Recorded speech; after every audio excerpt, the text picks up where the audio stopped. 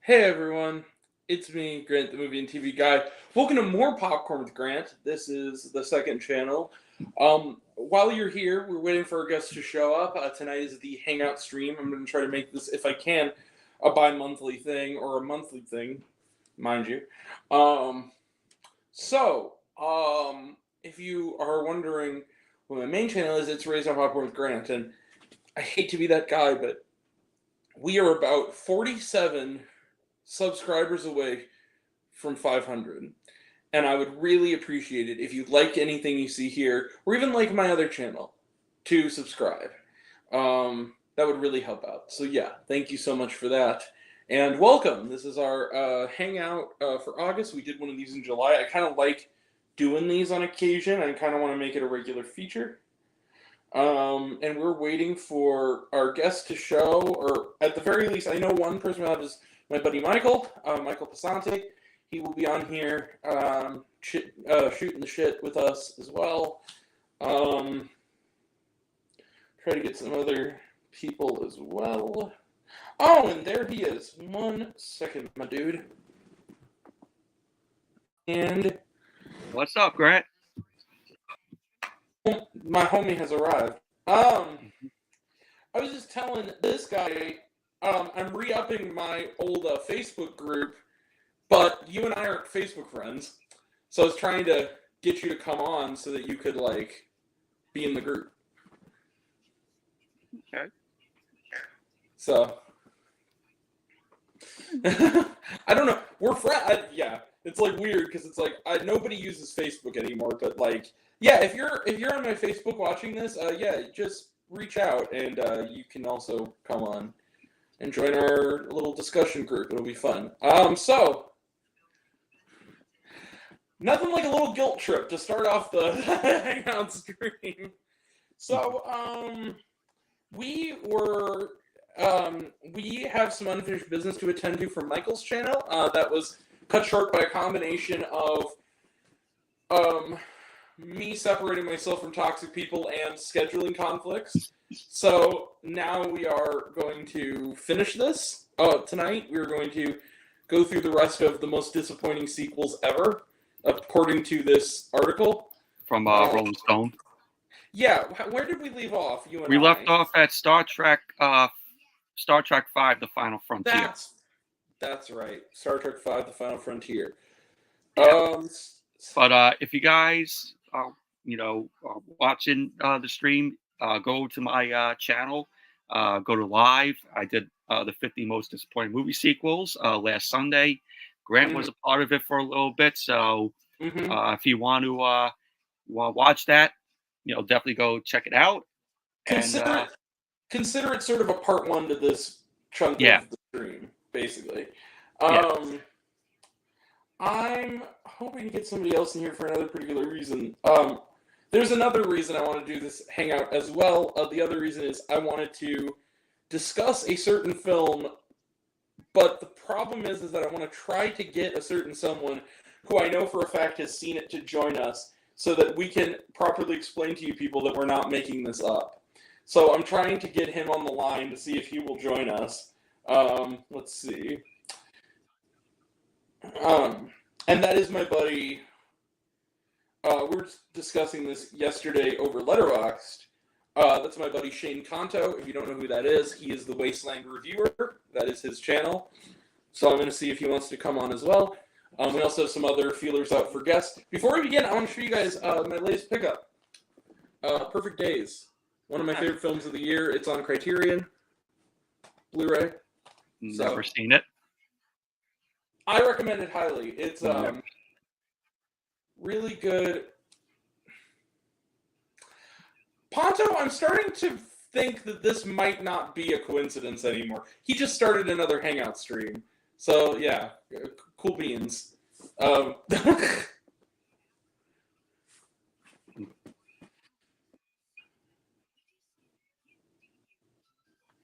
right. Just messing with you, Luke. I know you're not doing it on purpose. I know you're not doing it on purpose. I did see Trap the other day. I did as well, Here we go. and I enjoyed it. I know you did. I think you were one of the people who commented on the video, I think, and you said that, yeah, you thought it was all okay. Yeah. Yeah. I only cared for Josh Hartnett's character, and you know, outside of that, just the conscious scenes with Lady Raven, M. Night's daughter. I thought it was just very, yeah, didn't Can I care be for real it. with you? I really liked him. I also really liked Salika Shyamalan. I actually thought she did a really good job, especially as the movie went on. She did. She did a good job, especially as the movie went on, considering it's his daughter, and considering it could have so easily just been, oh, she's there because she's my kid, which it kind of was, I guess, maybe initially, but it kind of worked. I didn't. No, by far and away the best movie I've seen this weekend, though, was a movie that nobody has seen. Like, literally, it's not even charted on the weekend box office, and that would be the movie Coup, with Peter Sarsgaard, Billy Magnuson, and Sarah Gadon. If it's playing near you, please seek that one out. It's fantastic, really good, dark comedy. Never heard of it. A lot of people haven't, but it's a gem. So, you want to do this list? Yeah. And also, Luke, I'm just throwing shade at you, but I'm just throwing friendly shade at you, buddy. I know you're not doing this on purpose. I know that. You just. Well, to be honest with you guys, Luke does these kinds of streams way more often than I do, so I kind of figured he might have been cooking something up tonight anyway. So I was just teasing. Yeah, our boy Luke. Our boy. I do know for a fact that Luke is going to be back on the main channel start of next month. Hopefully, Michael, you can come as well when we do our summer end of summer video where we talk about the best and the worst and the stuff in between, like the summer movie season. Basically, what we liked, what we didn't, and what we thought was just kind of movies. I haven't seen a lot of films this summer though, but I've seen everything. Literally everything so far that's come out this summer, just about. I mean, I haven't seen The Imaginary. That's the one that's on my list I haven't seen yet. But I just saw Trap, Deadpool and Wolverine, hell yeah. and also that's it. I saw Deadpool and Wolverine. Oh, good. I do want to see Harold and the Purple Crayon. You know what? That was a weird one. I gave it a matinee, and the reason I did is because visual, as a piece of like filmmaking, it's one of the worst studio movies I've seen. Now, mind you, I had to eat a little bit of crow in that regard because I saw a worse made movie that got a wide release yesterday, but The Firing Squad, that being the film, but Harold and Purple Crayon, the thing that made it a matinee for me is that it was surprisingly funny. Like, the dialogue, like, and intentionally so. Like, the jokes were actually really funny. There's some good humor in it. But yeah, like, Deadpool and Wolverine, I've seen it twice already. I actually caught the post-credit scene a third time, waiting for another movie to start. Which, that post-credit scene, though, it's gotta be, like, that's gotta be in the god tier of MCU post-credit scenes. Yeah, I agree. Bald hell. That just. I also noticed the second time I watched it, if you look in the end credits, when they do the special thanks, if you look closely, one of the special thanks says, "Oh, and a very special thanks to Truthful Timmy, the blowjob queen of Saskatoon." It was one of the. I never even noticed that. Yeah, it's hidden. It's hidden among the special thanks, but it's in there. So there you guys, Deadpool, or Ryan Reynolds, mind you. All right. All So right. this is where we left off from my video. Yep. But it was still a great video either way. I got my other buddies, coming up there. We discussed this list. Yeah, so sorry, man. It was just a combination of two kind of unpleasant things that made me leave early. It wasn't anything you did. It wasn't anything some of the people who were on there with you did is what some of the other people that were on there did. That's it. And I had a pretty major doctor's appointment, and I didn't realize that it was like 10:30 where I was. So but no, I appreciate it always, and I can't stress that enough. I did not leave because of anything you did or anything. It was just awkward. Just an awkward situation mixed with poor scheduling conflicts, Mm-hmm. But thank you truly for inviting me on your channel. I really appreciate it, buddy. No problem. All right, you ready? So, and that's one of the reasons I was actually pumped, because I actually was curious about the rest of this list, because I wanted to get your thoughts on absolutely else on this list. I'm here for it. On my stream from last week, that I forgot what I think it was like Matthew Johnson said, "Oh, when you get to number 6, you're gonna agree with him that being the worst movie sequel."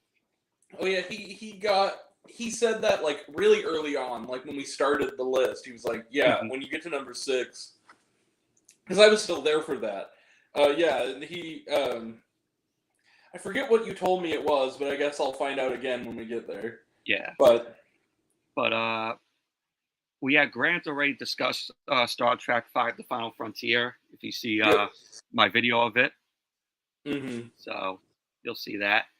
So at number 36, it was Caddyshack 2. You know what? I'm certain I've seen Caddyshack 2. I think I saw it once. I think I blocked it out of my memory because it just was so bad. And so not as good as the first one that I was just kind of like... Yeah, I never seen Caddyshack 2. I've seen the first one, but clips of it, though. First one's hilarious. The first Caddyshack is one of the best comedies ever. Caddyshack 2, on the other hand, is not even a little bit.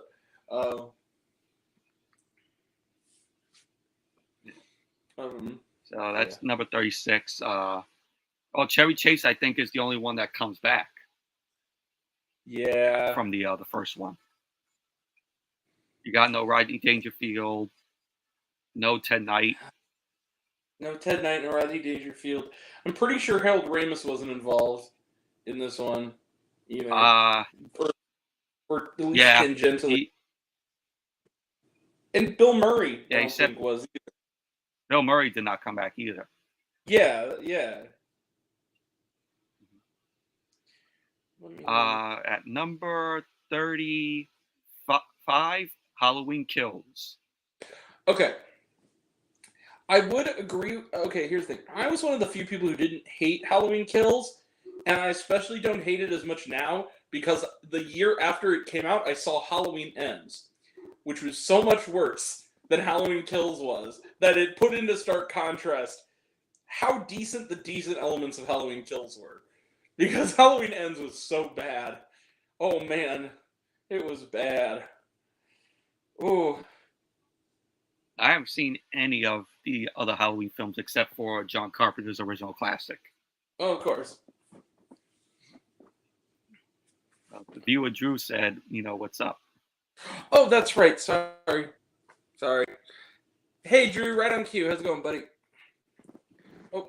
Yes, that's number 35, Halloween Kills. Number 34, I disagree. Ant-Man. I do too. I like this movie. Me too. I enjoy it too. It's not one of the best ones, but it's all right. Even though MODOK it is almost like George Lopez's character in Shark Boy and Lava Girl, which is a horrible film. I kind of loved that though because it was like, okay. Here's the thing. I liked the stuff with MODOK, not because it looked good, because it did look. I will say that objectively, if we're talking objectively, that didn't look good. But I have to say, it was just the stuff with him was funny. It did. But here's the other thing. Catherine Newton is sexy. Of course, that was the best. I will send Becca wants to join in. Yeah, is that okay? How you doing, Becca? Yeah, is it cool if she joins? Yeah, Dope. yeah. All It was right. a pretty good stream the last time she was in. Honestly, though, I loved Ant-Man and the Wasp. Well, I didn't love it. Let me be frank. Here's the other I thing. Yeah, I I thought it was better than Ant-Man and the Wasp. I thought it was better than the second one. You know, a little bit. I think it was more on par. I don't. I think that none of them have been as good as the first Ant-Man. But I think the other thing that makes it work is that Paul Rudd is just so damn likable. Like they can't go wrong with that guy.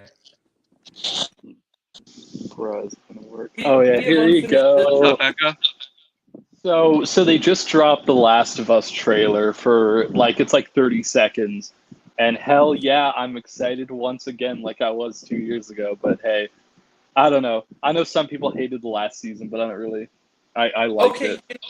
those people are I never called watched chuds it. and losers because The Last of Us fucks. It was great. It's one of those things It where was. my roommate never played the games, and we watched it every week, and she was like, "This is really fucking good." It's like, yeah, this is. Wait till we get to season 2. Like, it's gonna get fucking insane.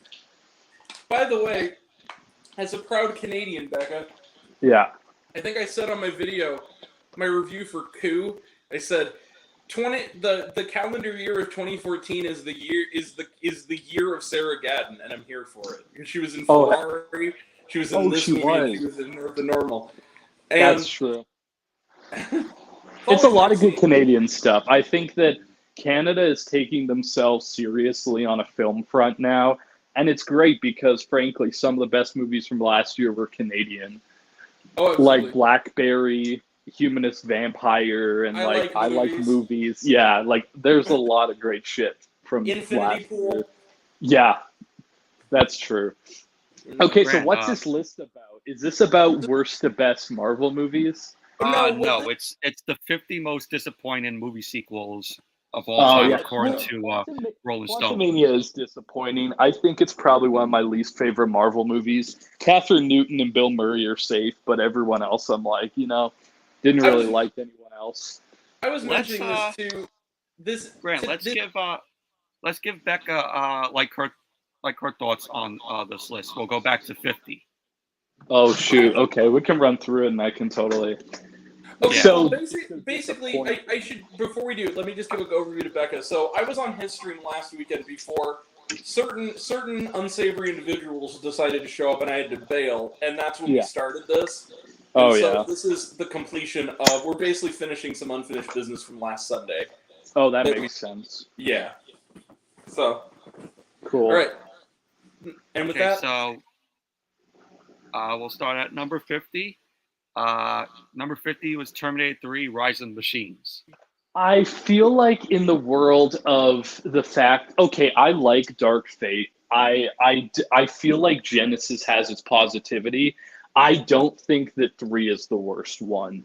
I think if I were to say the worst Terminator movie, it's actually maybe to me it's Salvation. Because I feel like they were trying to do something that people wanted, but they clearly didn't fully understand how to develop that. It's either that or Genesis, because I don't hate Dark Fate. And also, Terminator 3 isn't that bad in the grand scheme of things. It's just I there. and I did actually see Salvation and Genesis both in the theater Oh yeah, me when hell they too. yeah. came I out. don't think I ever saw any of them. I think that's a franchise. I didn't even see a re-release of T2 or T1, so I don't think I've seen any of them in the theater at this point. My local Alamo Draft House is showing T1 next month, I think. I had some friends that just recently saw it in theaters, and they said it's really fun. The only Terminator movie I haven't seen is Dark Fate because I just missed it. I was moving at the time, and I just missed it in theaters. But It's on I've, Amazon Prime. It's good. I never seen T3. I never seen T2. T2 is Uh, amazing. I never seen and I never saw Dark Fate. You know what the best thing to come out of Salvation was by far, though, was Mark Kermode's review of it. If you haven't heard it, it's like I don't think I have, but when I'm rewatching movies, I'll literally go back and watch his reviews before I watch the movie. It's hilarious because he's looking at it about how, like, he's doing McG, and he's, like, talking about how, like, Terminator goes, everybody was so mad at Christian Bale for tearing his lights out. He goes, I wasn't. I was sympathetic because I think what happened is Christian Bale was all right. Yeah, Christian Bale woke up and realized, oh my god, I'm Christian Bale, and I'm making Terminator Salvation. What the fuck am I doing? He probably woke up and he's like, oh shit, I'm stuck doing a movie for McG. Right, this is gonna suck. I thought I was doing Batman. Now I'm doing a shitty McG movie. That's all. Speaking of McG is a director. I like Babysitter. That was. He's good. one. Yeah, that is true. The Babysitter is funny. He's just too much of a journeyman director. Where he's like Sean Levy for me, where he just takes stuff because he's like, well, this is a big thing. This is a big thing now, and I feel like there is no flair to a McG movie. Yeah, that's I think is going to be our biggest disagreement of this year, Becca. This is going to be like last year with Poor Things, me and you and Deadpool and Wolverine. No, the one that I like that a lot of people are trashing that I'm like, hey, you guys don't know how to have fun. For me, that this year it was Trap. Like a lot of people don't like Trap, and I'm like, it was okay. Insane to me that people hate it because I'm like, and everyone's like, oh, the dialogue sucks, and I'm like, but it's fucking Shyamalan. All of his dialogue sucks. That's his thing. He doesn't write dialogue. I didn't hate the film though. I just thought it was okay. It was okay. Yeah. Like the concert scenes, I didn't care for. I just only mainly cared for Josh Hartnett's character. Oh hell yeah! And where they took his character throughout the film. I thought that was the more interesting part. I'm so glad that Hartnett is having a renaissance. Like, that makes me happy because I miss that dude. Well, I recently just watched The Faculty, and he's great in that too. Oh my god, I love that. I love The Faculty. But he's great in it, and I'm gonna just say it because all y'all are haters. So was Salika Shyamalan. Fuck you guys. Oh, she was really good. Yeah, I think she's good. She's not amazing. But she was better than you would expect, considering she is better than a normal Nepo baby. I'll say that. She's a better actor. Her singing was great. I don't know. Her dad was. Here's what I'll say: is her dad's performance in this movie. I actually was like, that's believable. Like how he's acting. I'm like, yeah, that's how people act when they're working. But other stuff when he's like in Split and his acting is the greatest. Like or Signs. But I'm like, yeah. Oh, don't forget Lee in the Water. Oh yeah, he fuck is that movie. Yeah.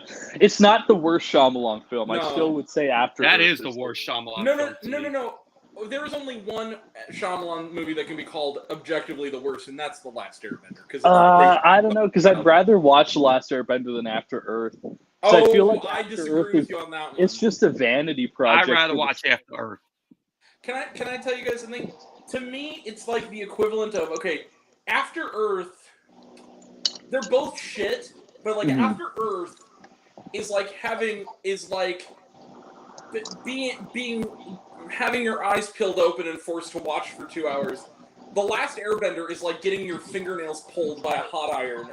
I guess that's true because After Earth isn't desecrating a franchise. Yeah.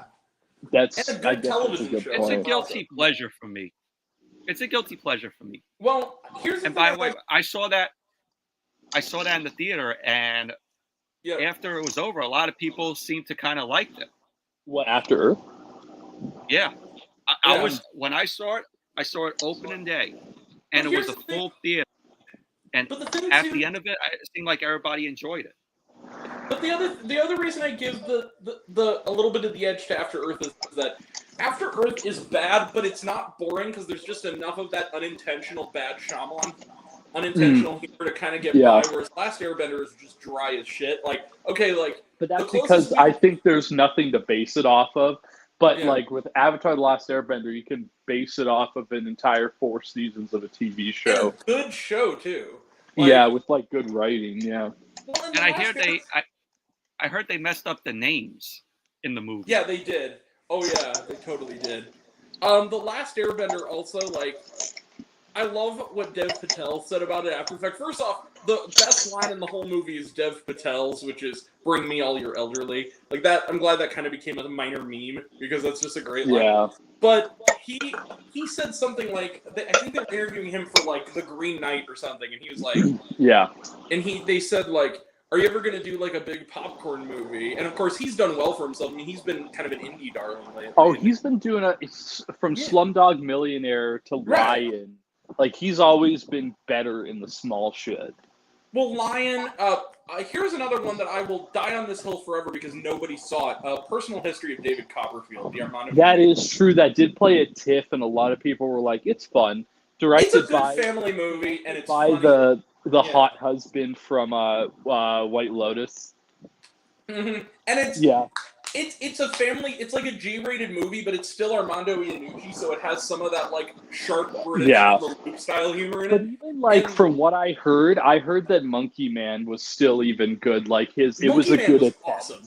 Monkey Man. Because That was the I didn't see other it thing yet. is he directed that, and that also like kind of completed his transformation. But the thing is, like, I think it was interviewing the Green Knight, and they said, "Do you ever want to do like a blockbuster movie?" And he said something to the extent of like, "I don't really do that kind of thing anymore." And he didn't name it, but you knew what he was talking about. Where he said, "Well, Oh, yeah.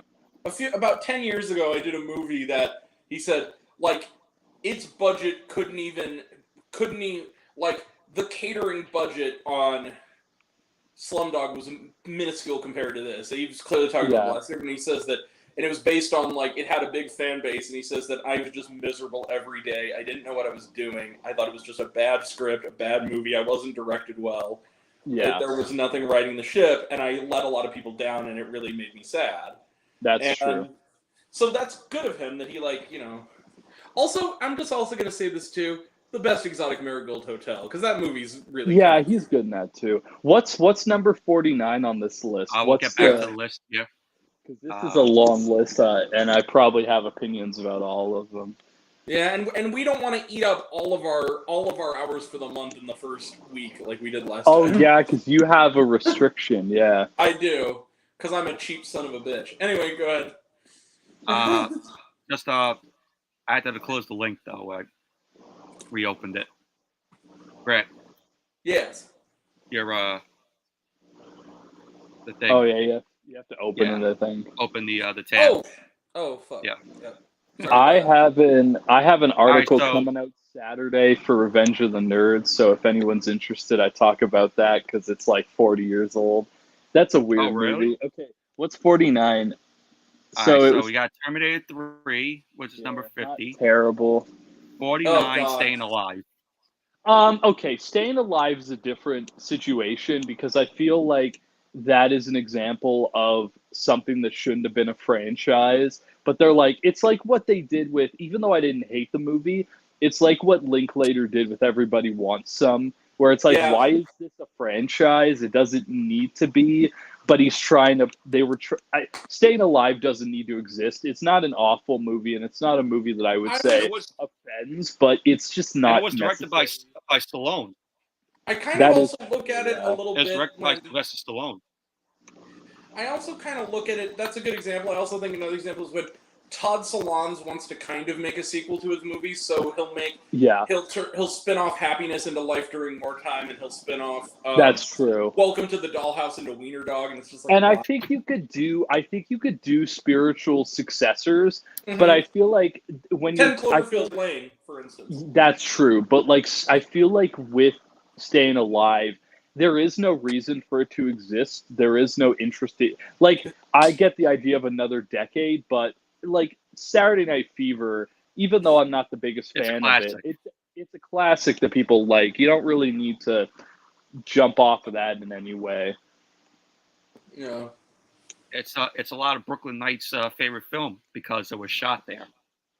Makes sense because it like looks good. And like even though I don't like the characters or the script that much, I think it looks great. I think it's appealing to look at. And the beginning shot was shot in my old neighborhood. Oh yeah. Yeah, they Yeah, shot a because like lot he of goes. shit around Yeah, because he goes to the pizza place, which the pizza there. Yeah. place was open for years, and they whenever I would go in there, they would have his picture in the Oh front yeah. and the Yeah. shot where he eats the pizza while he's walking. Yeah, probably signed by him too to be like, look, he's in the movie, guys. He's like, this is in the It movie. no, it wasn't signed by him. That's wild. Because usually I know they do that in a lot of New York places, where they're like, they'll Yeah, have people sign. They'll be like, this person was here, and it's. but that pizza place shut down. I think 2 years ago, which is sad. Oh Speaking yeah. Speaking of, have you guys seen? I don't know if you ever saw it, but there was a segment. I think you can find the whole thing, and it's a long one from the Daily Show where it's like Jon Stewart and the news team are like talking about what pizza's better, and they have like what's his name? The Canadian dude. What's his name? Dude from like Married to Samantha Bees. The dude from like the fucking Detour. What's that guy? Jason something. I Jason. don't know. You know who I'm talking about, though, right? Not Like, Sudeikis, right? I think I know what who you're talking about, Samantha but Bee's like husband and like yeah. comedy writing partner. Not Anyway, Jason Sudeikis, right? no. But it's like they're going or something, and they talk about how New York pizza can like cure all your illnesses, and it can turn That's gross good. men into hot Hey, New York chicks. pizza. And, like, New York New pizza's York the best. pizza, and then also New York hot dog street meat is Oh. so fucking good too. The St. hot, Louis Nathan's hot- is the best. Nathan's Louis hot pizza. dogs all the way. yeah, Nathan's is fucking awesome. Like, Yeah, I mean, Nathan's- I live in New York. We got we got the famous Nathan's in Coney Island. Every time I go to Coney, Oh, I yeah. always just gotta stop at Nathan's and get one. I remember July 4th hot dog eating contest. Nathan's hot They still dog. do it. Watching people still do do it, just like this is nuts. I attended the one in 2022, and Oh, hell it was yeah. awesome. There's It's even such a a video weird of it on my concept, channel. but I'm down. I'm down for it. It's such a weird idea, but I'm like, sure, go for it. Hell yeah. No, New York is cool. New York's got an energy where I love New York cinema. I think that's probably one of my favorite geographical locations for cinema because there's so much, there's so many people, there's so many stories.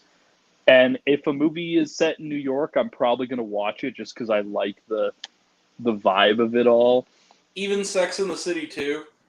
I've seen Sex in the City too. I'm thinking whenever I'm like, I want to see a good New York movie. Like, I just recently watched, it wasn't great, but I watched Mondo, New York, which was like this faux documentary about weirdos in New York in the 90s. And I'm like, even though I wasn't a big fan, I'm like, yeah, but it's a vibe. It's a New York vibe, so I respect it. It made you feel like you were in the city. Yeah, I love watching the films that are set here. It's great. BT Dubs, Becca. Speaking of famous Canadians, did you notice who got a special thanks credit at the end of Trap? I didn't. Wait, who got special thanks? The director would like to thank Matt Johnson. Oh, interesting. That's John rad. Malone and Matt Johnson? You know what it was? It was probably because Matt Johnson probably helped him secure the location to shoot. He probably put a good word in for Shyamalan because they shot that outside of the Scotiabank, the Saddle Dome. They shot everything, and then inside was a different venue. So, like, it probably would make sense if he was one of the guys, because he's one of our most prominent directors. He probably helped him get shit. Oh, Becca, I almost forgot. Okay, I want to say this on the record. So, yeah, I'm going to be honest with you guys. I said that maybe if everybody was good and I could get through it, I would review the director's cuts of Rebel Moon. I have to be honest with you. I got 20. Last night I got back from the theater. I got about 25 minutes into it, and I just said I'd rather finish Batman Cape Crusader, so I did that. I'm gonna be real with you. I'm not gonna watch him. And that probably sounds awful for me because I literally a couple weeks ago watched a friend's kind of voyeuristic indie film that was 4.5 hours long. But I'm not gonna watch these fucking director's cuts. I'm sorry. They're way too damn long. I skimmed through them, and it's the same fucking movie, except they added titties and they added violence. And I'm like, I don't really think that changes the fucking film at all, you know? Full disclosure. When I say I watched 20 minutes, it means I watched 20 minutes and I didn't turn it off. What I did was I watched 20 minutes and then did it on the highest speed, run through both the rest of that and part 2. And there Which was is one what I line. did too. There's one line, I think it was in part 1 of the that they added for the director's cut that I couldn't believe it, where it's like something like I'm gonna fuck your freedom right out of you, or some kind of shit like that. It's like, what the fuck? I've seen clips that people are sharing, and I kind of skimmed through both of them, and like, it's not worth 6 fucking hours. No, it's not. Well, and like, that's how long it is. It's 6 hours collectively for 2 parts, and I'm fine with it if it's like multiple movies. But like, this is literally the same movie we just saw with added stuff that isn't necessary, and like kind of like brings. It's so funny because people were comparing the Rotten Tomato scores, and both collectively I think got 6 points higher than the other ones. And I'm like, yeah, because they're literally not on just the critics section. I'm like, yeah, because they're the same fucking movie, just with a little bit additional Zack Snyder-ness to it. Hey, guess what, people? Dear viewers, audience scores don't mean dick when it comes to Rotten Tomatoes. Because you can make an account. You can make 5 accounts and put stuff up. And a lot of people are like, oh, look, Harold and his Purple Crayon got a 95. And I'm like, that doesn't fucking mean anything when it's literally the fucking audience score. Who cares? Who's going on? Grant saw the film. I have to be honest with you. Harold and the Purple Crayon, I gave a matinee to, and the main reason is because objectively as a film it looked like shit, but the dialogue was surprisingly kind of delightful and funny. Like, I was actually kind of surprised how quickly I passed. I'm probably not gonna watch it. I learned my lesson from shit like Clifford the Big Red Dog. Okay, but here's the tip. If you do watch it at home and watch it high, and you'll really. I'm not gonna be doing that. I would if I'm gonna sparingly watch stuff stoned. I'm not gonna waste my viewing on something like fucking Harold and his Purple Crayon. I'm gonna watch shit I know I'll like or that will enhance. I mean, well, it's got Zachary Levi in it. He's kind of a weirdo. I look at it. Here's the thing where I look at Harold and Purple Crayon is like, you know how like Playmobil the movie was the Lego movie but shittier, right? Yeah, it wasn't very good. Anya Taylor-Joy, I feel like is safe, but that's terrible. Yeah, but bad movie. But here's the thing: Harold and the Purple Crayon wasn't bad, but it feels like what Playmobil was to the Lego movie, this movie is to Barbie, because the central idea is about a fictional character from another world trying to find their creator and going on an existential adventure. I literally just watched that again. I definitely smoked some sativa, and I watched it, and I was like, this shit is awesome. I don't want to see someone replicate this shit. There's no one is as smart as Greta Gerwig to do that shit. I still haven't seen Barbie. Production design skills even, so it just looks. That's what I'm saying. And the fact is that I don't trust Zachary Levi. He's a fucking weird guy. I don't trust him when it comes to his choices. You know. He can be. I'll say this. I love Chuck like a motherfucker. That's true, but that's like old. Chuck. That's his old shit, though. You know, that's before he got full of himself. But I never watched it.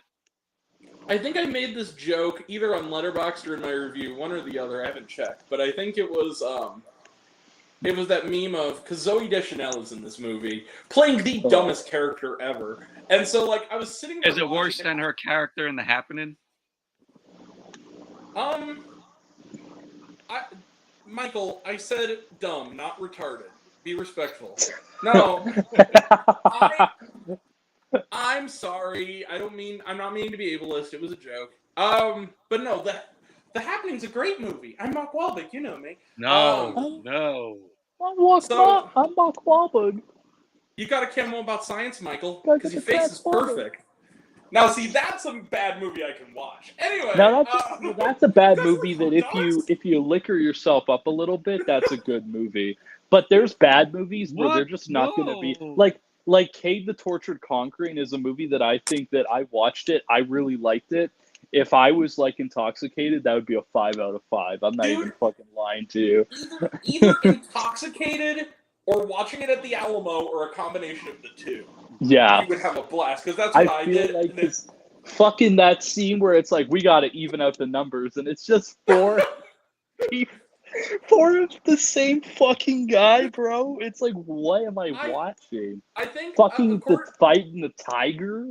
According to my audience at Alamo, I won the snarky remarks contest, because there's that part where, like, in K the Tortured Crossing, where he goes up, one of the many scenes where he's, I guess, upstairs, I don't know, where they're sleeping and they're in their dream world, and he's standing there and he goes, "Good night, sweet princess. Hopefully tomorrow's dream will be about," something like that. And I said out loud, "Thanks, Space Jesus," and people lost it. And the fucking shit too, with like the proportions are weird. Like, there's a shot of the cop sitting on the desk, and he's like 3'4". It's like, what is going on, bro? The random ass dance number that comes the fuck out of nowhere and never fucking ends. Really? You gotta watch this movie, dude. It's so awesome. Fucking funny. But that's what I'm saying, is that I don't think Harold and His Purple Crayon would be that type of movie where it would work that way. I feel like it'd be just one that I'd be pissed off the whole time of like, this is bombing at the box office. But here's the other thing. This is my joke, right? It's a movie where, now in this case she's not a love interest, and that's the only major difference. But it's a movie where a human from another world in a funny outfit invades the life of Zooey Deschanel and wears down her defenses. And I said, if I had a nickel for every time I saw Zooey Deschanel being the human element in a movie where a magical humanoid being from another world invades, I'd have 2 nickels, which is not much, but it's weird that it happened twice. But also, comparison to Elf, there's no way it's on the same level as Elf. Elf is like a classic. It will always be funny. Elf, man. Oh. Yeah, I grew up with it. I grew up watching it every year for Christmas, so it's kind of one of those. Every time I see it come on, every time I see the promos, Miners. I'm like, every time I see Elf with the commercials and stuff like that, I'm like, man, does this movie look stupider and stupider every time I see it? I'll tell it's you the writing. It's so smart. It's how so good funny. Elf is. My mom hates Will Ferrell with a passion, and she says there are 2 exceptions: Elf and the Janet Reno's Dance Party skit from SNL, and that is it. And she said everything else. No, tell her to watch A Night at the Roxbury. Night at the Roxbury is funny, but I don't know if it's aged well. If I'm gonna be honest with you, it hasn't really. It's kind of just every time I watch it, it's still hilarious. There's some Roxbury is objectively a bad movie, but it's so fucking funny. I give it a fucking pass. Like, I feel like it does get that honorary pass from me because I watched as a kid, and it's not like horrendous. I did too. It's not horrendous. It's like it's not good, but it's also not like the worst fucking thing ever, and it's not egregiously offensive. I gotta say, it's my favorite Will. I gotta say, it's my favorite Will Ferrell movie. Oh, I think Anchorman is the best Will Ferrell movie. Oh, no. Well, because then you have to count his side roles, and that just makes it Barbie. That makes Barbie his best movie because he's a side character. The fucking Lego movie are his best movie. That's true, too. Surprisingly, I still haven't seen Barbie. That's insane. I've seen it a couple nights ago. It was view number 8, and I saw it about 4 times when it was in the theater. I dressed up each time, too. Can we get back to the list? 4 times I saw it. It's so good. Yeah, what's 48? I want to see what 48 is. I feel like 48, they're going to throw a curveball. And I'm going to disagree with this, but 48 is Lost World Jurassic Park. No. In the world of Jurassic Park 3 and Jurassic World Dominion, to say that Lost World was disappointing, it still has that Spielberg flair, and it's really cool. Yeah. Like, the fucking when they're in the fucking truck and the T-Rex is fucking and they're trying to get out of the fucking and it's hanging off the cliff. That shit is so cool. Like, I mean, you got that. You had the stupid stuff with the girl with the gymnastics taking out the dinosaur, the T-Rex running through San Diego. That was kind of funny in the But way. Oh, But guys, I'm like, all of eh. those scenes are better than anything in Dominion. I'll say that. So it's Quick, not even an argument. breaking news. Breaking news. Oh no. Apparently, Bruce Campbell is going to reprise his role as Ash Williams in an animated Evil Dead series. Oh, I saw that a couple days ago. I'm like, I sure. didn't know this. If they want to do I, that, then sure. Fuck I, yeah. I'm just drawing blank because I never seen any of the Evil Dead films. I'm gonna tell Not you even right Evil now, Dead Rise? the best Nope. Evil Dead movies, a lot of people are gonna disagree with me, are the ones without Bruce Campbell. Are the best ones. Those ones are So, fucking. So so, 2013 and Evil Dead Rise. So you Becca, know what? I gotta say, were you young when Lost World came out? I wasn't around when it came out. I don't even think I was alive when Jurassic Park 3 came out. I know Jurassic World was out because I remember seeing that in the theater and being like, this is fun on a Same matinee. as me. And it was like, I wasn't around, so I watched it through a nostalgia lens, the same way I looked at like the Indiana Jones films and like the Star Wars films and all that, Well, and like Back to the Future when I was a kid. Mm-hmm. I, well, me and Grant I talked was. about. I'm Oh, sorry. go ahead. Me and Grant talked about this last week. Yeah. I told him I remember the hype for Lost World when it came out. I remember Oh, yeah. all the the toys that came out, the Oh, Burger hell yeah. King watches that they sold, The and Universal Studios shit they were doing at that time too. yeah, Mm. Yeah. And I told him that because I was like 4 when the second one came out. Yeah. The first one came out the summer before I was born. I was born in Yeah. November of '93.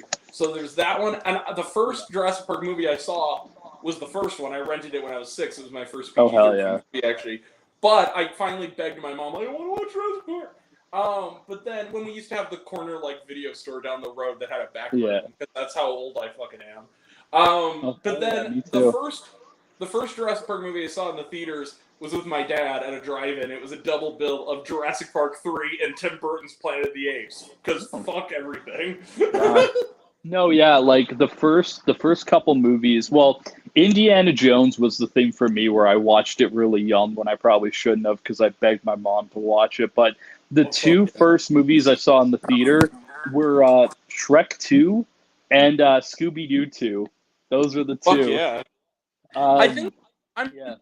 pretty sure that the original Scooby-Doo is the first movie I saw twice in a movie theater because my sister wanted to see it and we saw it like the day before and I said, I'll go with Katie. So I saw it twice. I haven't seen the I fucking first love film that movie, bro. I haven't seen the I first Scooby Doo in a while, but I remember it being very fun, and Yeah. I haven't watched it since. I did like I'm that. Be real with you. The I first enjoy- movie I might have saw multiple times in the theater was fucking The Three Stooges. I think, if I'm gonna be real with you. Oh God! Which honestly is not a bad movie at all. It's not. It's not the worst Honestly, I Farrelly like Brothers that movie. film. I'm sorry. If your movie has Snooki in it, then Yo, it's funny doomed though. for failure. In it, though. It's funny. It's funny to see fucking Mo beat the shit out of these Miami white trash motherfuckers. Like, you know what I mean? Well, and they also It's just the funny. thing about the Jersey Shore thing though is that yeah, it's stupid they're there and it's a stupid attempt to be modern. But at least you get to watch, the Three Stooges just torture these assholes for like 5 minutes. Put a fucking a toaster on Pauly D's head. Like, that shit's funny, bro. I don't know. And his eyes are bugging out. Yeah. But no, what's 47? Okay. I like that movie fine. I don't like Bad. I don't think I love Bad Santa 1. I like a little bit. I like Bad Santa 1. I don't think I saw it when it came out. I never seen any of them. One. I don't think I love it. It's unnecessary, and I think that it's not one I go back to on Christmas. Like, I'll watch a rerun of the first one, but I'm not gonna watch the second one. Like, it's just like not. It's in that. It's where I feel about like Staying Alive. It's not really necessary. It's not awful, but it's not something that needed to happen like at all. If you've seen Bad Santa and you like Brett Kelly in it, skip Bad Santa 2 and just watch Unaccompanied Minors. That movie deserves. That's way what I more was about to say. That Happiest Season and Christmas in Wonderland are the 3 movies I start the season with every fucking year. I'm not even gonna Happy lie. Season's a great movie. Happy Seasons I think was on my best of list the year it came out. Wasn't that like 2021? Yeah. Oh, it's Yeah. fucking. It's in my top 10 of that year because nothing came out that year, basically. Oh, it was 2020. My bad. It was 2020, yeah. So it was with I'm Thinking of Ending Things and Birds of Prey because like nothing else came out that year. I think my list, weirdly enough, was big. Palm Springs. I remember Boys State was on there. King of Staten Island was on there. Oh hell yeah, yeah. Spontaneous was on there, which another movie that deserves way more love. Possessor was on my list. I think. Yeah. What else did I put? I put Soul. Kid Detective. Kid Detective was on there. Okay, I have Soul. I think Sonic the Hedgehog. Soul. I had Soul as well. Sonic the Hedgehog. Last Night in Miami. Yeah. Oh, and Promising Young Woman. I love that movie. Grant. Yeah. Sonic the Hedgehog was on your list? No, it but wasn't I did enjoy on mine. It wasn't on mine. I like 2 more, but 2 wasn't even on my best of the year list either. I think The Hunt was on there, fun. Though. Oh, The Hunt. The Hunt was the last movie I saw in the theater before the theater shut down, and that was an interesting experience.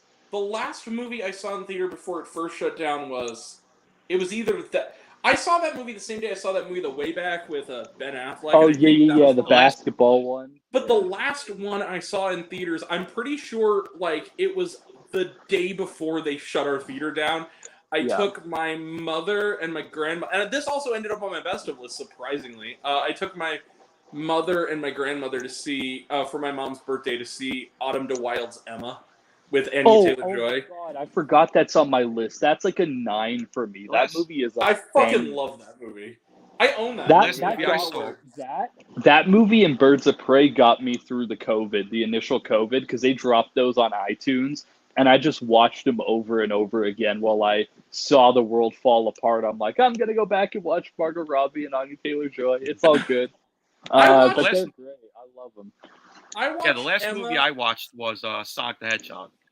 Oh, yeah, because that was the last big release. You know what movie was also at my theater at the time, and I was considering seeing it? I missed my window. I still have not gone back and watched it. I think it's the only one from this studio I haven't seen, honestly, because I think shortly after 2020, that was kind of when I began really doing the channel, and I saw everything. Was the only Pixar movie I haven't seen is Onward. That is the only one I haven't seen. I watched it when I was on Disney Plus. It's not great. It's a low tier Pixar. Soul is the best one of that year. The best. Soul is probably the best Pixar movie of the decade so far. Like, it's such a great movie. I still have yet to see it. Inside Out 2. It's good, but I think Soul made me feel like existential in a way that I was like, yo, you got me, guys. You got me. What's weird? Soul, I saw it. I loved it. It was on my best of list that year. I actually watched it Christmas Day, like at 8 Hell yeah. Me too. And I remember, I think wasn't it last year that they did the re-releases? No. Last year it was fucking Elemental, right? Came out. So yeah. And you hated that. I hated that movie. I hated that movie. So I didn't go to any of the re-releases, but I realized because it was in 2020, technically, I never reviewed Soul on the channel, so I saw it again in the theater. Hell yeah. And it reminded me, and watching it, I just kind of sat there like, it's movies like this that remind me that when Pixar is good, they're great. Because, like, Soul, like, I'm sorry, that Mother Teresa joke is, like, God tier in the They make transformational cinema when they try. It's unfortunate that they don't try as much anymore, because they make some actual, like, once in a lifetime shit when they put WALL-E is great, Ratatouille. WALL-E was a movie that kind of had to grow on me as I got older, because I remember. But I also think it's too smart. It's too smart for kids. My mom has talked about it before. We've had conversations about it before, and she's like, "I love that movie because it's how intelligent and complex it is for a Pixar movie about society and about the future and about all this shit that they bring up, which is like, wow, that's like a really big thing to be putting in a Pixar movie. Like, But you know what's strange about that movie though? Okay, so like when I went to see it in the theater, I went in with that Michael Phillips A.O. Scott hype of like, oh, this is the movie of the summer. And I yeah, went to go see it, or no, it was Roper and A.O. Scott, my bad. yeah, And I went to see it and I was like, oh, you know, it's perfectly fine. I liked the first half hour better than the rest of it. The yeah, second time I saw it, I was like, okay, I kind of get it. I watched it a couple years back the third time, and I yeah. fell in love with it because I As totally an got what they were adult, trying it to do. hits hard. I understand why it's in the Criterion Collection. Watching Oh it as yeah. an adult, I'm I like, yeah, haven't. because that shit hits hard. And you got to I, remember though, I was the kind of kid that like I loved being challenged. Like I was that weird Yeah, precocious kid who, when I was 7 years old, if I saw Marcel the Shell, it would have been my favorite fucking movie. But like that's true. I like I think my best movie that year was Where the Wild Things Are. So I like Oh weird hell yeah. experimental Okay. kids movies. It was just that Yeah. Wall-E kind of, there was something about it that was missing for me when I was younger. There's an adult. I think there's a real adult complexity to it of what Yeah. it's saying and what it's talking about. I feel like there's a lot about society you don't get until you're an adult, and then when you watch it, you're like, oh yeah, yeah, like that makes sense. Like I do own that. Yeah. I do own that Criterion Wally. Well, and that's the thing. Like, I got a message from a friend of mine who's a father, who has little ones, and they were talking to me about like how I think I said something to the extent in my Inside Out 2 review, like this should be your first choice and never the Garfield movie. And he mentioned that he was gonna take he took his kids to see the Garfield movie and he hated it, but his kids enjoyed it, so that was all that mattered to him. And I'm like, it's mindless entertainment. I Right. feel like if I'm gonna recommend movies for a young audience, I want it to be films that are gonna be intelligent for them, and that's why I feel like, even like I just recently rewatched, because Tyler got the Steelbook, we rewatched the SpongeBob movie, and I'm gonna tell you, I don't love it. Fucking movie. I don't love the movie, and I feel like it's one of those films that, as a concept, it's interesting because the show's interesting, but it's a whole bunch of nothing. Not anymore. When you compare it to that's true. But when you compare it to like other films of that time, like Incredibles and Finding Nemo and National Treasure. yeah, But I add love that that movie, 100%. No, but like I feel like there's a lot more complex, more interesting, more human kids movies, and I understand. When I finished it, I told Ty this. I was like, I understand why my mom didn't like this when I was a kid, because it's literally like it's dumb as fuck, and I get why they're doing that, but it just, as an adult, I'm like, it's not funny anymore. And like I feel like, yeah, I'd rather a kid, if I'm gonna recommend something, watch something like Soul or like Inside Out 2. Inside Out 2, then I'm gonna go watch Harold and the Purple Crayon. Like I feel like I gotta say, I grew out of SpongeBob, though. I feel it. I get it. Me too. I gotta say, that first SpongeBob movie, I actually saw it. I didn't review it, but they had a re-release of it at my theater, and I did go to see it. And I have to say, I think that movie still holds up. I still think that's like one of the best TV spin-offs like ever made. I don't know. It's not. It ain't Good Burger. Well, most things aren't Good Burger. That's no reason to. Good Burger's a classic. But Good Burger's a classic. Good Burger 2 can like kiss my ass. You know, it's the shit stuff. I still have not seen it. Shit's stupid, bro. But I kind of put it like, okay, like I got this thing where he goes, yeah, but like, and I said like, dude, I can't believe you. He goes, your kid, he's like, oh, but you know, I told him what Uncle Grant wanted to see, and I'm like, dude, your kids are 4 and 3. Like, you could have dangled keys in their face for 2 hours. Like, I told him, he goes, well, what other good kids movies family movies are there? Like, well, Inside Out 2. And that's what I said about. Like, There are better That's what I movies out said about Deadpool. That's what I said about Deadpool. It's a movie where you jingle keys in front of 35-year-olds' faces, and they're Okay. like, "Oh my gosh, I love it! I love this!" And it's like, what is the deeper impact? Nothing. That's Becca, what I was telling my mom. can you give me this? The Great What? British Bake Off joke was hilarious. Come on now. I don't fucking remember it. The, The funniest Do you, the funniest thing to me was the intro scene, and then after that dance sequence, the movie just stopped being funny, and I was like, oh, now it's gonna be, and then it got worse when it started to become like ableist and racist and homophobic, where I'm I like, don't this remember isn't it being. funny anymore. which movie? Yeah, I Deadpool. don't know where that's coming from, other Oh, than I feel like he's satirizing the people who have those values. I don't think it's I don't know. I feel like we can say that as adults, but we know sure as hell that 12-year-olds are going to go see this and they're not going to oh understand yeah. that. But And but I kind of it's a billion-dollar Marvel movie, and you're putting possibly dangerous opinions and ideas in young people's that heads. I don't think that's that's helpful or like that's good. Becca. That's fair, but I kind of look at it the same way with that. The best debate Roger Ebert had, which was him and Wesley Morris talking about the South Park movie, where it's like, but we're looking at it as a film. We're not looking at what the audience is going to think. And as a film, I don't think that the values of the filmmakers are to be ableist, homophobic, and racist. No, Yeah, I I, guess so, but I don't think you know what I South mean? Park is a great movie either, if I'm remembering correctly. I don't know. I just feel like, but I feel like this is a franchise that is seen as god tier to like most people, Oh yeah. and I feel like they got to be careful what they put into movies that they do, because it's gonna They have don't some want to offend the impact on the audience. world.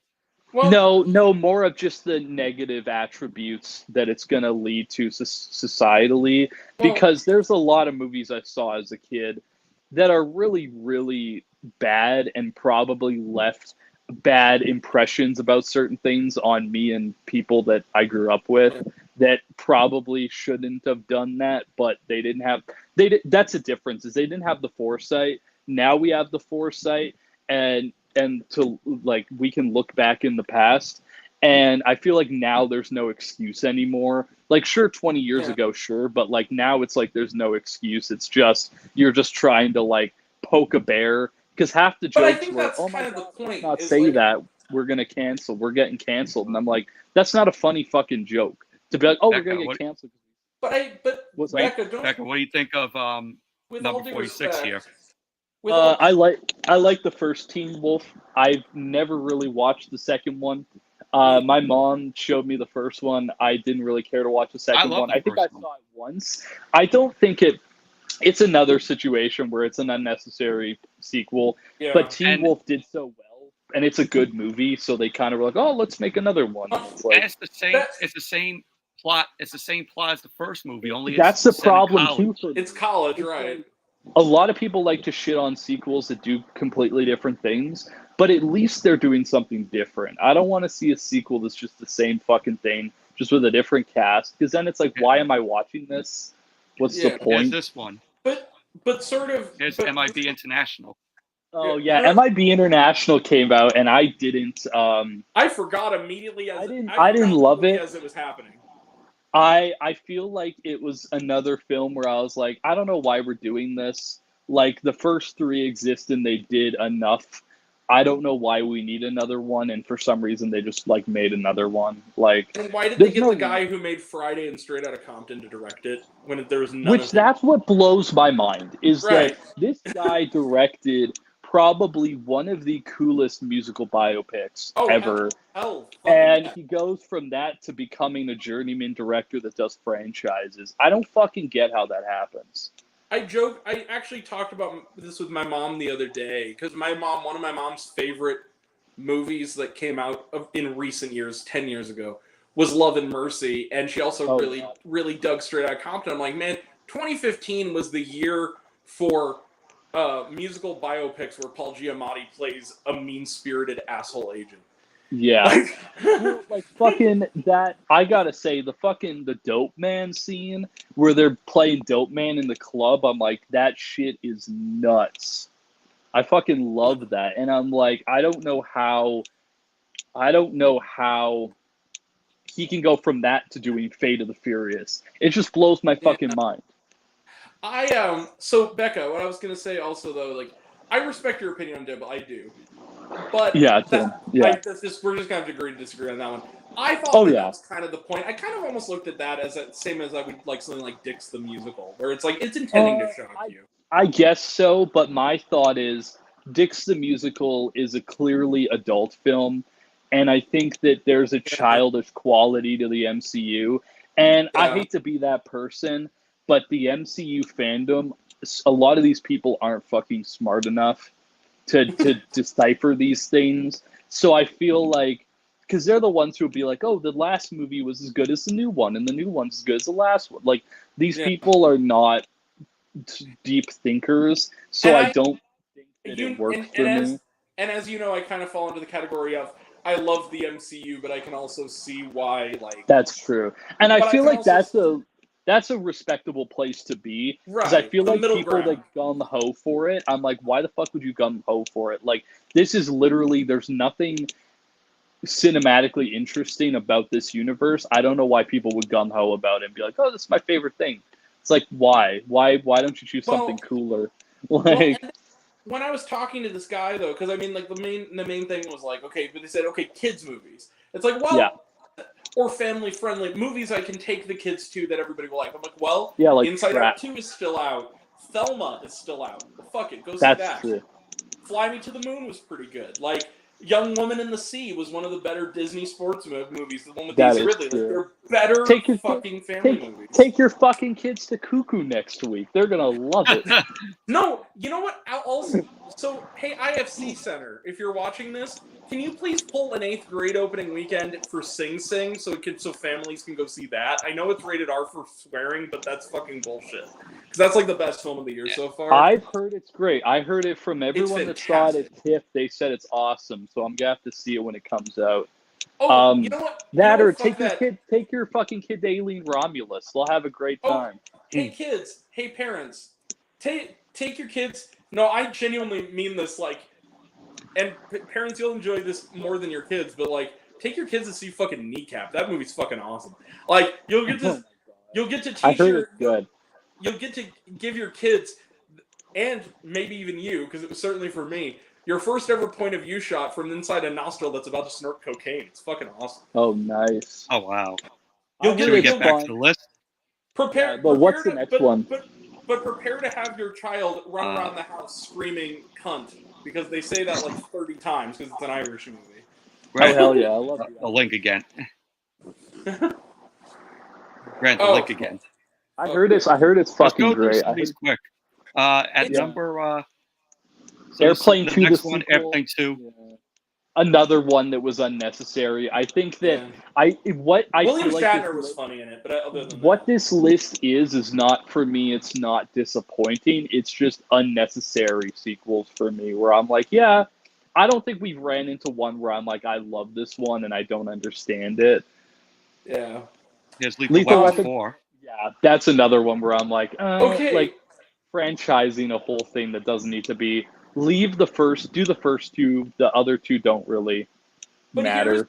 Here's why I give a little bit of an edge to Lethal Weapon 4 and it's Joe Pesci.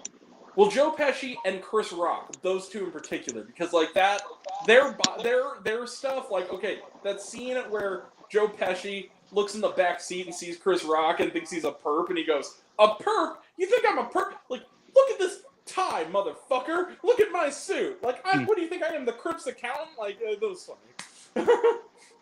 Here's Iron Man 2. I like Iron Man 2 more than Iron Man 3, but I like Sam Rockwell in it. But what I will say is I think there's more of a bigger argument there, which is that I think that half of the MCU films are probably unnecessary. I think they made too many, and a lot of them don't. Well, because Quantumania is in the list later, and I'm like, yeah, that's another one where I'm like, you didn't really need this movie. Like, what is it doing for you other than to hopefully make money? Well, especially now that like Kang got freaking yeeted out of the entire universe. I feel like because they're so quick to change and shift everything like that, I feel like there's no reason for for half these damn movies to exist. So I'm like, And here's another film. Here's another MCU film. Yeah. Love and Thunder. Love and Thunder, the back-to-back of seeing Love and Thunder and Quantumania in IMAX made me stop seeing Marvel movies in IMAX. I was like, why did I spend $40 collectively to see these two fucking movies, and they were both trash? So I stopped watching. I really like Love and Thunder. It has its moments for me. Like, I don't hate that movie. I like it. It's at the bottom there for me. It's there with Quantumania. It's there with Black Panther 2, where I'm like, guys, just stop doing this. None of these films are bangers, man. I might agree with you that those are on the lower tier, but Black Panther 2, I fucking love that. That was on I would say even like Black Panther 1, I'm like, it's good, but like, there's better. We've seen better in this franchise. I actually like number 2 a little more than number 1. Yes, now I could talk shit about this, because I did a whole fucking review about this one. This movie sucks ass. This is like an absolute fucking... It's a 1.5 out of 5. This movie blows ass. Winona watched Ryder, it. Ty and I fucking watched it. That's CGI. Fucking PS2 ass CGI for the fucking aliens. Like, it looks so bad, and the film is so poorly made. Okay. Like, you got a Ripley clone. He shoots the gun at the roof. He shoots a gun at the roof, and it bounces off and hits a dude in the head. Like, what the fuck are you doing?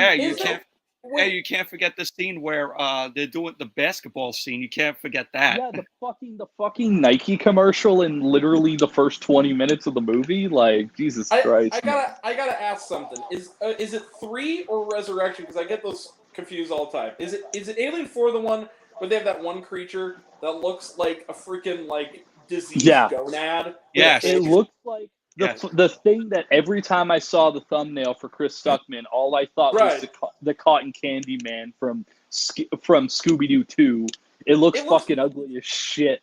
It looks like one of the villains you'd see on the Pink Opaque. Yeah, that newborn xenomorph looks fucking ugly. It's like a half human, half xenomorph motherfucker, and I'm like, bro. And then Clone Ripley is making out with it. Yeah. It kind of looks a little bit like if the ghost from the Ghostbusters symbol fucked like the Slimer or a Stay Puft. No, what it looks like is it looks like the ghost version of the old woman in the library if it fucked the xenomorph. No, it looks even worse. It looks like if the ghost from the library fucked like the slime cocoon from fucking the Super Mario Brothers, the first Super Mario Brothers movie. Where, that's true. Or the one their father's encased in, the ooey gooey gremlin egg. The Amazing Spider-Man 2, which his biggest crime. Here's another one. Was wasting Paul Giamatti and Felicity Jones's time. I don't hate it because it tries. I don't think it's a bad movie. I don't think it's a good movie. I feel like it's in the middle somewhere, and I actually probably dislike. With everything going on, I would say maybe Far From Home is worse for me. Like, I feel like maybe it's just revisionism, but like Amazing Spider-Man 2 and Amazing Spider-Man 1 aren't that bad. I actually like Amazing Spider-Man 2 more than 1. I think that 2 is more interesting, but that's just me. It's kind of a mess, though. Like, it is a mess. It's an interesting and watchable mess. But it's got a little bit and of Jamie sauce. Foxx's Electro steals the film. That's a great... I think it's a great... Like, I don't think it's a bad performance. I think that he's actually interesting in it. There is one thing we mentioned on the last show, and I feel the need to do it in front of Becca, though. It does have that one particularly weird line reading, though, from Emma Stone. And all due respect to Emma Stone. I love Emma Stone. I think she's one of our finest actresses we have right now. Yeah. Because she does shit that nobody else will do. Because she totally was... are we talking because of how great that one scene in Kind of Kindness was? Oh, fuck yeah. Are we talking about the foursome scene? Is that what you're talking about? I'm talking about the foursomes. Also... that shit's insane. Again, we disagree, but every fucking thing she did in Poor Things, for instance. And The Curse. And the fucking Curse. Everybody the Curse is funny, bro. But she's awesome. There is that one line, though, in The Amazing Spider-Man 2 that every time I watch it, I just can't overlook it. And it's when they're outside getting dim sum, and like they go out and he wants to break up with Gwen Stacy because of, as Brad Jones very aptly put it, ghost disapproving Dennis Leary dad, which is true. Yeah. And so he goes, I think we need to break, and then she cuts him off and she goes, no, I break up with you. He goes, Gwen, I break up with you, Peter. And then she walks away. It's like, what the fuck Yeah, was it's not amazing, but I feel like I've heard worse, like, Can we from just the say that? MCU shows. Can we just say that Paul Giamatti's Rhino shouldn't that? have been in the film? Wasted. I feel like they shouldn't. Yeah, they shouldn't have had him in the film. I feel like When I he saw was. this when I saw this in the worked. theater, me and my friend were just absolutely laughing whenever he was on screen because he looked absolutely ridiculous. I thought he was great. They just didn't give him enough time to flex his shit, you know. Paul Giamatti and Felicity Jones were fucking wasted in that because they were literally just there to be like, maybe in the Sinister Six movie we're gonna be our characters from the comics. Yeah, and then we found out when the Sony leak happened, we found out how like 7 movies were canceled, and it's like, Yeah. they didn't fucking think this one through. What's this There's one? another U.S. one, Marshals? U.S. Marshals. Yeah. That's another one where I'm like, yeah, The it's not Fugitive great. except shitty, basically.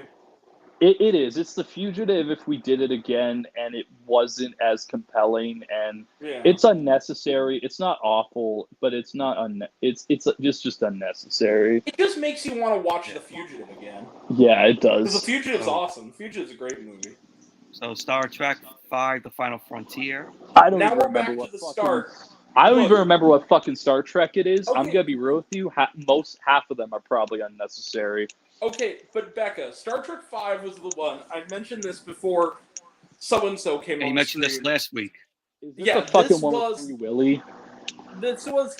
No, that was the 4th one. That was actually one of the better ones. No, the Voyage Home. Where they go to fucking SeaWorld in, like, the 80s. Yeah, that was actually kind of awesome. Yeah. Surprisingly, like, it was actually a pretty solid fish-out-of-water comedy in the Star Trek universe. But, no, the 5th one, because I'm a Trekker, so the 5th one has 2 things going for it. One, a running joke that they kind of bookend the movie with, where it's directed by Shatner, and it's like Shatner, he directs the movie. It's the only time I think he's directed anything, but it's terrible. But there's they're around the campfire, and it's like Kirk, Spock, and Bones are around a campfire, and they're like trying to sing "Row, row, row your boat," and Spock isn't singing because he's trying to comprehend the logic behind the words, and it's very funny. And then there's everybody drinks liquor in the whole fucking movie, and then the one good line in the whole thing, the one thing that makes it worth it, is the premise of it is that the Enterprise, God, I guess, is an alien, and he wants something about like how they're trying to find God on the other side of the freaking universe. There's one line where Captain Kirk like looks with dead seriousness at the Vulcan half-brother of fucking Spock, who we've never met before, and goes, but there's just one question. What would God want with a starship? And that's the one good line in the whole movie. Here's what I'll say. The thing I remember and love the most about Star Trek is Red Letter Media doing the David Lynch impression about Calvin universes and shit. What's a Calvin universe? Have you guys seen... Did you guys watch... What was the video they did? Oh, did you guys watch their video on Longlegs? Because it was fucking awesome. So he kept cutting to Steve Brule about how it's just a movie about Steve Brule. I'm like, that's actually kind of funny. I like that. No, well, the thing is, they did the same thing they did when they reviewed The Blackcoat's Daughter and Gretel and Hansel, which was featuring the star of the Christmas dog movie, Quincy, and it's Osgood Perkins. You see walking around with a fucking dog collar, shirtless and shit. Like, what the fuck? They start playing sinister music. And they start doing, like, the musical score from the trailer, like, Bwah! And then it just cuts to, like, random out-of-context scenes of, like, fucking Gary Busey. What the fuck? I love that. Here's the next one, Caddyshack 2. Oh, yeah, this is actually probably the first one on this list where I'm like, that's just genuinely a bad movie. No, this is one of the first ones where it's like, that is just a bad movie that probably shouldn't exist. Like, it objectively is bad. Like, I don't know. It's objectively a terrible movie. It's like people trying to fight me. Like, if people were trying to tell me that Christmas Vacation 2 is a good movie, I'm like, no, that's objectively a bad movie. Okay, Who in their fucking mind thinks that Christmas Vacation 2 is a good movie? I want There's probably some shooters other than out Noah there. Kosser. There's probably some shooters on Twitter. I'm telling you, they'll be like, "Oh, I like this one more than the first one." It's like, well, you should be checked out. Christmas Vacation is a classic. Christmas Vacation 2 ruins it. It was a TV movie. It's going to hell, bro. It's what going to hell probably feels like. that and climax, you know, that's what hell truly feels like. If hell involved, there's Halloween Kills. If hell involved the shit-heel little brother from Lizzie McGuire. I'm surprised they didn't put Halloween Ends on. And I'm gonna say this that's right what now. I was saying. I'm gonna say this right now. I've said this on Twitter before. People have like chewed me out about it. Halloween Ends is the best one of the trilogy, and that's just it's so damn good. It subverts your expectation like Season of the Witch does, and it recontextualizes the whole trilogy to make it something smarter than just a slasher trilogy. And I really like Ends. I think if we're gonna talk, Kills is cool for the violence, but Kills is probably the worst one in that trilogy. Here's the thing about Halloween Ends. I think it's the worst one, but I will agree. I admire its ambition. I think though to compare it to Halloween 3: Season of the Witch is kind of laughable because Halloween 3 was genuinely a great movie that was misunderstood. Because I would say like Halloween Ends, Season of the Witch, and Halloween 2 Rob Zombie would be in my top 5. All three of those would be in my top 5. Really? Like of the franchise, with the first one and probably with Halloween 4. That's probably my top 5 are those 5 movies. I think those are the best ones of the franchise. We're not going to give any love to Busta, I guess? Nah, because it's a funny It's a meme. It's not the worst one in the franchise. I think Halloween 5 is the worst Halloween film. It's just so laughably bad. Is pretty bad too. That's true. It's fucking terrible too. Yes, Quantumania. Ant-Man the Wasp: Quantumania. As we were saying, okay, Catherine Newton is safe. Bill Murray is safe because he's funny and he shows up and does a few things, and that's cool. But everyone else, I'm like, yeah, no, I don't think anyone else I give credit to. Like Ant-Man, I think Ant-Man and the Wasp is okay, but I think what makes it worth it is go look up if it's online. I don't even know if it's online, but when it came out, Kermode and Mayo interviewed Michael Douglas for it, and it is very clear that he doesn't know what the fuck it's about, and it's fucking hilarious. Here's what I'll say. I like Ant-Man and the Wasp more than Quantumania. I think that Ghost is a cooler villain. I think Ghost is cool, but they kind of like didn't utilize her the best. But I feel like the only Ant-Man... Yeah, I guess so. The only Ant-Man movie that's good is the first one, and that's still like a 7 out of 10 type film for me, where I'm like, yeah, I like it, but I don't, especially when you compare it to the fact that it was going to be an Edgar Wright film. Like, every Edgar Wright film is better than Ant-Man. It's just how it is. But my thing is, I kind of want to see what Edgar Wright would have done with it, honestly. I feel like I would have liked that, but I feel like it still would have probably been his worst movie because it's the movie where he doesn't have as much freedom. Like, Baby Driver is his best film because they just let him do whatever the fuck he wanted, and he crafted something so meticulous and, like, fantastic. Mm-hmm. I agree. I have to say, though, Becca, what did you think of Last Night in Soho? Because I actually really liked it. I like it. It's one of those movies where I was back and forth about it for a bit. I really like it. It's probably one of the best of the year it came out. It takes a couple of watches, that is true. It does. But I think my mom watched half of it with me on TV one time on like streaming. And she was like, wow, this is actually really cool. Like, this is a cool movie. And I genuinely just think it's a cool movie. And I think that it might have issues in some departments, but it's just a cool film. And I think that no other director would be that meticulous. Because the thing about Edgar Wright is that he is very much like a lot of other directors in his circle, love 60s and 70s exploitation grindhouse films. Yeah. And Last Night in Soho is clearly a very grindhouse giallo film.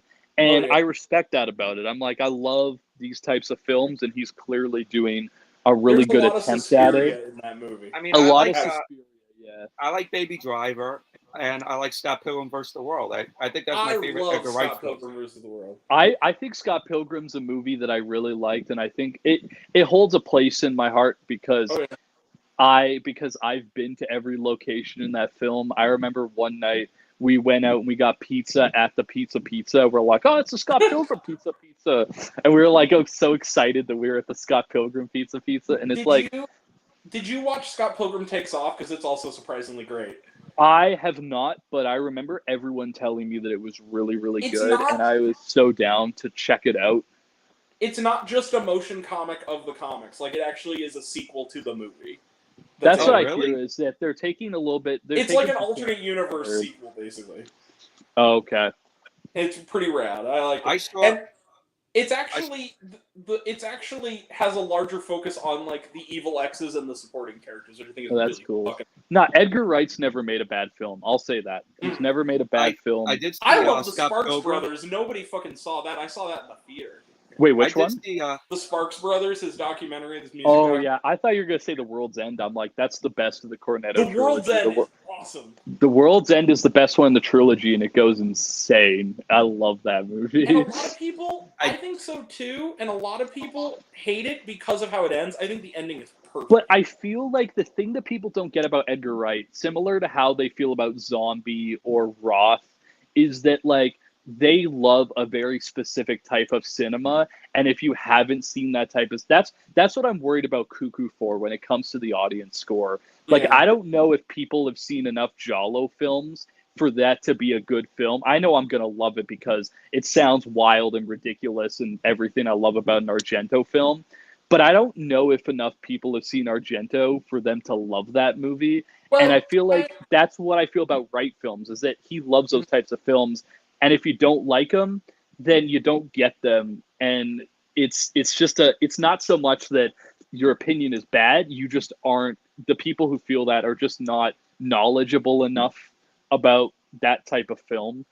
Also, if you're speaking of Edgar Wright, it kind of comes and goes on American streaming sometimes, but if you haven't seen it yet, his like pre Shaun of the Dead show he did with Nick Frost and Simon Pegg, Space is fucking awesome, and you can watch the whole fucking thing in a night, and it's awesome. I think it's on Prime Video for a lot of people. I know it's on Prime Video for me. I've watched that show 7 times in its entirety, and I get something new out of it every fucking time. Yeah, going back to Scott Pilgrim, I actually did see that in the theater when it got re-released, and it was awesome. I saw it in Dolby Cinema, and it was just awesome. Oh yeah. When the 4K transfer came out, they did the re-release. I forgot about that. I think I mentioned this to you last week, Michael, and I guess I say this back too, is that I remember me and my buddy Alec. This warmed our hearts. Because this is like the example of what a cult behind a movie that deserves it can do. Because like we were in high school. I think we were like 17 when Scott Pilgrim first opened, and we saw 2010. We saw the trailer. And we said we're seeing this fucking movie, and we loved it. And I saw it a second time while it was in theaters. But like both times, like nobody was there when they did that re-release. And this summer they did another re-release here for the Flashback series at Marcus, and I went as well. The theater, it was actively difficult to find a seat because it was full. People knew all the lines and shit. Scott Pilgrim, it was destined to be one of those films that like took a while to catch up, you know. Because the film bombed when it came out. I think the Expendables ended up beating it on its opening weekend. And I think people weren't ready for that type of film, but I think that as it played on Netflix, as it played in reruns on television, I think that and on DVD Blu-ray and stuff, I think that and also at it was like the top selling DVD like the first week. Well, yeah. And like it's the end of the era of video stores as well, and it's one of those films that was only going to survive in that scenario because it's so unique in its own world that you kind of have to, you know, it wasn't going to survive against like those big basic films. Well, and I kind of fall into this kind of category with it. It's like it's not too late for them to do a sequel. Well, That's they kind of true. did. That's why I'm saying go on Netflix tonight. You can watch it in a night and watch Well, Scott Pilgrim Takes because Off. it's They kinda do that. because the whole cast is back too, right? Yeah. Like they have everyone back. Basically, I don't want to say anything, but the first episode, the majority, up until the very end of the first episode, it's basically an adaptation of Volume 1 of Scott Pilgrim, the comics. Okay. And then from there, It like diverts. something happens, and it things change, and you get to see what would happen if somebody... It's almost like the Cinderella 3, A Twist in Time of Scott Pilgrim, and in the best possible. What I was going to say was, like, I kind of...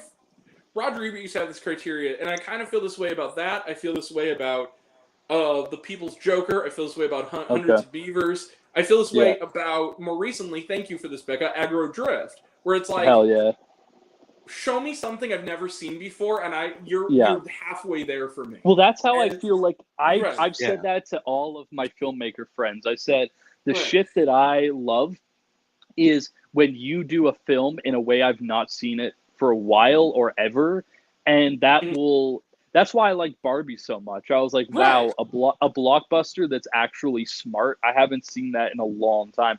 That's actually saying something actively.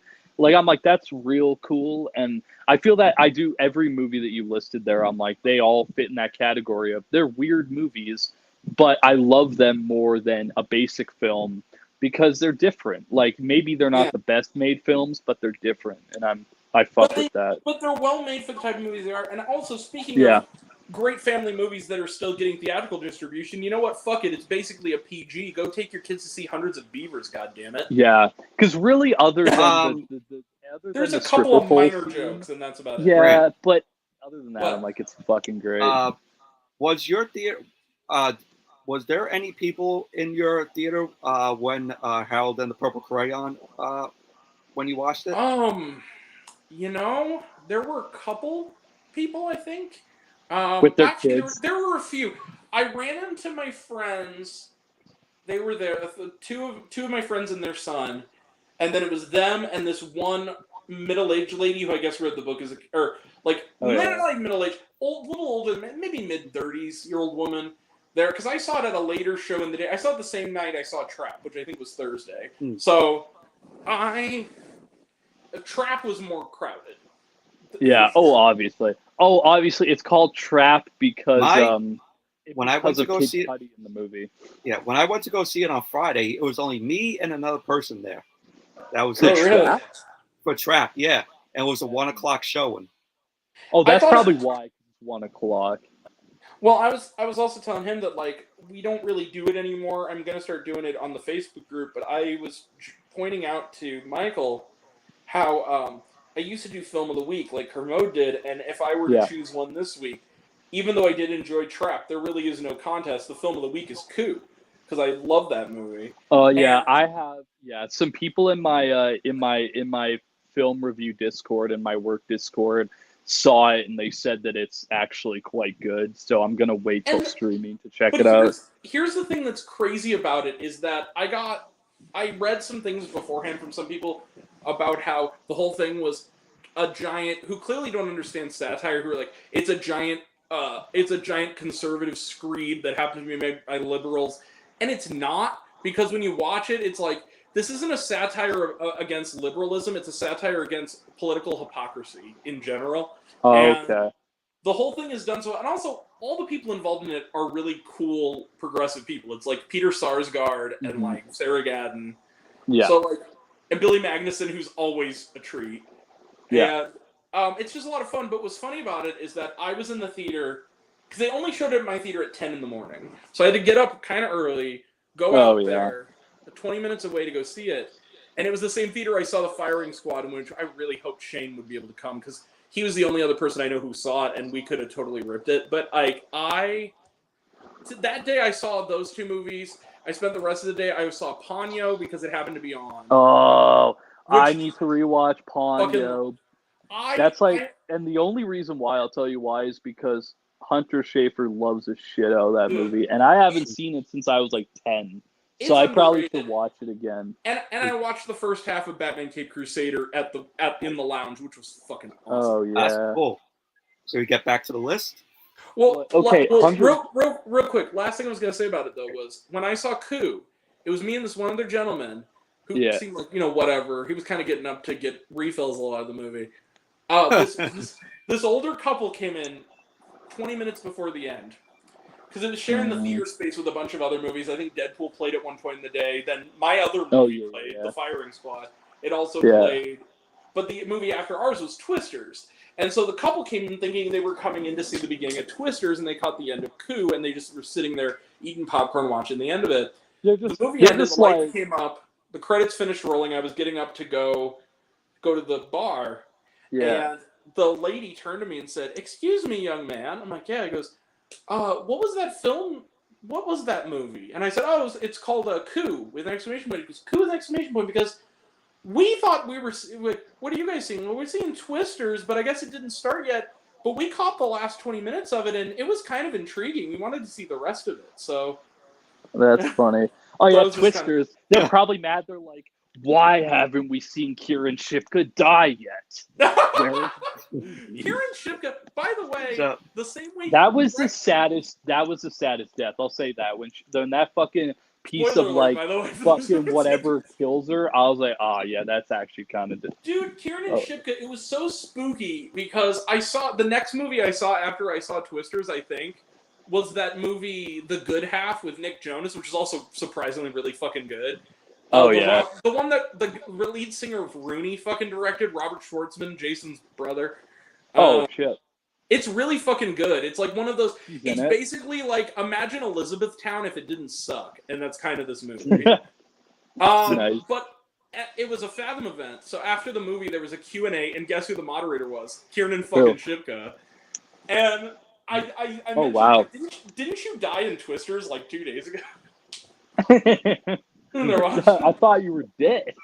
I thought you were. No, yeah, she's great. She's great in everything she does. I love her. I think that she's going to be the next generational thing. I think Sabrina proved that and everything else she's done. Yeah, too bad the ending kind of sucked. I liked that. Yeah. Chilling Adventures of Sabrina. But it's a show that I would go back and watch again. Oh, you know, especially the episode where the original Aunt Hilda and Aunt Zelda come back. That was fucking. Yeah. Oh, wait, wow. What's 33? Hunger Games Mockingjay Part 1? Hunger Games Mockingjay Part 1. It's the worst one in the franchise. I don't hate it. The best one. Guys, hot take? I got a hot take. The best one, Songbirds and Snakes. That's my No, thing. that's what I was gonna say was that was good, but I gotta say, that's just because it has Hunter Schafer. Rebecca, come on now. No, but that's a fun movie. I'm gonna tell you. This is my review of it. It's Godfather 2 if Godfather 2 was for cool people. That's what that fucking movie is. I gotta say, Catching Fire is the best out of the films. See, this is where I come to my hot take. There are only 2 good Hunger Games movies, and those are the first one and Songbirds and Snakes. The other 3, I could kind of do without. Like, I don't even. I guess I could agree. I could agree with that on you. I think that I would throw Catching Fire in there as a consolation prize, but like genuinely, it's the next best. Because the only Hunger Games movie I'll ever watch again, if I'm gonna be real with you, is Ballads and Songbirds and Snakes. Well, it looks beautiful. Yeah, it's an interesting film, and it's compelling the entire time for a almost 3-hour movie. I'm always compelled with it. I love the world. It has a tragic weight to it that's missing from the other seasons. Hey, Becca. It's 2 halves. It's 2/3 Godfather Part 2, and then it just becomes Full Metal Jacket. And I'm like, this is a weird film, but I am so down for it. Like, I love it. With a little bit of Southern Fried Jeff Nichols in the middle there. Where that is true. Fucking mud in the middle. And Becca, speaking of Godfather. Yeah, Godfather Part. I think the Godfather. I like the director's cut. I like the first Godfather. I saw it in theaters when the 4K transfer was cut. The Godfather. Yeah. That's. Are you watching The Godfather? I'll admit. The Godfather. I'll admit to you guys. I watched the first one. It was okay. I watched the first one. It was on Easter. It was on TV at my aunt and uncle's house. I tried to watch it. I fell asleep. I couldn't even get through it. It's a slow film. You have to see it. You have to see it in the theater for it to work, I think. The first one is great. The second one is great. Third one was unnecessary. I feel like they didn't have to do it, but Coppola wanted to make a trilogy out of something, and And Coppola gets a little bit ahead of himself a lot of the time when it comes to his filmography and stuff. And I am looking forward to Megalopolis, though, because at least it'll be an interesting discussion. I'm interested because I think people are saying that it's like an insanely unique disaster. And I'm like, I want to see that. I want to see how... It has the potential to be this year's Blonde, where I like it and everybody fucking... It could be... I feel like it could be this year's Babylon, where it's so... Exactly. Where it's so insanely off the wall that only like 3 people are gonna like it and everyone else will hate it. You know what? Dead ass. Babylon is one of the best films of the decade so far. It is. It's fucking great. Because I always tell the story of when we saw it in November.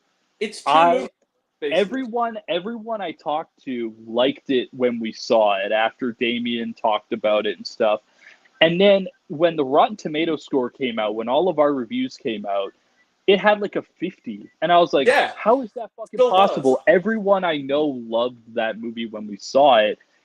I don't know. Maybe people took time to process it. I still like it. But like that score kind of confused me because everyone I talked to had a great time with it. You have to be able to have a soft spot for excess, and if you don't, it's going to alienate you. Because it's one of those, it's like the Wolf of Wall Street, where it's you have to accept the fact that you're going into a den of hedonism for 3 hours. Hell yeah. Basically. And here's 31. Jaws 2. Okay.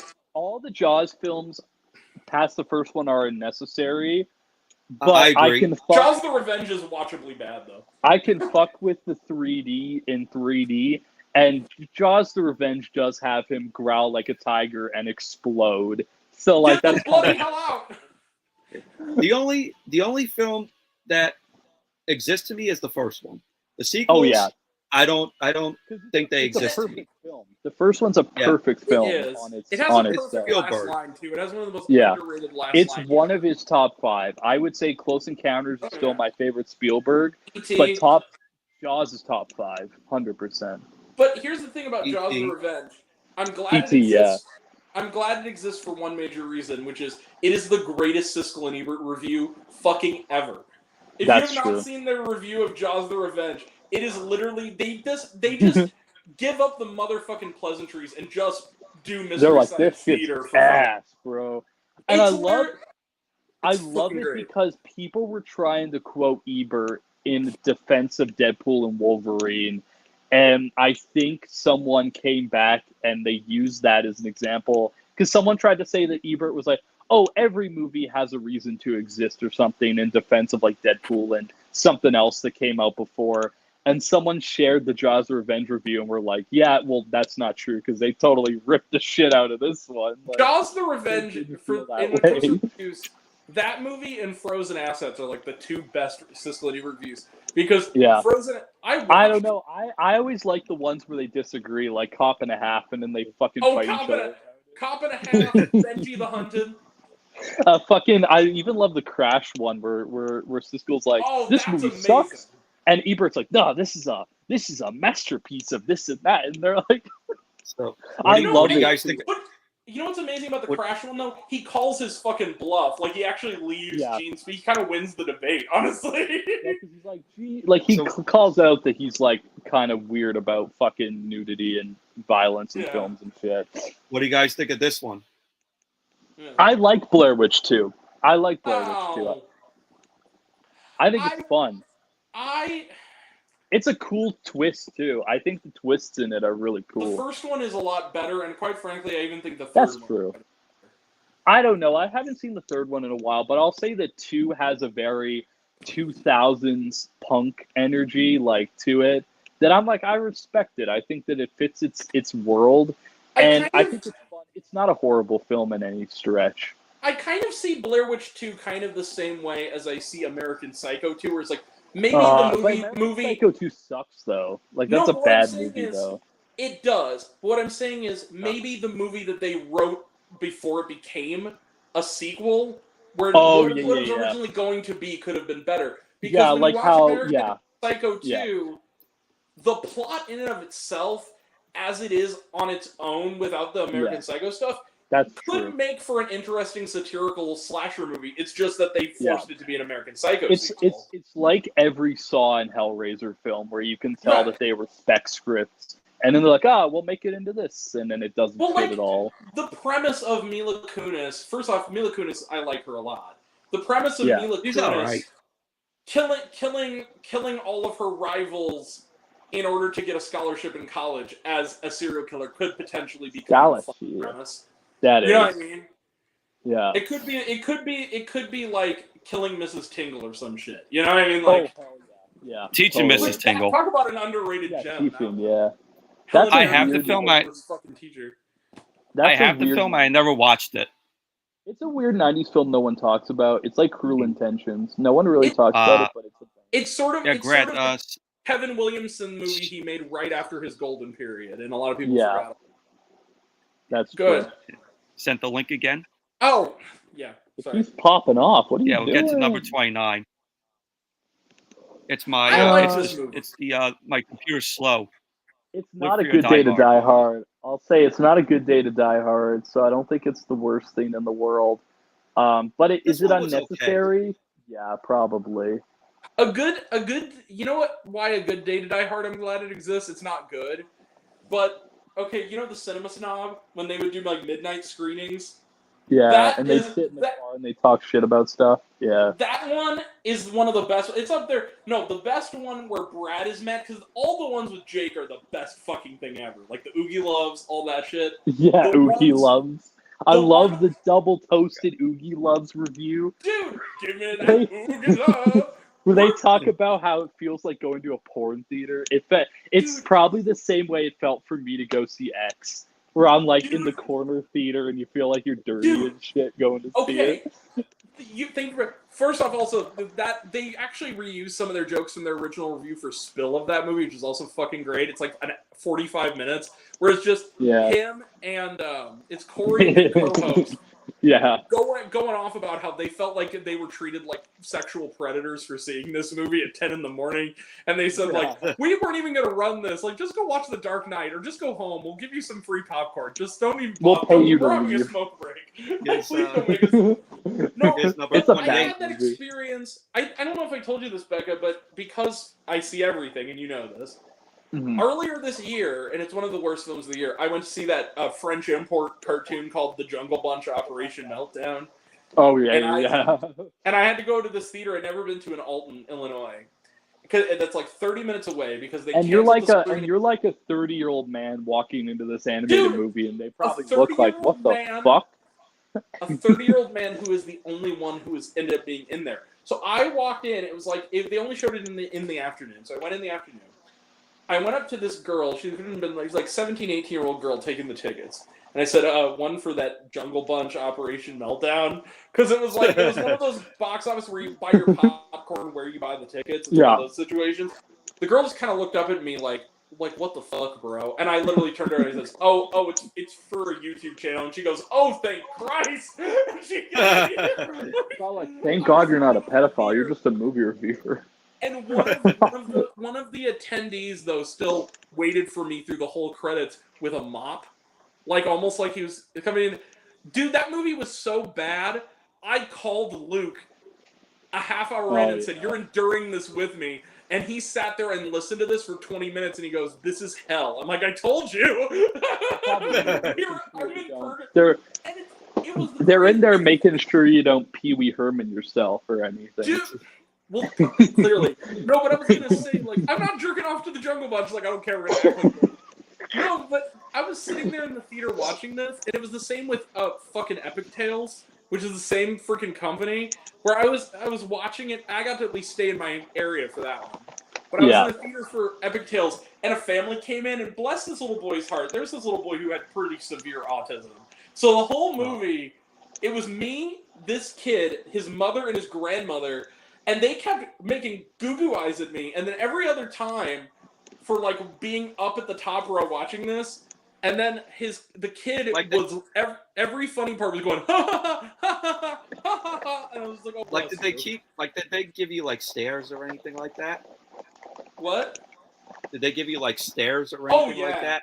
Oh, they do it all the time because it's weird for grown men to see these movies, and I have to clarify. That's why I don't go. That's why I don't go, because even as a trans girly, I don't really see a point in seeing fucking kids movies in the theater. It's just there was not there cool. was a lady with her son, and we were the only ones in the theater for the Addams Family 2, and she looked at me, kept looking back at me every 15 minutes, just to be like, "Yeah, there's that weird guy. He hasn't left yet." Like, okay, but here's the thing that's hilarious. When I went to see it.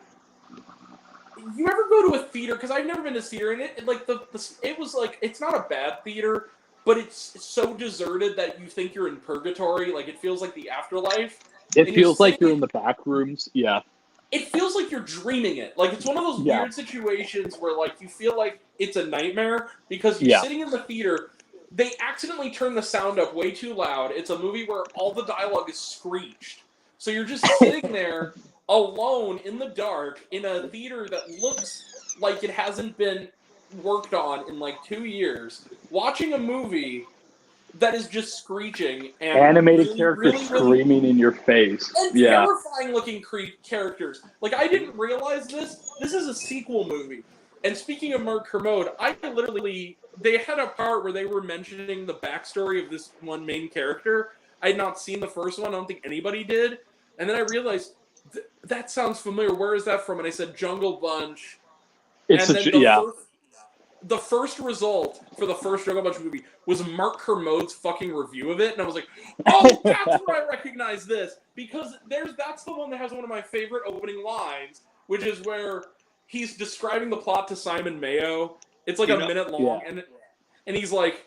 So Maurice is a penguin who was raised by a tiger, and then Simon's like, "Oh, really?" Let me show this because I think this is going to be the next meme online of Josh Hartnett's face. Yeah, that's going to be the next meme online.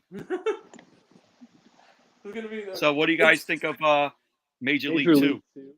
It's another example of... I've never seen any of them. And me neither, actually. Every fucking movie had to be a franchise in the 80s because of the whole... And 90s. The fact that it was a business thing and everyone wanted to make money. So I feel like Major League is another example of... It was a good movie on its own. I don't even know if it still is. I haven't seen it in a while. But to make a sequel, it's just like, oh yeah, obviously it was going to happen. I think a lot of these 80s and 90s sequels are like super unnecessary and they all fit in the same box. And Major League was rated R. This one, Major League 2, was rated PG. Yeah, I knew that. They're clearly trying to get to the biggest. It was Police Academy. It was basically Police Academy. They realized the kids were watching the first couple, and so they made it PG as it went along. Which kind of ruined the franchise. Okay. Here's the next one, Pirates of the Caribbean. I call bullshit for one reason. There is, I'm going to say something that's going to shock Dead Men Tell No Tales is the worst one. No, that's the thing. There is only one bad Pirates movie, and it is On Stranger Tides. I will die on that hill. I like Dead Men Tell No Tales. I don't know. I think On Stranger Tides was still interesting. Dead Men Tell No Tales, clearly he was there for the paycheck, and he didn't want to be there. Dead Men Tell No Tales, I love because... I never seen any of the Pirates films. I saw it with my mom, and even like my parents, and my mom, I think, said to me when we saw it in the theater when it came out, she said to me 20 minutes in, she's like, yeah, he's not playing the same character. This is not the same. Clearly, he doesn't want to be there, and it's not the same character. It's not the same vibe. And that's probably why I would say it's the only, like, awful one, is that at least with On Stranger Tides, you're still having the same vibe, the same energy. I'm not this saying one is like a different character. Terrible.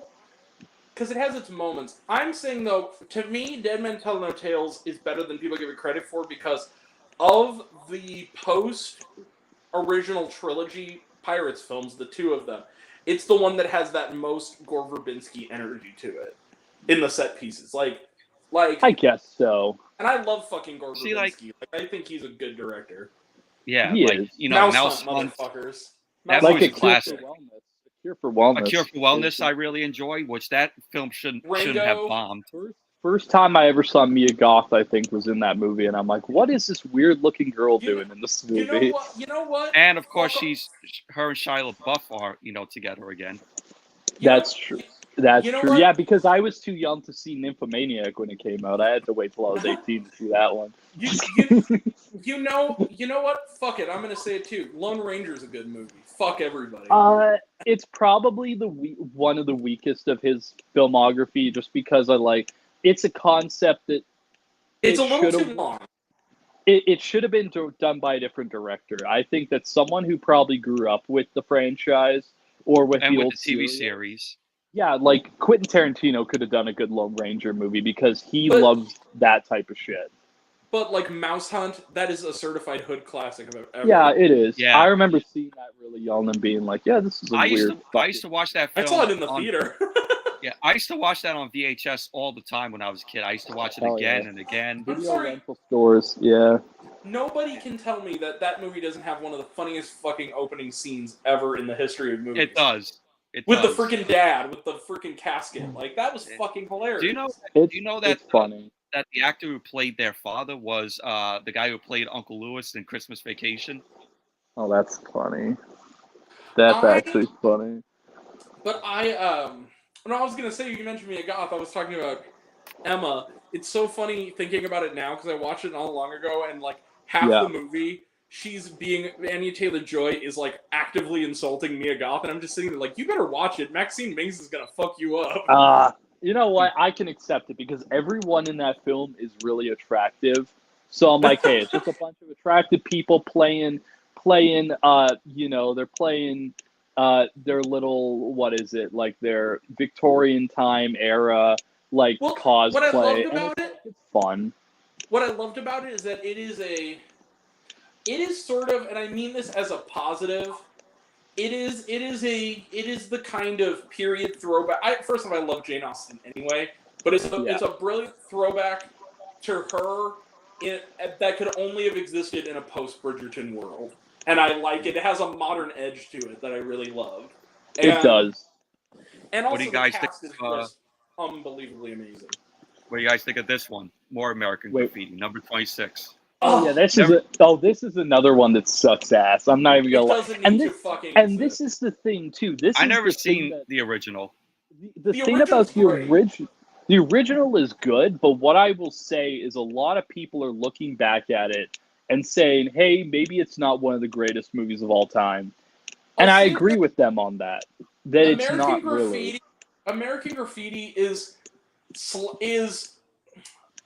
American Graffiti to me is a more sanitized, not bad, but more sanitized Last Picture Show. Last Picture Show is better. Yeah, but I think American Graffiti is still pretty solid overall. And I feel like there's other pieces of that time that I think I like more.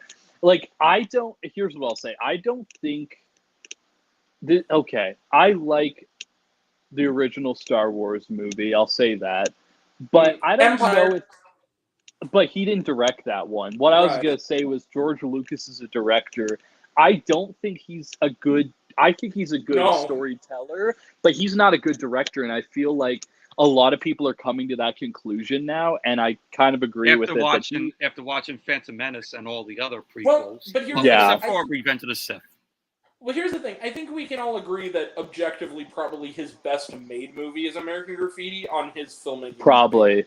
I would say his best movie in general is the first Star Wars, but I feel like everything past the first Star Wars, it shows how he's not really a director type. He's more of a guy that can come up with a world and kind of play around in it for a little bit. He should have taken more notes from his buddy Steven. Did you all hear that for Empire Strikes Back, even though it wasn't directed by him, there's like this controversial thing going around saying that maybe he secretly directed Empire Strikes Back. I believe Return than Empire.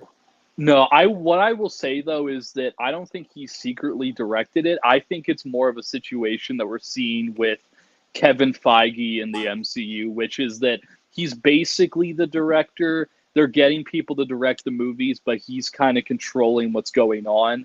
I feel like that's what he's doing with Star Wars, is that George Lucas is technically the director if we look at it in that mindset, even though he's bringing other people on.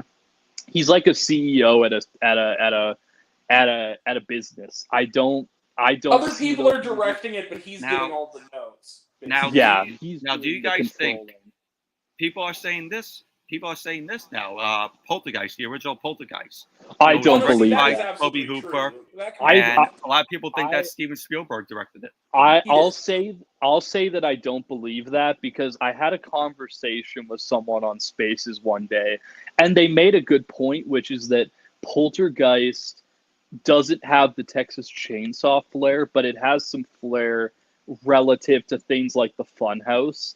And I'm like, that is a good point. That we only ever think of Toby Hooper as the guy that did Texas Chainsaw, but and then there are killed other, it with the second one. yeah, which I love the second one more. If I I'll do be too, real. but it's a completely But- different movie. But I In a lot of feel ways. like it's that thing of like there's a lot of films that kind of point more to the style of Poltergeist. So I kind of don't believe the theory about Spielberg anymore. I think that he had a big production hand in it, but I don't think he directed it. There's just a lot of body horror stuff in there that I'm like, I don't think Spielberg would have done that. Hey guys, it's good. We're getting pretty close to it being running a little long, so let's try to finish the Are list. we? Yeah, it's almost That's it's crazy. 2 hours, homie. Wow. Oh, well, at least it's not 4. I know we went for 4 or 5 sometimes. So Well, That last time, yeah. But yeah, I think what we've learned from this is that Mia Goth is great. I also want to reserve some time at the end to bitch a little bit more about the Firing Squad, so that I can stress to you that it's a real movie that exists in the 21st century, and I didn't make it up. So Let's try. I don't know. Let's try to get through the list. So, Coming to America, number 25. Coming to America isn't bad. It's just the It same was movie, but less. it was bad. It was bad. I remember having a conversation with my mom about it, and I'm like, this genuinely. And I'll say this: is that Coming to America isn't, when you compare it to other Eddie Murphy films like Beverly Hills Cop and Trading Places, it's not, or even Bowfinger. It's not as good as those movies, and I feel like the sequel kind of solidifies the fact that it was an interesting concept maybe back in the day, but the shit doesn't really work in this day and age. I'll say this, looking back on it, the Coming to America, it feels like a lesser version of the same movie, and my biggest issue with it, first off, I will say this, the Gladys Knight cameo was funny, the funeral scene. And I thought that, like, where she's singing, you know, I'm leaving on the midnight train to Zamunda, like, that was funny. Yeah. But, like, I didn't like the fact that the entire movie, first off, I love Jermaine Fowler, and I actually felt kind of bad that he was in it. But the other thing was, like, it was a situation where, like, why did the whole reason for them to go back to America have to be predicated on date rape? Like, that was kind of not cool. Yeah, but like freaking Leslie Jones yeah. rapes Eddie Murphy and gets pregnant with his kid. Kind of messed Like up. this isn't a real fucking movie. It literally, the first comment on the trailer is "Christ is King." This isn't a real fucking movie you're talking about. It's got Which Kevin one? Sorbo. It's got fucking Kevin Sorbo in it. It's not a Okay. real movie. Like, But it's here's the not. thing. Here's I- number 24. I paid admission to see it, so it counts. God damn it. It's I had to and then be- literally one of the things that pops up in the trailer is supported by the same marketing teams Okay. as Son of God, Passion of the Christ, and Sound of Freedom. So they're Okay. not even saying producers or directors or writers. They're saying the people who shilled this to you is also shilling this film to you, I like this other one. cannot stress this enough, Becca. I cannot stress this enough. The Firing Squad is the most inept movie I've ever seen in a theater, and I actually highly recommend it as a so bad it's good movie. It looks like the shit I'd watch on Tubi just to make fun of stuff, you know? Dude, it's worse than that. Some of the the stuff trailer on doesn't even do Tubi it is justice. like, Some of it's real bad. Cocaine Cougar is an insanely bad movie, I'll say that. But at least Tubi occasionally will have a gem in there. Like, I fucking loved Low Lifes. I didn't review it, but I fucking No, but loved that isn't technically I wouldn't count that. 'Cause It's a that's not Canadian technically- movie they acquired, so I guess that doesn't... It's not a Tubi film, really. I would say I'm more in the vibe of like the dumb shit they buy that's shot for $5. every time I go on Tubi, there's like a new awful Yeah. film on there with an awful with poster. Amityville in the title, usually. And it's probably directed by Sean C. Phillips Cool Duder is probably what's going on too. well, he probably I have to directed ask it. you, Becca, did you ever see Low Lifes? Well, I enjoy his don't channel think I though. did. What? I don't think I did. That's the one that has one of my favorite lines of the year. It's a horror comedy about a family of cannibals on vacation, and it's a Canadian movie. It has the girl from North of Normal and Orphan Black Echoes in it. And there's like one, she has the best line in the fucking movie, which is she's the daughter in a family of cannibals, and the conflict is that she's a lesbian, and so she's turning on the rest of the family because she likes this girl that they're going to make like the next food supply. And so at the end of the movie, she has the line, her dad is like, homophobic and stuff, like, oh, you can't like girls. And she goes, I'd rather eat pussy than people. Which is like the best fucking line ever. And it's played to be funny. Yeah. Oh, it's on Crave. Okay, maybe I'll have to check it out. Just because it probably is in your area. In here in the States, it's Tubi. It's a Canadian movie. I've heard about it. Oh yeah. What do you guys think of this film? It's a really good like low budget grindhouse horror comedy. Okay, if it's grindhouse, I'll like it. But like Canadian, it almost reminds me a little bit of something like Hobo with a Shotgun. It's that kind of style. Oh hell yeah! Fuck, no, I'm surprised that fucking Ricky wasn't in it. Wonder Woman 84 is not the worst DC film. If I'm gonna be real, it's not the best one. It's not the worst. I think that but it's also based on a weird plot convenience that kind of ruins it off the bat. It is. It 100% is. But I feel like some of the hate comes from the fact that people said boring. It's not boring, that's for sure. And it's also, not. Well, considering it's an almost 3-hour movie, it's paced really fucking well. Because I watch it at home. I enjoyed the first one though. It's not terrible. The first one's better. First one's a lot better. But I would rather rewatch it than probably all the Snyder ones, if I'm going to be completely honest with you. Except Man of Steel. I actually kind of like Man of Steel. I love Man of Steel. Is one of the worst in the universe. I hate to be that person. But I think it's a lot better than Batman v Superman. It ain't no Birds of Prey, I'll say that. No, Birds of Prey. Now, see, Birds of Prey is the best DC film out of all of them. I really enjoy Birds of Prey. I like Birds of Prey. What about The Suicide Squad? Because that was really fun. I enjoyed that. Second best film. The overhead projector line still tickles me because I love that kind of specific shit. And look at this one, Zoolander 2. Not really. Why do you have it then? I love the John Campea clip where he's questioning why they didn't call it Two-Lander. I'm like, that's actually a good point. Why is it not called Two-Lander? Speaking of John Campea, okay, I have to, one more detour, I promise. John Campea, speaking of a great Canadian entertainment. So, John Campea, did you watch his live stream during the Marvel panel? Because it's the funniest goddamn thing ever. No. All I know is that he's very on and off. Like, he didn't get accepted to D23, and then he cried about it like a year ago, and he's kind of like on it. I'm gonna have to go back and watch it because I feel like he probably either is he's sucking their cock. He's not as bad as Christian Harloff was though when he fucking didn't get into Galaxy's Edge. Is he sucking Marvel's cock about it, or is he like fucking going ape shit? No. Here's the thing. It's kind of a mix of both. He kind of is riding their dick, and he kind of isn't. And that's what makes it kind of funny. Is the first he goes into the stream kind of operating under the assumption that it's going to end at 9:00 because that's the idea, is that it's an hour. So he's going into this kind of mentality. But it's a 2-hour stream, and he's like, shit. Well, the actual thing was only about an hour 15 this year, but the thing is like he goes in an hour in, like, and up to that point, the only major announcement we got was the Fantastic Four movie is going to be called First Steps. Yeah, and they showed the teaser, which, to be honest, I like. The teaser looks fucking awesome. Yeah, I think it looks like a good movie from what I'm seeing so far. It looks like Marvel's take on a 60s sitcom. I dig it. It does. What I was saying is that it's got the WandaVision flair, and I feel like they're doing a respectful 60s throwback, and I'm like, hey, I might like that. That might be my vibe. My expectations are low. It looks like a superhero take on like 60s Disney music. My expectations for Fantastic Four are not as low as they are for like the next Avengers movies. I think that those are like bottom of the fucking barrel. I don't know. After Fantastic Four 2015, I'm like, this new one, I'm having my expectations low. To me, they'll never get Fantastic Four right. It seems like it's a clear love letter, though, to like 60s content, like what WandaVision. Yeah. And Well, if that's what they're going for, I love that. That's kind of cool. But you know what I like too, though. So anyway, so this is what this thing was going. Was he was talking to his co-host, whoever I don't remember who, but it was like one It of was his probably friends. Robert Meyer Burnett or some shit. I don't know, but it was a lot of his stuff was just kind of like, oh, that was cool, or ooh, that was neat.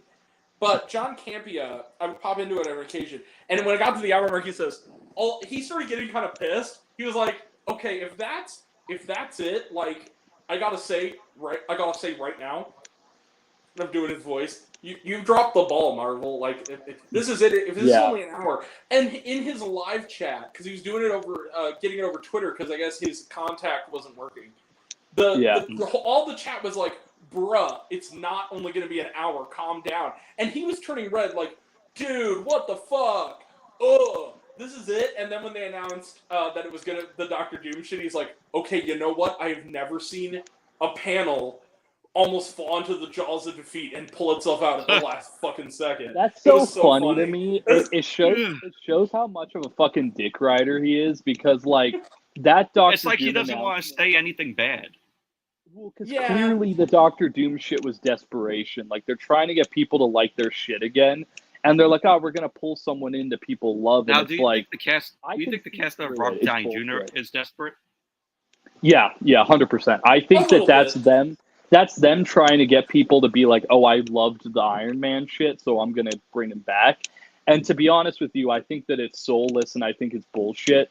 And the fact that people were literally trying to convince me in my chats, like, there are some people I had conversations with where they were trying to text me and convince me that, oh, no, it's a good thing. I'm like, it's not a fucking good thing. The way I described it to people is the snake has officially started eating its own tail, and there's only a certain amount of time until that fucking snake is dead. Because now they're just referencing themselves, and now it's going to be this fucking cycle that's going to ultimately, like, kill itself because it's referencing things that happened 10 years ago. Like, it's not, you know. But have you seen, oh my god, here's the thing, I used to love Schmoes No back in the day, especially when I was younger. Yeah. But have you seen, I don't even think it's available on their official channel anymore. Did you see, and here's the thing, Christian Harloff, I have friends who know him and say he's a pretty nice guy, and when he wants to be I a good think they're weird. I think since Schmoes After Dark, where half the jokes were sexualizing their female co-hosts, I'm like, I don't know if I like these guys. They're kind of a little weird. They're kind of douchey, but the thing is like, they're typical millennial motherfuckers, like that shit. You know, the typical, like, weird millennial types. Like, well, here's the thing. I know some people who are tight with them, so I don't want to be too mean, but it's like, I have to say, it just was fucking hilarious. Especially, do you know Ben's movie channel, the where he does like the shitpost memes about like other, like, Collider? Have you seen his stuff? I probably have. I probably have come across, because I love the videos where people meme the shit out of John Campea. That shit is fucking hilarious. Well, he did the video on, he does all these videos on, like, fucking, he was the guy, his most, like, well-known video that kind of got him on the map for me and other people is, he gave the best fucking roasting of fucking Robert Storm's review of Parasite fucking ever. Oh, yeah. Where he was like, oh, it won Best Picture, and Joker had a better, he was, like, trying to make an Robert excuse. Storms can suck my dick. Like, he's a weird guy. He's one of those reactionary right-wingers where I'm like, yeah, like, I don't know if you belong on a platform. He's also not very intelligent, it seems like. No, it doesn't not seem really like at all. I've seen some of his stuff.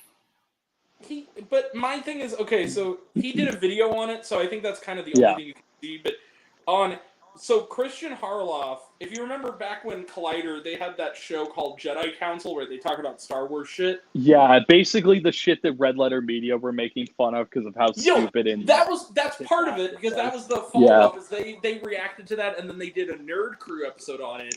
And then he went off on them and told them to fuck themselves in their own face or whatever. That's so fun. What I'll say is that getting older is realizing that Red Letter Media has always been the voice of reason in this industry.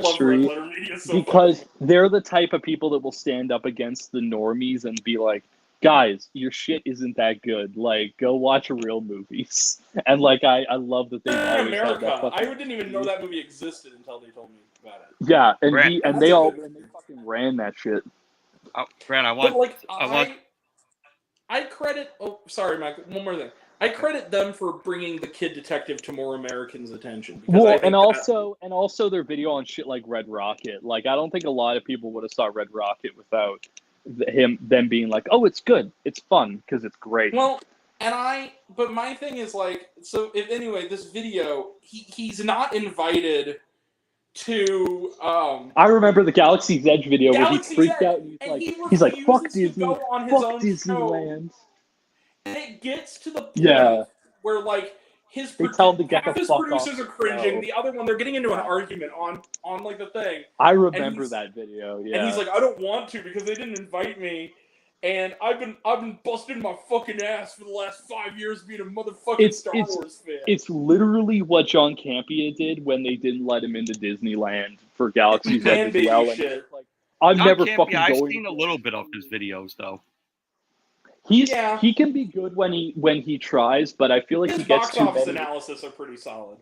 Yeah, They're but I interesting. feel like when he gets too much in his bag about like Robert Pattinson, you do fucking dumbbells. I'm like, he's a loser, bro. In that level where he just like he freaks out about the most stupidest shit, and I'm like, who cares, bro? Like, they don't want me in Disneyland, so I'm never fucking going again. It's like, bro, shut the fuck up. Like, just because they didn't invite you to Galaxy's Edge. So, Well, speaking of cinema snob jokes, it's like I don't like this movie because he's 2 inches shorter in the comics. Like, Yeah, it's like Brad, that kind that's of a shit. what do you- thing. It's like that's what do you the type think of shit of they this pull. one on the list? Since you're a Star Trek guy, Wait, which Star Trek film is it? It's not the worst one. Insurrections.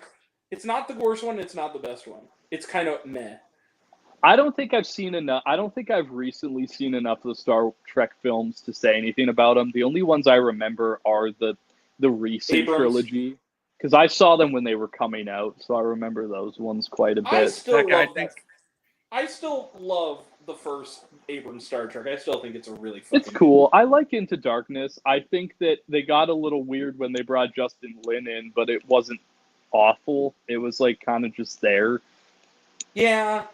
The best thing about that was getting to see Anton Yelchin one more time, but I could have That's also true. just waited till Thoroughbreds came out to do that. That's what I'm saying. That's what I'm saying is you have Green Room and Thoroughbreds that are like great performances from him. Mm. Like this is. Heck, I think this is one that you'll probably agree on.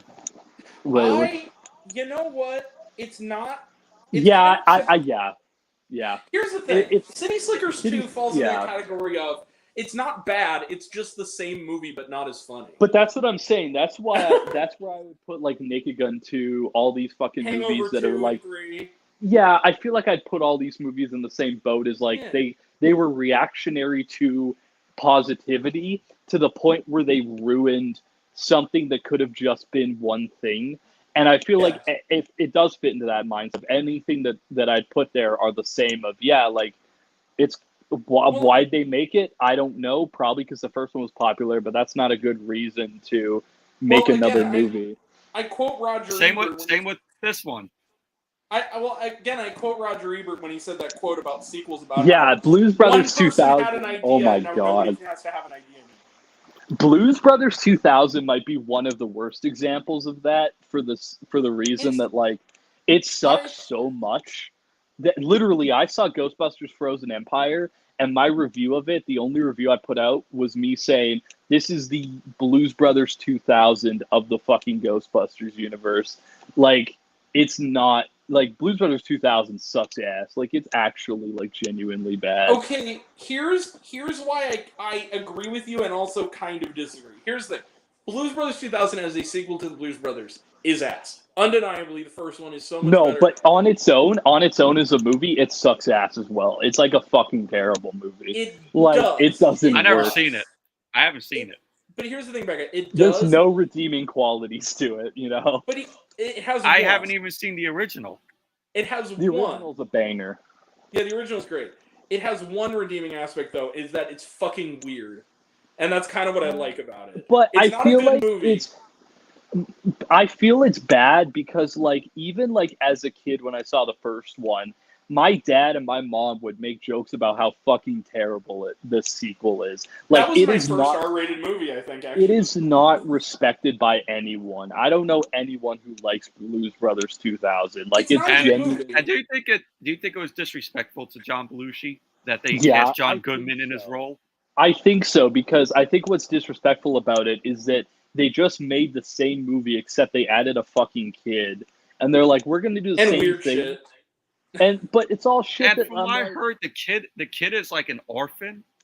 the kid just, it doesn't work at all, and then the songs don't really work because they do, like, there's one where they're like at a sex hotline, and I'm like, this does not, they're clearly trying to like replicate the Aretha Franklin one from Which the is like first the one. best fucking scene in that movie. Which too. is that, and the one where Ray Charles plays. Oh, yeah.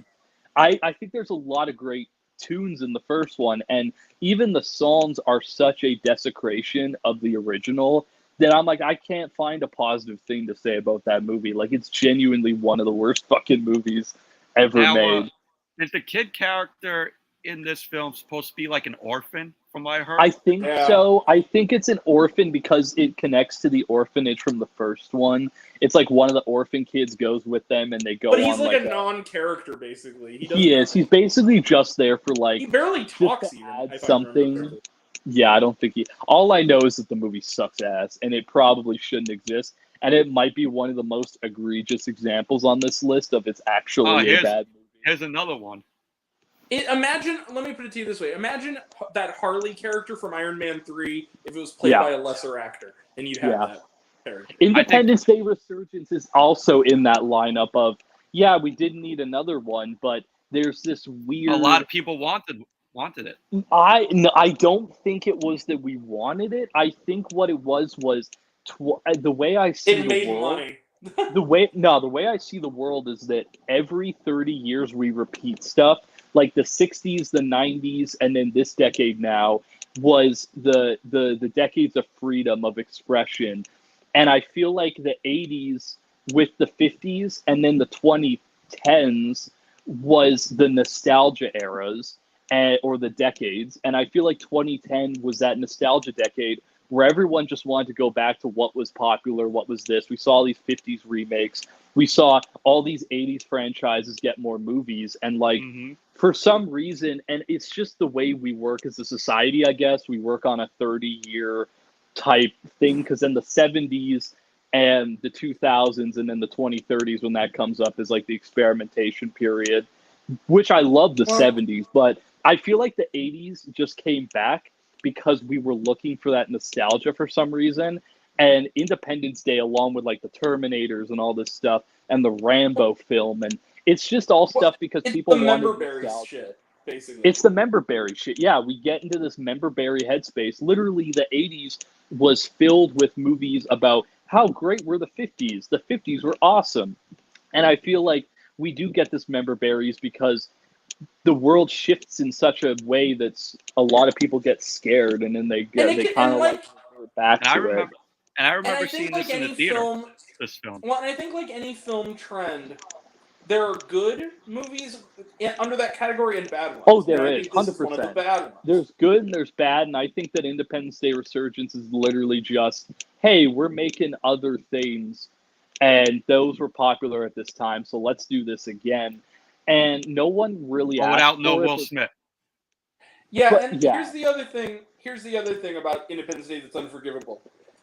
Jeff Goldblum and Micah Monroe are bad in it, and that never fucking happens. That is true. That is actually true. But like, it's just a genuinely bad movie. There's nothing to fucking do either. That's of note at all. So Independence Day is a classic to me. I love the original Independence Day. I love the original. Dumb fun movie. Haven't seen it since I was like 13. I could go watch it again at some point in the future, but it's not one that I'm like, oh, I need to go back and watch this. It doesn't have that effect on me as it does for other people. Here's another franchise I don't care about. Cars.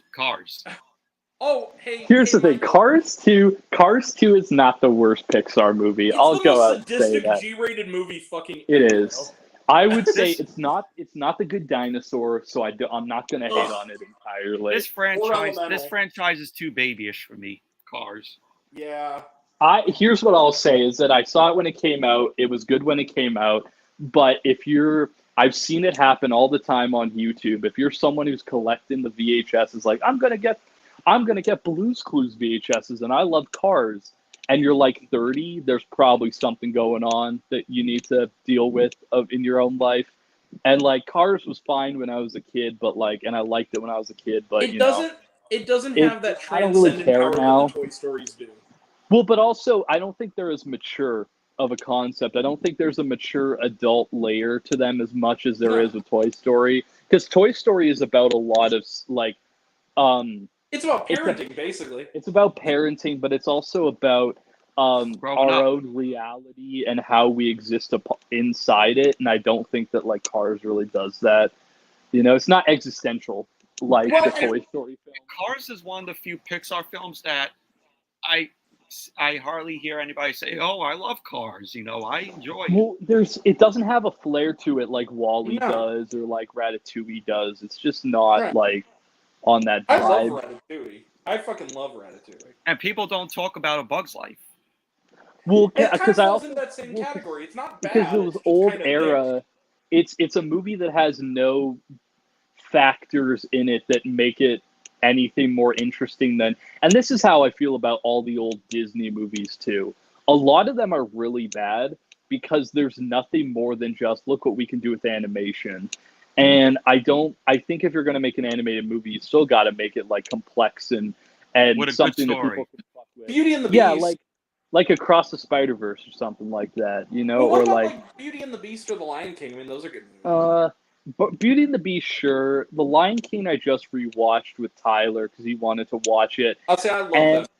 I'm gonna be real with you. I don't like it as much as I did as a kid. I think there's better Shakespeare adaptions in the world that I'd rather watch. And I don't think it has. I would rather watch. I'm more of a. Would Aladdin you rather person. watch the remake of The Lion King? Oh yeah, fuck the remake. But I'd rather watch Aladdin. I'd rather watch Alice. I'd rather watch John. Fantasia. I'd rather watch Fantasia. Princess and the Frog. Princess and the Frog is a banger. I feel like Lion King is not as strong, but people, because it became this icon, people love it so much, and that's awesome. But I don't think it's anything over a 4 stars, genuinely. And the film was 30 years this year. What about Hunchback, Becca? You got to give us that one. Hunchback is very underrated. It's okay. The only clips watching it. I saw Hunchback as a kid. The only clips I've seen of Hunchback since I was a kid were in that documentary about the guy that talks in Disney quotes and shit. Because I'm going to tell you right now, I've probably watched that documentary in recent time more than I've watched Animated, a single... right? What's the name of it? That's a good Life movie. Animated. It's a good documentary.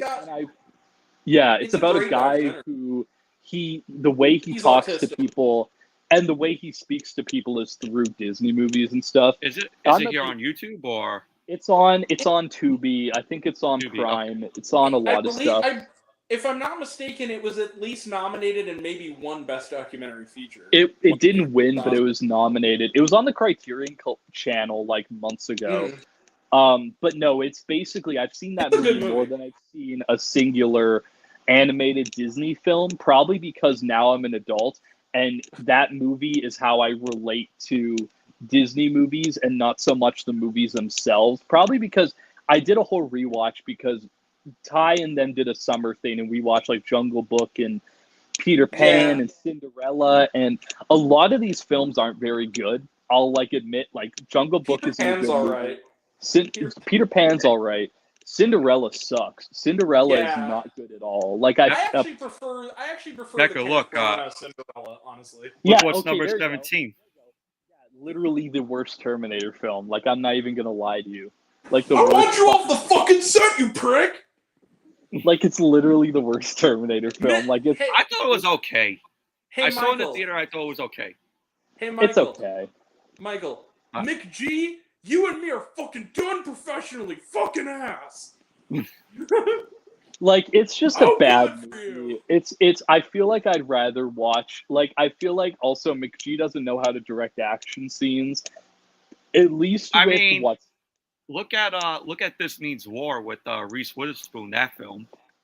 You know, at least with someone like I David kind of who like did This Means Dark War. I Fate. know it's not a good movie, but I kind of like it. It's an interesting premise. It's not a good movie. I'll say Yeah, that. It's I think that's what it is. Is that I like the movie as a dumb as a fun movie, but I think concept. Yeah.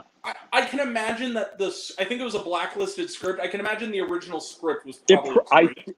I think it was on the black. I think it's one that was on the blacklist, and I feel like it's as someone who's like kind of like read shit on the blacklist. That's what seems like that's what seems to happen all the time is that they'll have Die like in a gunfight, for instance. You know, they'll have you know good what's funny scripts that about kind of get ruined by studios. you know what's funny about This Means War? I saw that in the theater because my friend wanted to see it because he's a big fan of Reese Witherspoon. I love Reese Witherspoon. I think it could be done better. They just have to give it to an actual like, you know. Like, here's the thing: if I were a studio executive, right? Yeah. And somebody came into my office and said, "It's a Mr. and Mrs. Smith style action comedy about two spies who are best friends who pull some spy versus spy shit because they fall in love with the same woman." That as a concept, and they use spy tactics to try to outsmart each other.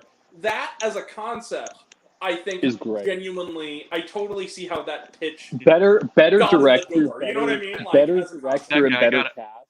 I gotta get your opinion on in Terminator Salvation, the whole CGI Arnold. Ugh. Oh, That he is in that. Part. Is he in that? He is. Yeah. In that. CGI.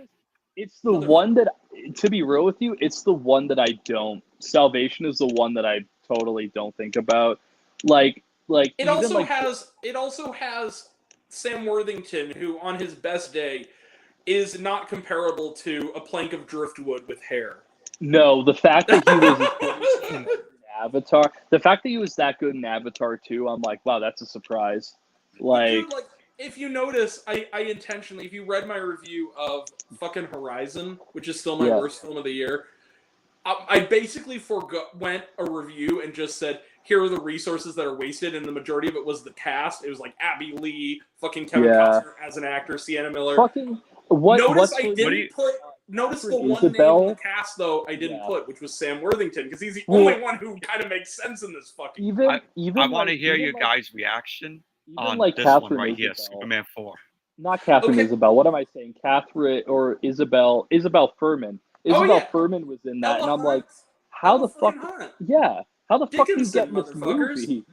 So Superman 4 is a bad movie. I think that, but it's also it's a situation of a studio wanting to make another movie once again, and just doing whatever was thrown at them. And Superman 4: The Quest for Shit. It's bad. Superman 3 isn't very good either with Richard Pryor, so like I'm not really surprised. As well.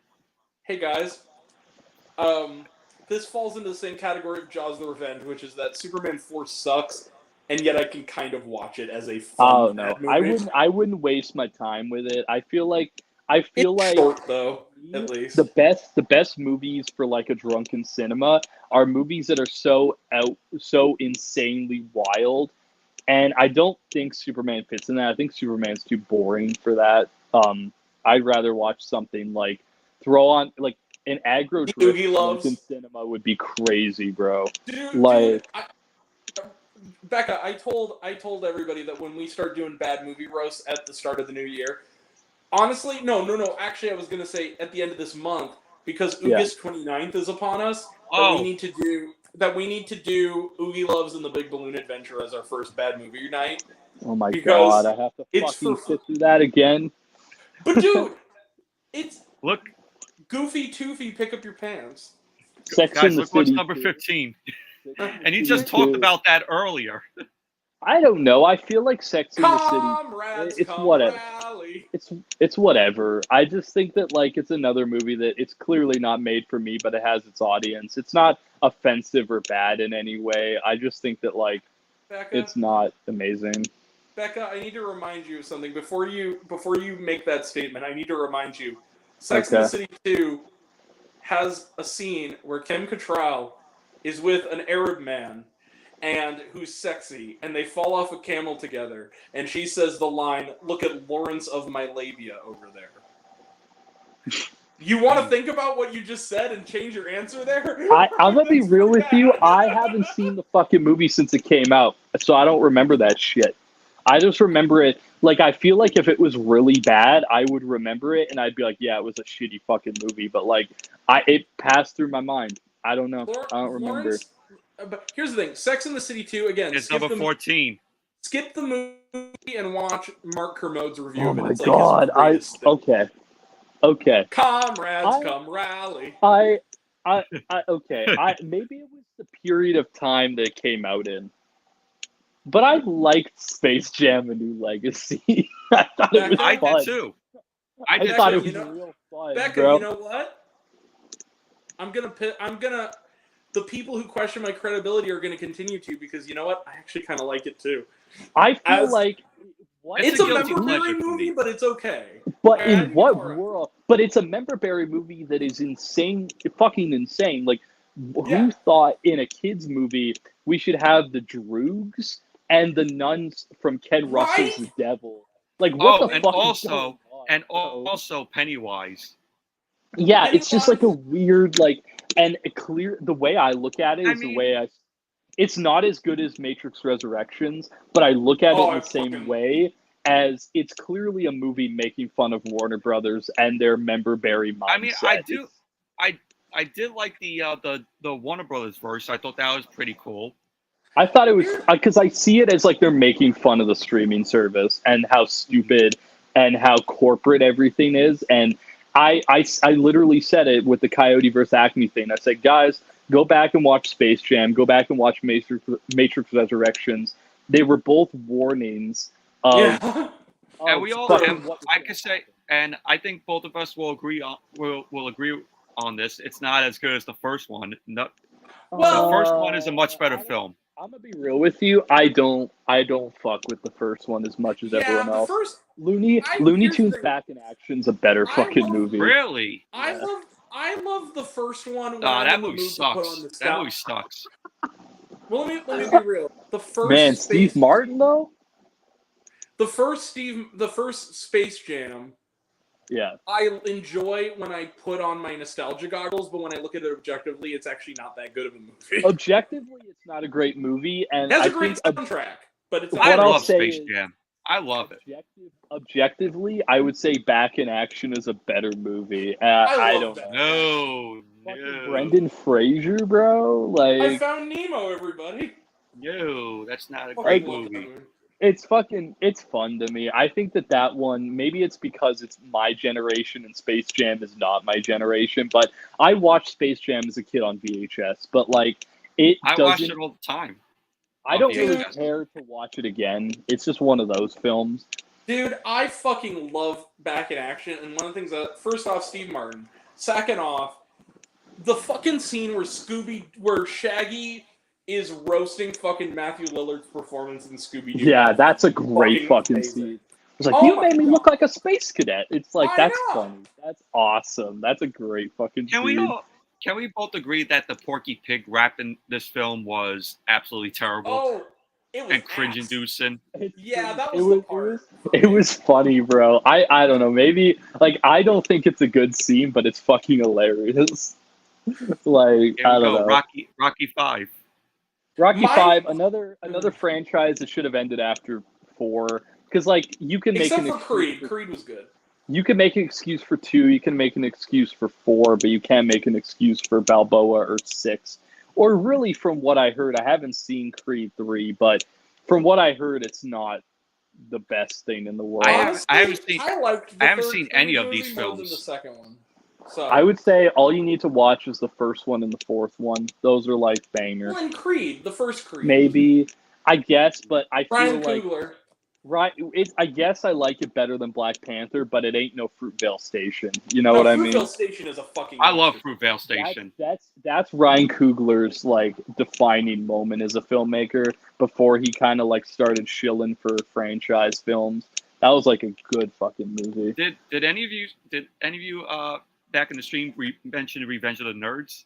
Oh, I did because I have an Look at that. article. Look I what's have an on the article. list. Oh hell! Well, here's what I'll say. I have an article coming out about the first one, and I don't hate it, but I don't love it. It's a thing that I remember watching as a kid.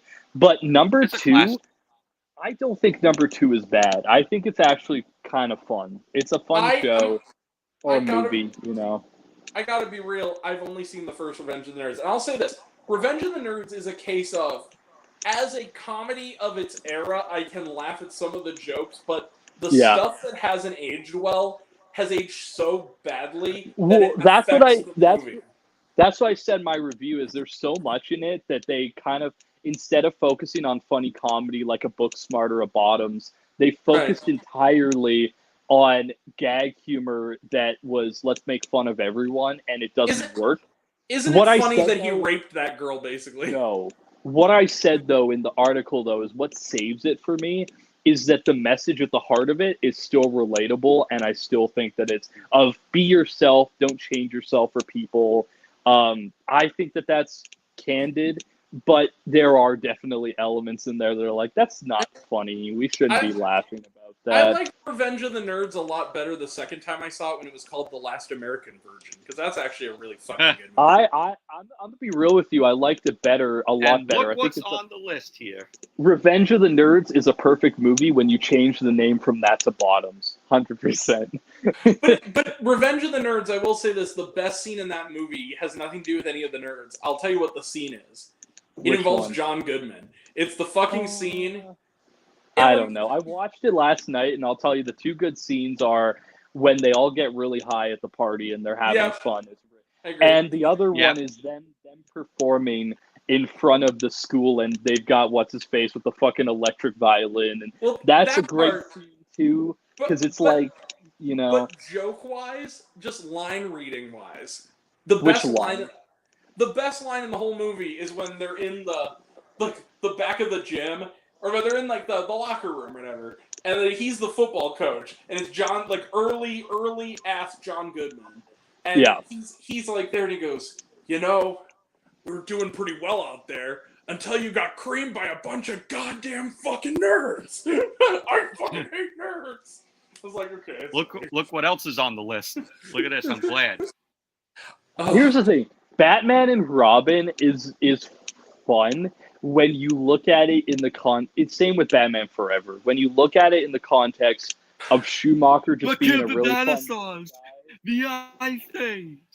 Damn it. Okay, Michael has been using this movie against me ever since last week. Okay, I think it's fun, and I'll say, and my one example, my one reason is the People's Joker starts with for Mom and Joel Schumacher. Becca, it's good.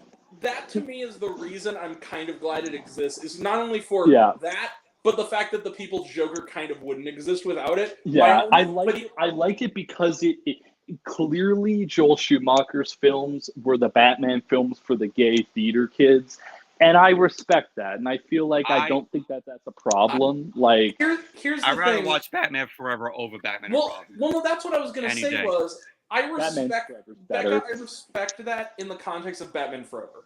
My problem with Batman and Robin has nothing to do with. Here's my issue. I'm gonna be honest with you.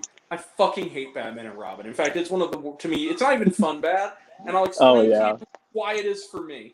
Because I think it peaks in the first scene. The first line of the movie is genuinely funny. The first line of the movie when, you know, I want the car, chicks dig the car, this is why Superman works alone. That's the best line in the whole movie. And then after that... The back credit card. Back credit card. I'm going to be real with you. I watched that movie as a kid in its entirety one time, right? I did too. In my adulthood, I have tried on 4 separate occasions to watch Batman and Robin again, and I get to the exact same point, which is like 30 minutes in, like the end of that big fight with Mr. Freeze at the beginning. Yeah. And I just say, no, I'm exhausted. I'm fucking done. I've never finished it after. Here. It's not a bad movie to me because half of the DCEU is worse. Half of the DCEU is mindless dumb shit like The Flash and like Black Adam, where I'm like, those movies are Black Adam very I really much enjoyed. like I saw it at the Toronto screening with Dwayne Johnson. It sucked. It's not a good movie. Like it's so bad. I disagree. I'll give it to you in the sense that I would sooner watch the rest of Batman and Robin than I would watch Shazam 2 or Aquaman 2 again. But that's what I'm saying. Shazam 2, Aquaman 2. Shazam 2 is not that bad. It was a fucking Skittles commercial.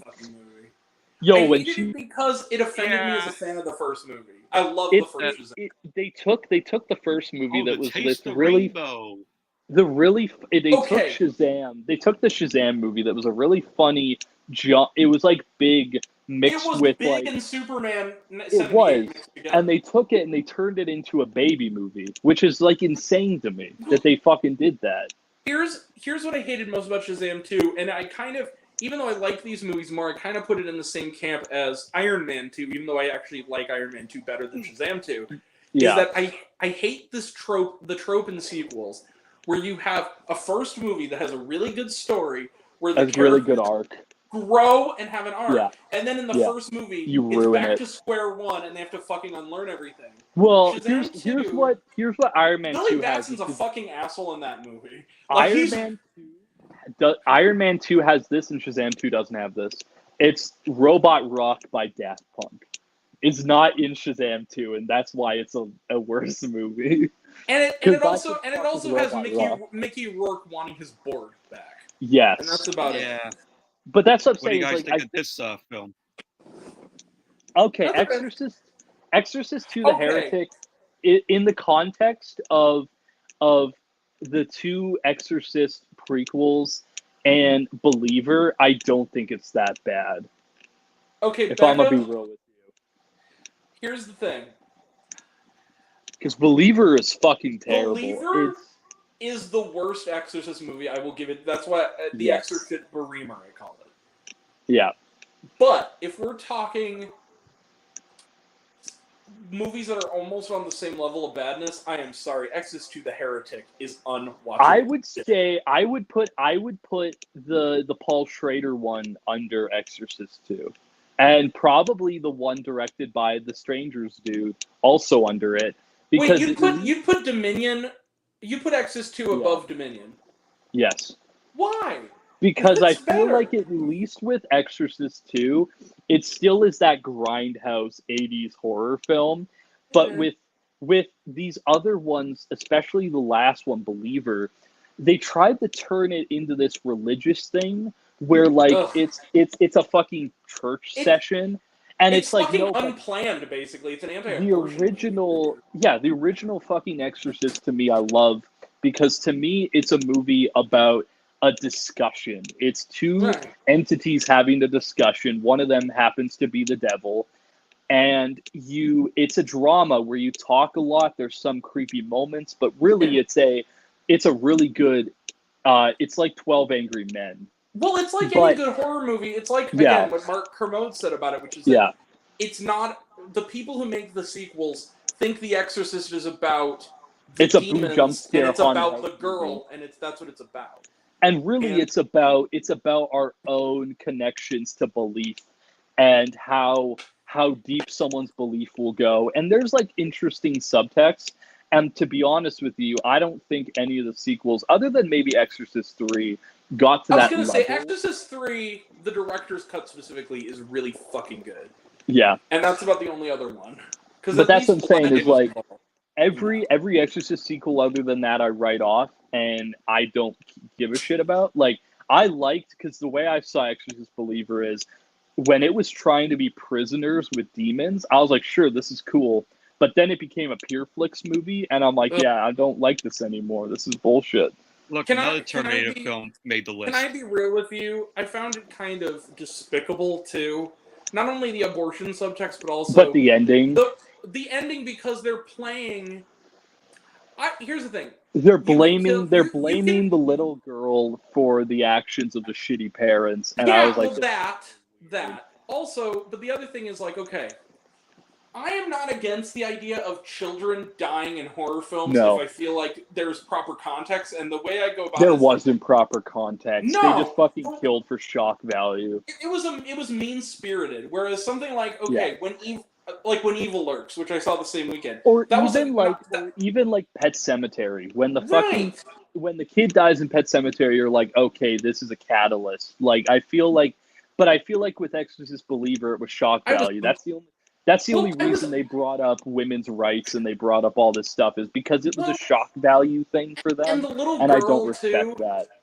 The Yeah, little girl too was of the younger actors was the better of the two, and so I actually yeah, kind of felt bad for her yeah, because it didn't feel fair to do that to that character. It felt really kind of sick and mean to do yeah. that. It felt sadistic for no reason other than to be sadistic. Them fucking putting Dark Fate this high on the list is ridiculous I've because never seen it. Dark Fate I is the haven't seen best. it. Dark Fate's the best sequel since Judgment Day, so I don't know why it's on this fucking list because it's fun The action. first 20 minutes, probably. They're Honestly. yeah, A lot they're of people mad say it's because terrible. yeah, because Edward Furlong gets shot in it, and everyone's mad. Oh, he fucking dies. It's like yeah, it's the same feeling I have about Alien 3, but I like Alien 3 because it's I an do too. interesting. It's divisive, but it pushes it into a direction you wouldn't expect, and I respect that. And I respect Alien yeah, 3 more than Alien 4 because at the very yeah, least, you can tell it's a movie that was compromised and there and was a vision it's also a somewhere in. Fincher film. It's a Fincher film, and Fincher Right. has that touch to him. And I feel like I feel the same way about Dark Fate. I'm like, yeah, people are mad because this is technically a third film in this canon, and they're like, oh, you killed off the characters we liked. It's like, yeah, but like, I don't know what else you were gonna do. Edward Furlong, I don't know if anyone's seen his shit. I know no one saw The Forest Hills, but like, he's not a good actor anymore. Why the fuck would they bring him back? He's not like Yeah, he's kind of it's bad. He's washed up. Here's number 8. and The he looks Hangover like he's hit 3. hard too. Yeah, Hangover the 3, it Hangover. was better than the second one, I'll say that. I don't know. I think the Hangover sequels both are kind of useless. I rewatched the first The one first again, one and I'm is like, only the I really best. like this. It's a great, funny movie, and they didn't Now, need to make sequels. Becca, if you don't mind indulging me for a second, because you're sort of the resident Oh wait, do you want LGBTQIA. me to say the line? Do you want me to say the line? No, Because I've I said, don't want you to say the Oh, line. I want to talk to you about the backlash that The Hangover has gotten with some people in the LGBTQ community because but of those kinds. it's the fucking I want to hear your take on it. they literally talk about it in Bros. Like I just recently rewatched Bros again, Yeah, and I there's love that literally movie. that line where Billy Eichner's like, "Oh, they say paging Dr. Faggot," and then the guy's Right. like, well, like, why the fuck would you care? Like, wait, do they it say that? doesn't. Did they say that in that Bros movie? They bring it up and they talk about because he's like, "Oh, my favorite movie is The Hangover," and Billy Eichner's like, "That's weird. Why would he?" Clearly, he's like, "Oh, it should be like Rocky Horror Picture Show." But really, in that scene, I think it really categorizes how I feel about all this stuff, which is it's about the execution of it. And to be honest, I don't think that that's offensive. I like other films, like I like Dress to Kill. I like Silence of the Lambs. Silence of the Lambs is a different Dix story the for me, though. musical. I feel like with Silence of the Lambs is a different story because I don't view Buffalo Bill as a trans person. I view Buffalo Bill as a As a, schizo, yeah. and Buffalo Bill doesn't think he is, but he's so schizophrenic that he doesn't know who he is. And I feel like there's a clear difference of that between that and a trans person. So Well, I and love that. I love Silence of the Lambs for that reason. Like it's a well, great movie. I also Speaking kind of of put The A Day to Die Hangover, Hard, but I also think The Hangover falls into that category of the movie makes no attempt to portray these guys as necessarily likable No. characters. Well, and Like, it's not like they're pushing this like um it isn't like I'll bring this back to this. It's not like how I felt with like the new Deadpool where they made jokes and I don't think they did a good enough execution of showing them as not good people. and it felt like more of the director throwing their own opinions into a movie and just kind of like going with it. But with Hangover, like they're weird. You're not supposed to like the fucking guys. Like you're They're on this supposed to road be with a dickheads, bunch of kind of. losers. Yeah, they're a bunch of Yeah. losers that learn to be better people through this wild escapade. And Through a wild night of drinking. there's so many fucking great jokes in that movie. Like Fat Jesus. Caesar's Palace. Caesar's Palace. Did he live here? And they're like, what the fuck are you talking about? Like, it's a funny movie. I like it. But no, Good Day to Die Hard. Good Day to Die Hard sucks. Bad movie. I saw that in the theater, and I kind of remember liking it. I saw that shit when I was 13, when it was at the video store, like 12 or 13. I rented it, and I was like, this is bad. This is, like, fucking awful. That was a movie. I think I've told you guys about how before they closed down, we had a theater near where I went to school when my first, like, years of college. That was called the Eastgate, which was a Roach Motel then, and it kind of was until it went away. But we saw, it was like 2013, I saw a Good Day Die Hard a second time because my friends were paying, and I was like, well, fine, what the fuck ever. Yeah, it came out in February. And I saw G.I. Joe at that theater with him. I saw Movie 43 for the first time there. Oh my god. Movie 43 is actually one of the worst movies ever made. It's not as bad as inappropriate humor though, or inappropriate that comedy. Movie, you talk about that one is way worse. Here's the thing. Movie 43, the bad parts in it are really bad, like all time. Yeah. But there are some skits that I am sorry, isolated as short skits on their own, are kind of funny. Like I like the Leprechaun one. Which one? Like Finding the Leprechaun. No, actually, I don't even like that one that much. I'm looking more like, I thought the Emma Stone, Kieran Culkin one was fucking hilarious. And if that skit were on, I guess like, so. Whitest Kids You Know or something, people would think it's a lot funnier. But like, then I feel like there's other ones like The Homeschool Kid. Like that shit is real fucked up. Like that's like not funny. The Homeschool Kid one wasn't a bad concept. It was just executed poorly. It's just like, the way they're like, my mom's gonna come to the show. Like, oh shit, it's fucking weird, bro. The Chloe Moretz one sucked. I thought that was really bad. Well, because they took really stupid. It felt like they were trying to exist in the same universe as Kick-Ass with that shit, and I'm like, this isn't fucking funny though, guys. Come on. I'll tell you the two things that made that movie worth it. It was again, I genuinely, as its own thing, think the Emma Stone thing was fucking hilarious. Just especially the payoff of I'll see you in church after they're like on the intercom talking about like STDs. So that was funny. I thought that the bit about I can't believe you blew that hobo for magic beads. He was a wizard. You know, that was funny.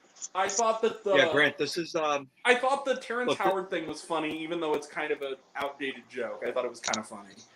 And that movie, this is the one that Matthew Johnson said, "Oh, you'll be surprised." Oh yeah, that movie it was number sucks. 6.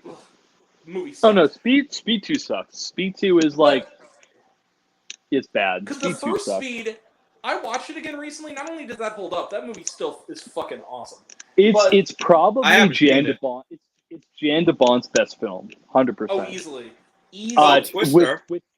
Twister's number 2. I think Speed's a better movie, but it's a hell of a lot better than The Haunting. That's for fucking sure. That is Mike true. Flanagan did that better a decade later. No, I was gonna say, but here's the thing that actually makes movie 43 worth it. This is the one. No. Those two bits are funny as skits. This, I think, is the one actual touch of inspiration, and that is the fake black and white PSA about the kids in the vending machines. Like, I actually genuinely think that's a smart, funny little skit. I feel like what I'll say is like every anthology that exists, you're gonna have good and you're gonna have bad. What I've noticed, it's not the Kentucky Fried Movie. The best anthologies, though, are from the same director. If it's the same director doing a bunch of like Kinds of Kindness, right? Trick or Treat. Trick or Treat, fuck yeah. But like ones where it's just one director. 2 is pretty good. Overall. Yeah, and I feel like if you have a bunch of like 1 or 2 directors that know what they're doing, it's a fine time. But when you're doing this, where it's just, but the problem with this isn't even an anthology. Collection is good. They're just throwing possible rejected SNL sketches at the wall, and a lot of them aren't. See if they could fit. they're trying to fill up a runtime, and frankly, a lot of it doesn't work, and that's why I think it's a terrible fucking movie But for that my reason. thing is those 3 skits. Like, if they were to put that on something like, I don't know, I gotta say, Mr. Show Movie or something like that, it wouldn't feel out Maybe. of place as a I guess gag. so. Well, I and gotta say, also, movie Or like 43, Kids in the even Hall. though yeah, movie Kids in the 43, Hall, even right. though I never seen it, it looks like a paycheck film for the actors and actresses. It looks Trek like Nemesis? what I kind of Yeah. assume when it comes to movie 43 was that the director had dirt on a lot of people, and Yeah. they kind of did it as it was a blackmail movie. I think. George Clooney told them Probably. to fuck off allegedly when they offered him a part. My thing with movie 43 though is, like, again, as certain skits on their own, like, I think, like I said, especially, I will die on the hill for this. The Emma Stone Kieran Culkin one, I think, is genuinely fucking funny as a piece of, like, anti-humor. Like, I think that is genuinely funny. That one Yeah. and the Machine Kids one are 2 really good. Ooh, Like, those almost are did. Adult Swim level skits to me. That's Brand, And you're then the almost rest- in 3 hours, which is awesome. I know. Before we get there, Whoop. I will say there's also one line in the worst skit that I thought was funny. The Which worst, one? I think the worst skit in the movie is the Chris Pratt Anna Faris one about the shit on my chest and shit. Yeah. Yeah, that part was That's a stupid, but there is fucking that sketch.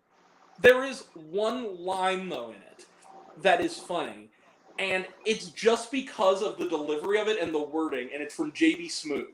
There's a scene in that bit where he's talking about he's like Chris Pratt's buddy, and he's like going up to her and goes, she asked me to shit on, like, she asked me to do to poop on her, and I just don't know if I can do it. And JB Smoove says something to the extent of, like, but see, you're misunderstand.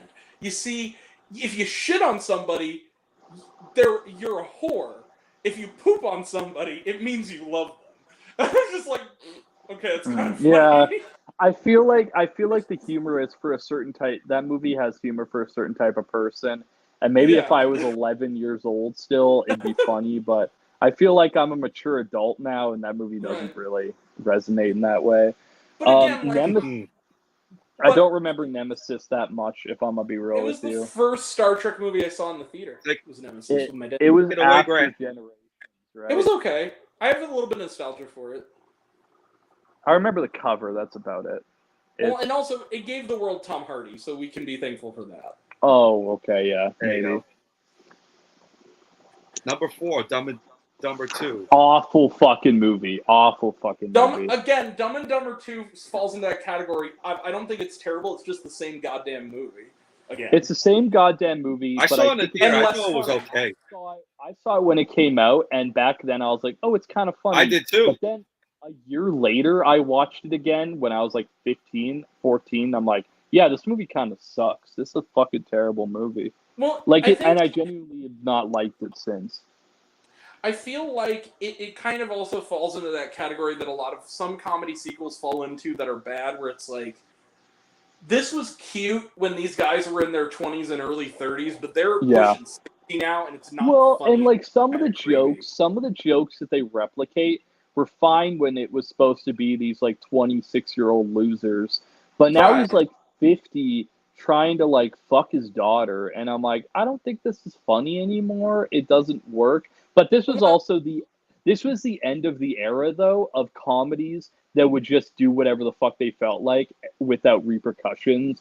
And then about 2016, 2017, probably when Trump got elected, everyone got real like, maybe we shouldn't be making certain types of jokes, and maybe we shouldn't be pushing ideas into our filmmaking. The Asian adoptive parents bit was really kind of racist and shitty too. There's that, and there's just like a lot of like jokes in there where I'm like, this is not funny, and I don't know who would think this is really funny. Them trying to be caretakers for an old lady, and then they accidentally put their hand in Yeah. and blow dust out. I was like, bro, like it's not, that isn't funny. Like you can do sex. Like look at Bottoms. Bottoms. Okay, that's what I'll bring up. Bottoms has a joke where the joke is literally Rachel Sennett saying, "Who here has been sexually assaulted? Put your hand up." And it's funny because of the context. And I think that that's what's missing about a lot of these era of comedies, 2008 to 2015 is the context matters, and a lot of these movies just told jokes without context. And But the the other jokes thing about Bottoms, Yeah. but I think the other reason that contextually why that kind of joke works in Bottoms, same with the stuff about the kid wanting to blow up his school. yeah, that's fucking I great. think the reason that shit works in that is because of the context established right at the beginning that this is not is set in a heightened cartoon This universe is a that is not like fantasy. our own This at is all. David It's Lynch surreal. directing a. It's David Lynch directing a high It's school like movie. it's like if Bring It On were like if Bring It On were directed by Tim and Eric.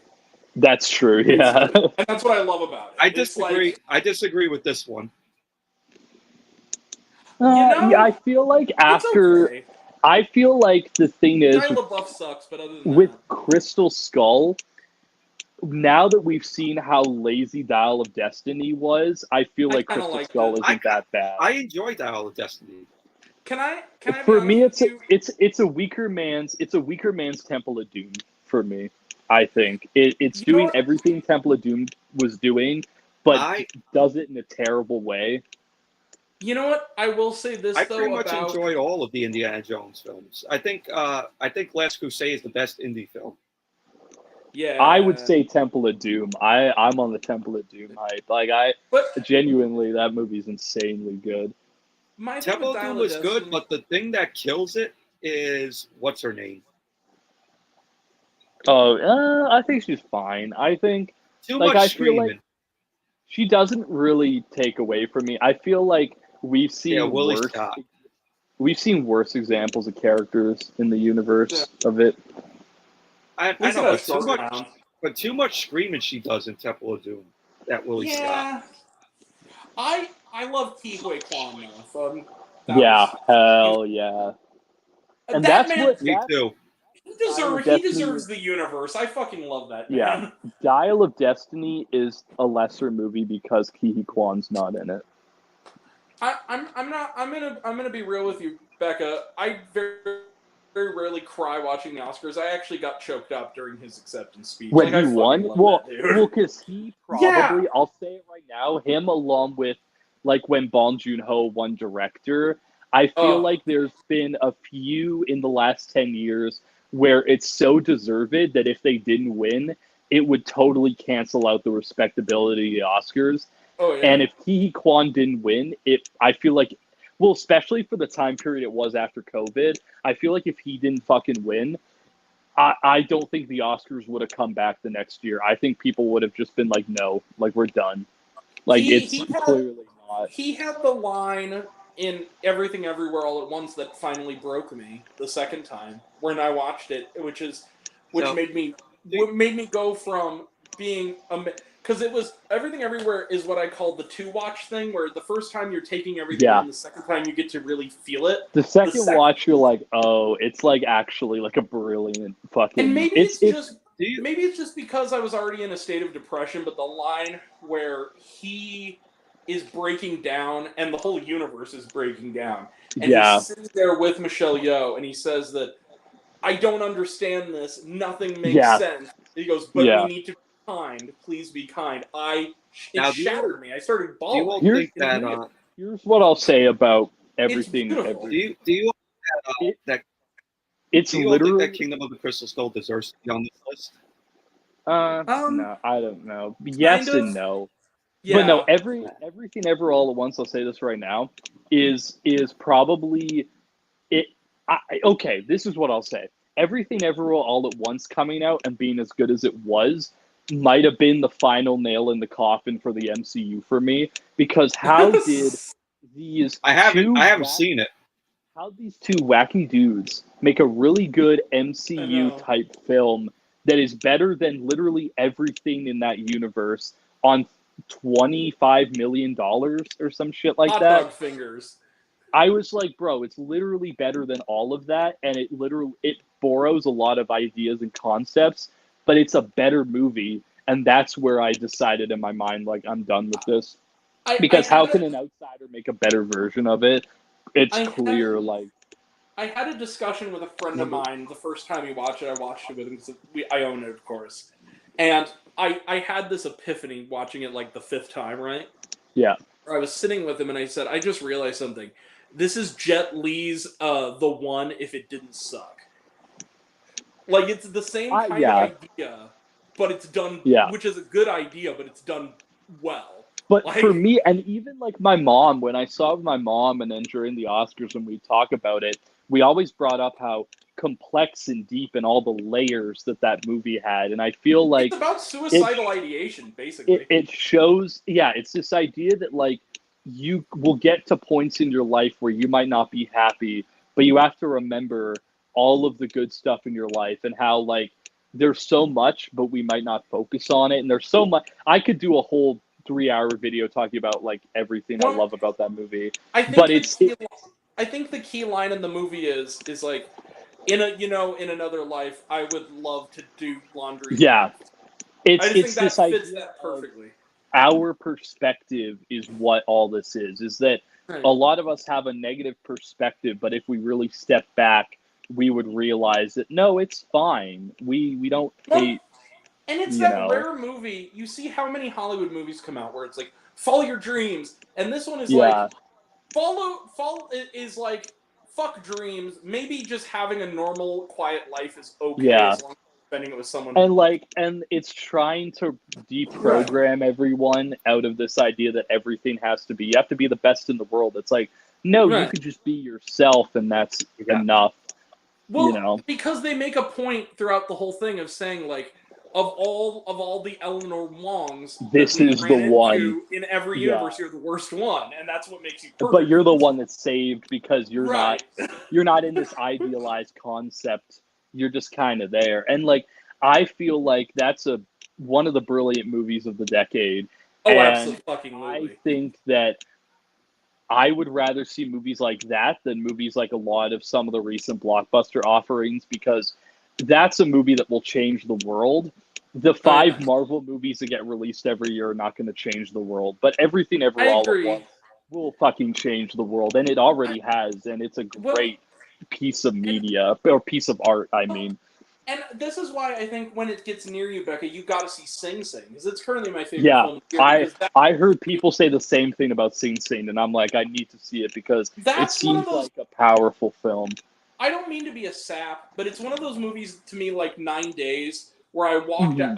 Honestly, I wouldn't be surprised if on rewatch it's one of my best of all time, because it's one of those movies that it's about hope. It's about hope. It's all these like prisoners who are part of hope, and it's realistic. It's not cliche. And the whole thing because it's based on a true story, because all the actors that are the criminals are actually prison. Yeah, but here's the other thing: people. Divine Eyes, who plays himself, he also co-wrote the script. So the whole thing is it's almost documentary-like. It has a rawness to it, and the way that it's done, you leave the theater, and I did this after I saw 9 Days, which is one of my like top 5 favorite movies ever. Oh yeah, where I left the theater not only weeping but looking at the sky and just thinking, I am so glad to be alive.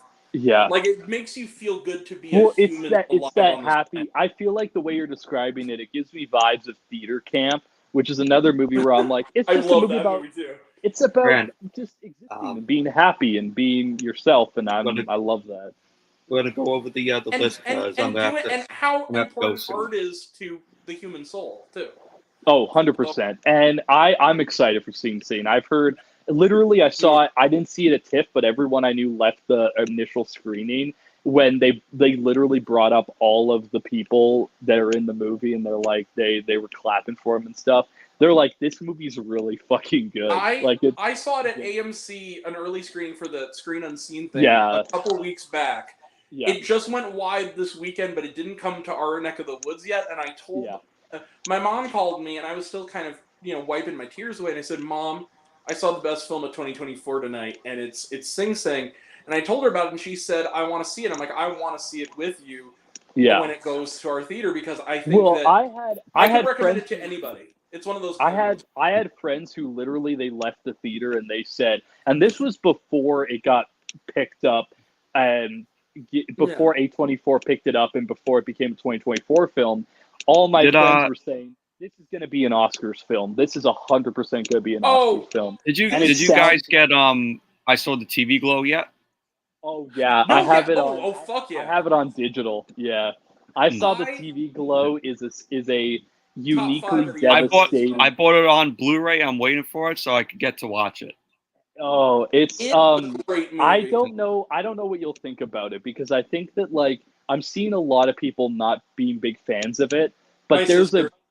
there's a truly personal component to it of the people who are going to think that it's devastating and actually terrifying are the ones who are in the boat of the movie. And that's why I would say it's probably like the scariest fucking movie of the entire year. Because I'm like, I get it.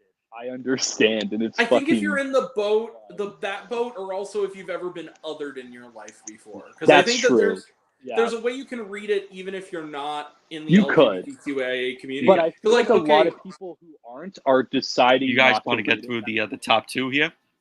yeah, I gotta okay. talk.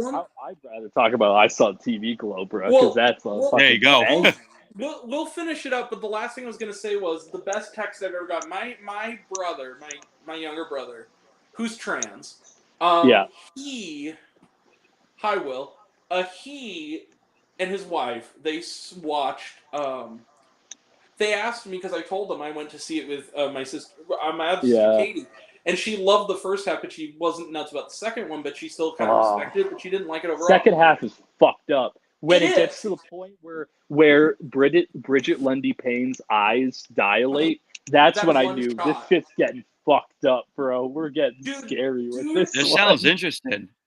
This film sounds interesting. That fucking one-er monologue she does that goes on, bro. for And then the performance of what's her name, King Princess whatever, who does Psychic Wound, and she's fucking screaming in the mic. I'm like, oh, we're going somewhere scary. I still when I'm in my feelings, I listen to the fucking Phoebe Bridgers song for that movie and cry my fucking yeah, that one. Or that's a there's beautiful. The Caroline Polachek track is a banger too. It's genuinely one of the best movies of the year. It might be my favorite movie of the year, and I think the reason why is, and I had friends who literally, I had a friend who saw it at Sundance, and their response, they texted me right after, and they said, yeah, most of the time I was watching this movie, all I could think of was, you're gonna love this movie. And it's because it's so fucking raw. It's so... I felt that way to my brother, because I was like, I love this movie and I think you're gonna love it too. And so the first time they watched it, I'm sorry, not she. I'm thinking of my other sister at this point. My sister, not my brother. My brother, rather, because I saw the movie with my sister. And then my brother, a couple weeks ago when it came out, I guess on digital, he rented it, rather, he and his wife. And sorry, I'm getting my wires crossed. They rented it, and he watched it, and he texted me, and I said, "How was I Saw the TV Glow?" And he said, "I mean, it was good. I don't really know what the big deal is." And then 2 days later, I was getting out of my screening. I turned my phone back on. Who is it? My brother, who said that, like, in the 2 days since I watched it, I found myself drawn back, and I watched it again before the rental period is over, and he said, Grant, you're absolutely right. This movie is a fucking masterpiece. I saw it twice in 2 days, and I think that it's one of those films that, like, it hits. It's one of those movies that I've heard a lot of people say this, and the I ending agree. especially. I don't think I've ever seen the idea of dysphoria and how people will push stuff to the side and pretend that it's not as a way to, like, nostalgia, cope for a little and the way that nostalgia pulls us, and then we look at it with hindsight and realize it wasn't as good as we were. I've never seen this done so vividly ever in a movie, and I think that it deserves brownie points for that. Like, it's so genuine. You know a movie is great when the only nitpicking criticism you can have is that Fred Durst being there didn't make sense. Like, the only nitpick I have is that I wish it was like maybe 15 minutes longer. I think that it would have been cool to get deeper into the world, but I get why they did it the way they did. It's a great fucking movie. I think it's Specific genuinely things. There's specific things in Hey, this Grant, movie that are so true to life. Oh, yeah, sorry. Where like people, you go over to a friend's house and they record all the episodes of the yeah. show. You stay up late. Like I did. Yes. I did that with like Twilight Zone and Goosebumps and shit. So like Dragon I Ball guys, I'm Z gonna have was to it cut for it me short. when my yeah. I'm friends gonna would have to sleep. go. Dragon Ball Z and Ren and Stimpy. When my mom would go to sleep, we would sneak downstairs at 2 a.m. and watch reruns of Dragon Ball Hell Z. yeah. Fuck yeah, it was my forbidden fruit, and eventually she found out we were doing it all along. And I was like, whatever, you've seen it. I don't give a shit anymore. You can watch it. It's fantastic. Fantastic fucking movie. No, I love Yeah. that fucking Oh. movie. Yeah, it's a great movie. Genuinely And also like one of the best. the cameos too, like Pete and Pete. Like, come on. Hell yeah! Like when I started to see, and even like the ad they had of like watch the pink opaque, I was like, yo, this is like them Are You Afraid of the Dark ads. Like Dude, I it was feel so like fucking snick. It wasn't even funny. it was Like, Snick that's in the what I'm saying. WB. I left that movie and I was like, this is the closest film I've ever seen to replicating the feeling of Crybaby Lane. Dude, I was like, this is nuts, bro. Like, dude. Okay. I All I the way, remember the all the way down to the creepypasta. all the way to I the listened to the font creepypasta of as a the opening kid. credits of the Yeah, show, looking I like I Nickelodeon shit. Like, I remember the creepypasta as a kid and being like, that sounds fucked up. And then I watched the movie because it was on YouTube. And I've never found a Crybaby. movie. I've never seen a movie since then that has emulated that feeling of Snick and weird Snick like lost media. But this movie did that. This movie somehow feels like it would be lost. This show would be lost on the Lost Media subreddit. And Freaking Candle Cove shit. yeah, 100% Candle Cove shit. And I was like, that's what I love about it is it clearly Jane grew up with creepypastas like I did. And every film, the 2 films they've made so far, are literally just creepypasta horror movies. And I'm like, that I'm down. That's literally what I did. That's the horror shit that I watched as a kid. So Michael had to leave because his computer was The getting last slow. two I saw, Yeah. were Rise of Skywalker and which I Highlander personally 2: The Quickening. Okay. Highlander 2, they made fun of it on Siskel and Ebert, and I agree with a lot of Which their points. is another one of like the Mount Rushmore fucking reviews. Like Yeah. some of the lines that, you know what the best part of that whole review was? Watching Roger Ebert's expressions when he said the title is just the best. Like when he's he's talking like, about it, he why goes, like they're like, Highlander why the 2: The Quickening, and then he just goes, what a title. And then they go to this the is whole a thing, and then he bad goes, fucking title. and then he just comes over and he's just like, he starts the review, he does like the description, and then he goes, so Highlander 2: The Quickening, and he's just like, gee, what a title. Just really. There's that. I think that's a bad movie. On the Rise of Skywalker front, The director's cut's alright. I don't think Rise of Skywalker is the worst Star Wars film. I would put 1 and 2. Attack of the Clones is worse. Attack of the Clones is worse. I would say to some extent Phantom Menace is worse. I liked but Last Jedi. Fuck those haters. I did like I'm gonna be real with you. Last Jedi It is took the best risks, sequel. which was refreshing. Other than maybe Empire and Star Wars the original, it's the best sequel. And Rogue One. Last Jedi. Rogue One goes hard too. I feel like this whole list that was shown, it really is. It's what I expected. I'm kind of a little bit disappointed that there isn't some weird choices on there.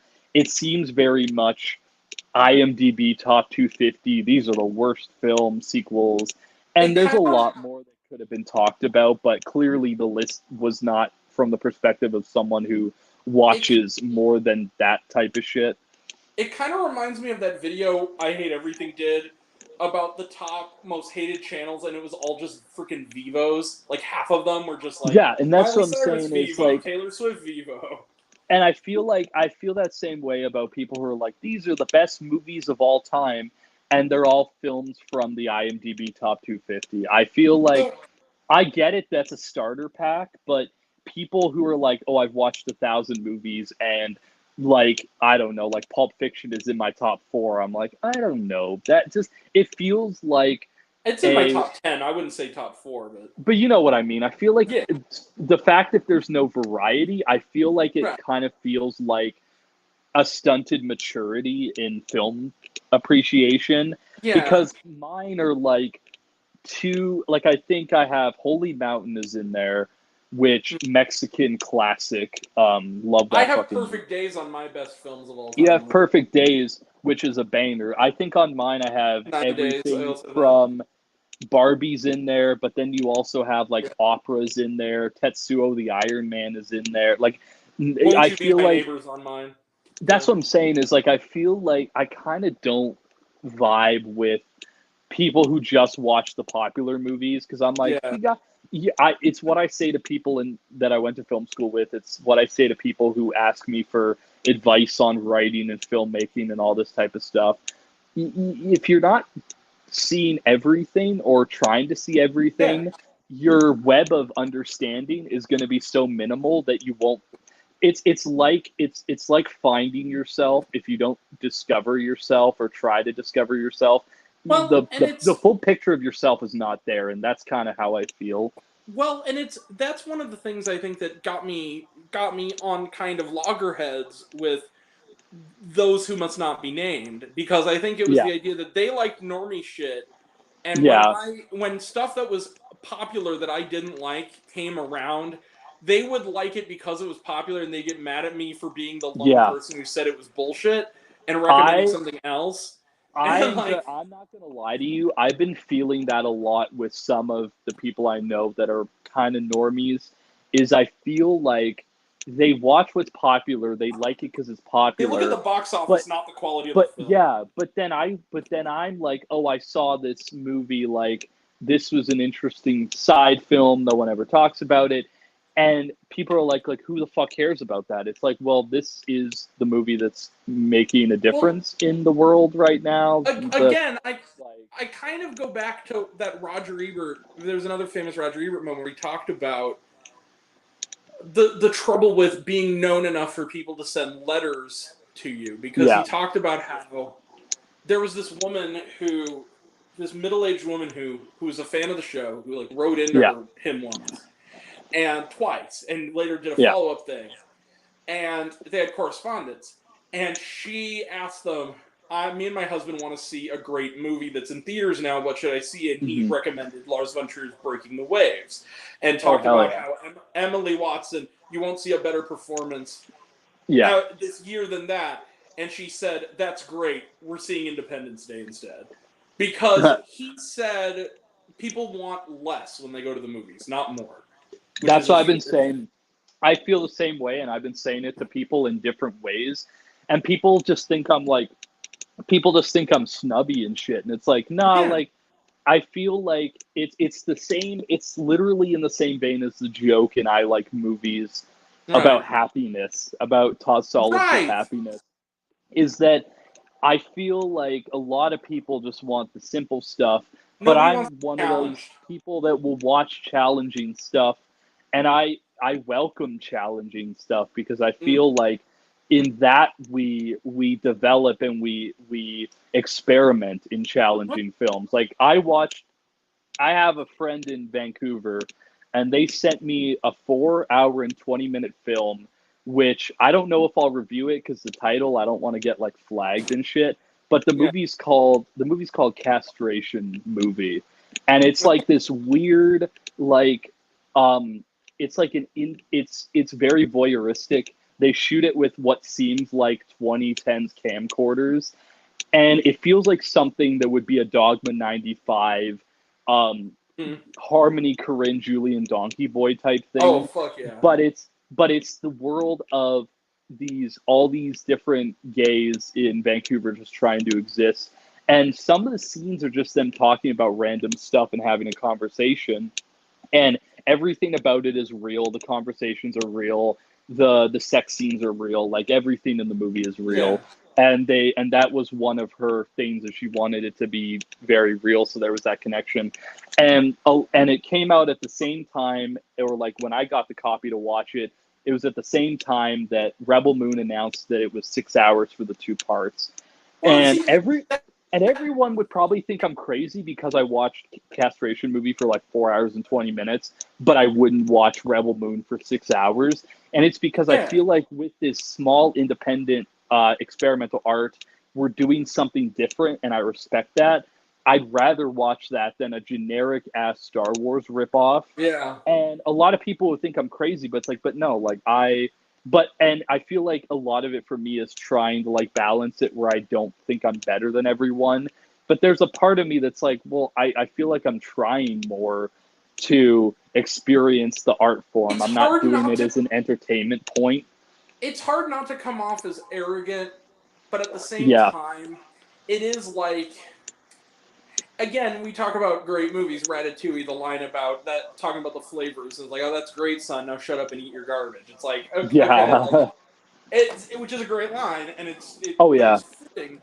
But like I'll give you a great example, because I don't mind long movies if they have meaning, and I'll give you a great example. Hell yeah. So I was talking about how I bailed 20 minutes into the director's cuts of Rebel Moon. Yeah. Earlier this year, I didn't put it on my list. I don't even think I reviewed it because I was just kind of like, my list already has 2 ties, and if I do another one, people are going to run me off of this platform. But earlier this year on PBS, I just had PBS on, and I heard about this movie, and I recorded it, and I just watched the whole thing. It's this movie, it's this, and I love this director anyway, like, but Frederick Weissman, who always does these long-ass documentaries. Oh, Weissman, yeah. Oh, yeah, you're talking, are you talking about... Menus Plaisir?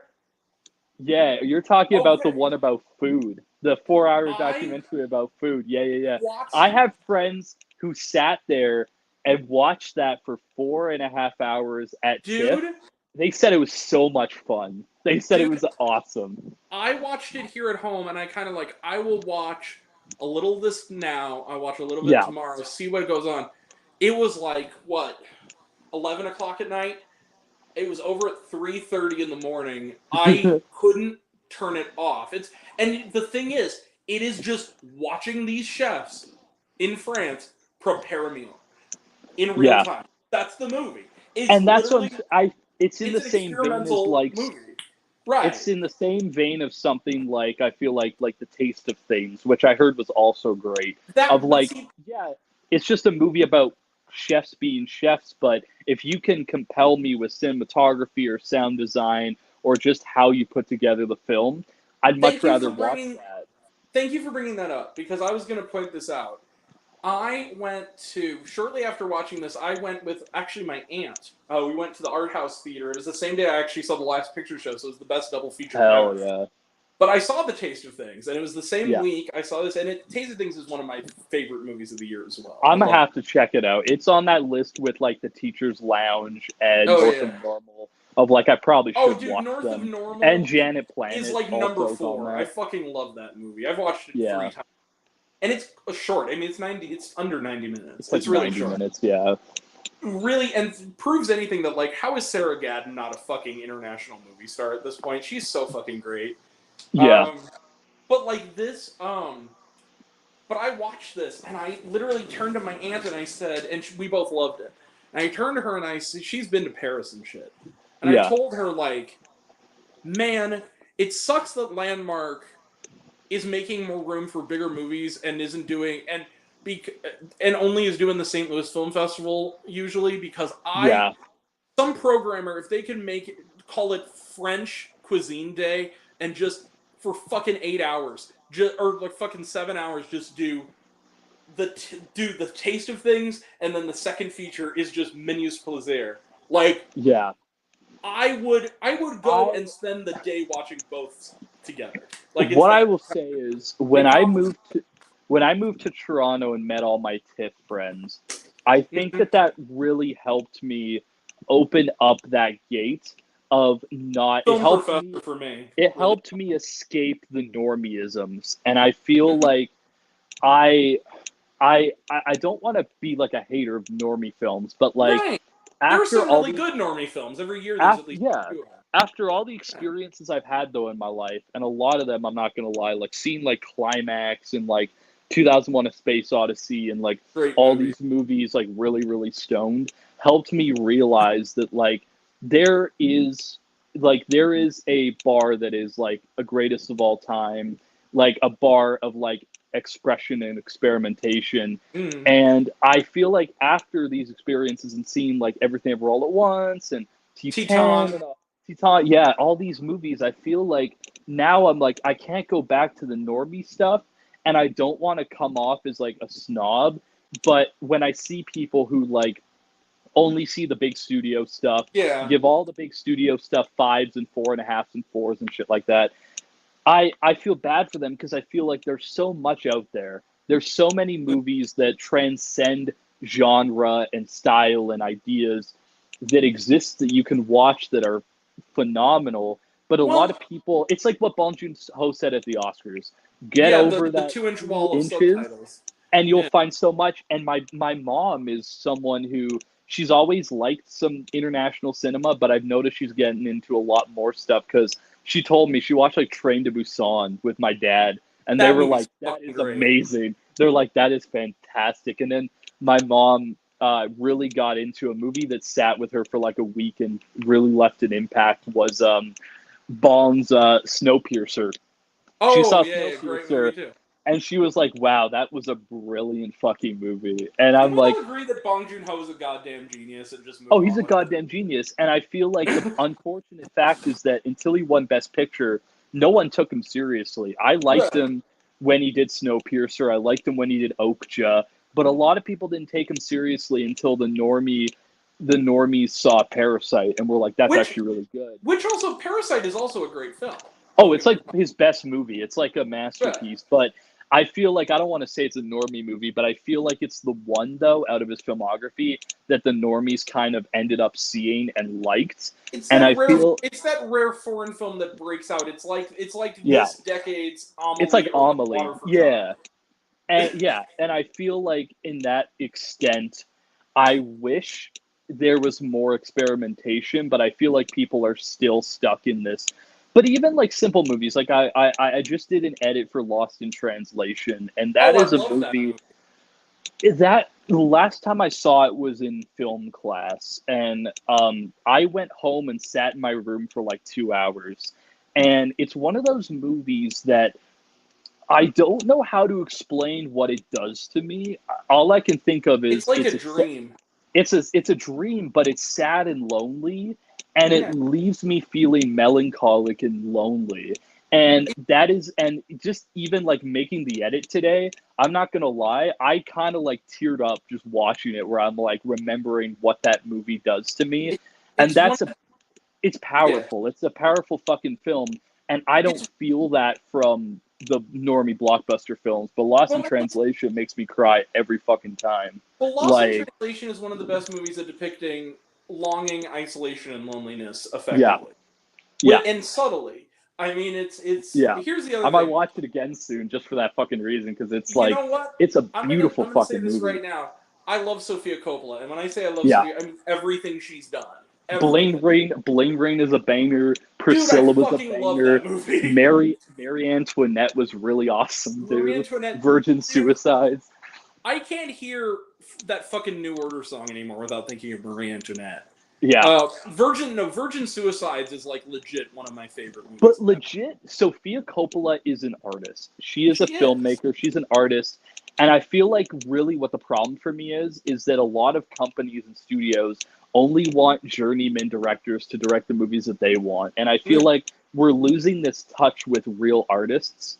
And not to say they're gone, because I'm friends with a lot of people that are, and I know a lot of directors that are, and there's a lot of people coming up that are.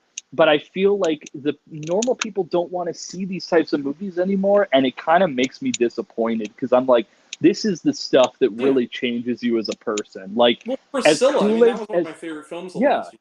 I love that fucking movie, and Kaylee Me Spaney too. is so good in it. Like, I feel like as fun as the Endgame experience was to see it, I don't think that movie changed me as a person. But Everything Everywhere All at Once sure did. I thought it Titan worked sure did. in regards to ending the Marvel movies to That's that. true. As an ending to a serial, sure, but it doesn't have any emotional weight for me. It's not a movie that I look at and I watch and I'm like, Yeah. it makes me tear up, or it makes like there's movies I watch and it makes me The feel last emotion. scene makes me you know? tear up a little bit just because I love Captain America and his story arc. I guess so, but but you know what I mean though. We're like, Yeah, I there's get what you're saying. artists making art, and then there's people making films because it makes money, and I I feel don't like I think wish. any scene. I agree with you that like I don't think any scene in Endgame should be on the same kind of movie montage with like scenes from like the fucking Godfather or Yeah. anything. Yeah, I mean like or Titanic. Yeah. And I feel like a lot of people, and I got into that whole conversation with someone when Deadpool and Wolverine came out on Twitter, and I was like, something about how, I was talking to Sash Raquel about it, and I was like, you know what, like, if people like Deadpool and Wolverine, that's cool, and she was happy that they're going into the campy mode with Robert Downey Jr. and all this stuff, and I said, sure, that's cool, but I don't want to hear people complain that the movies aren't getting Oscars or the movies aren't getting artistic representation when they themselves are not pieces of art. I don't want people to complain anymore because there's a difference between art and there's a difference between entertainment. And I feel like there's true artists and there's journeymen. And I don't want to hear Marvel fans complain about not getting Oscars or not being represented by these and then you boards kind of arts.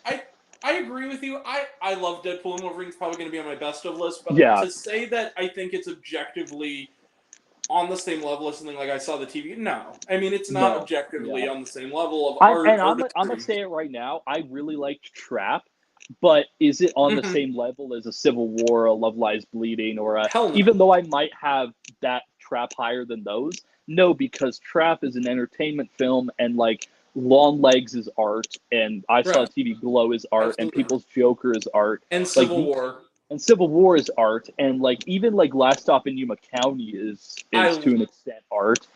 But I feel like the line for me comes when what is the point of this movie? Is the point to franchise? Is the point to kind of build a universe, build a franchise, continue something, feed the fans what they want? Like if it's this like McDonald's of filmmaking, I don't think movies.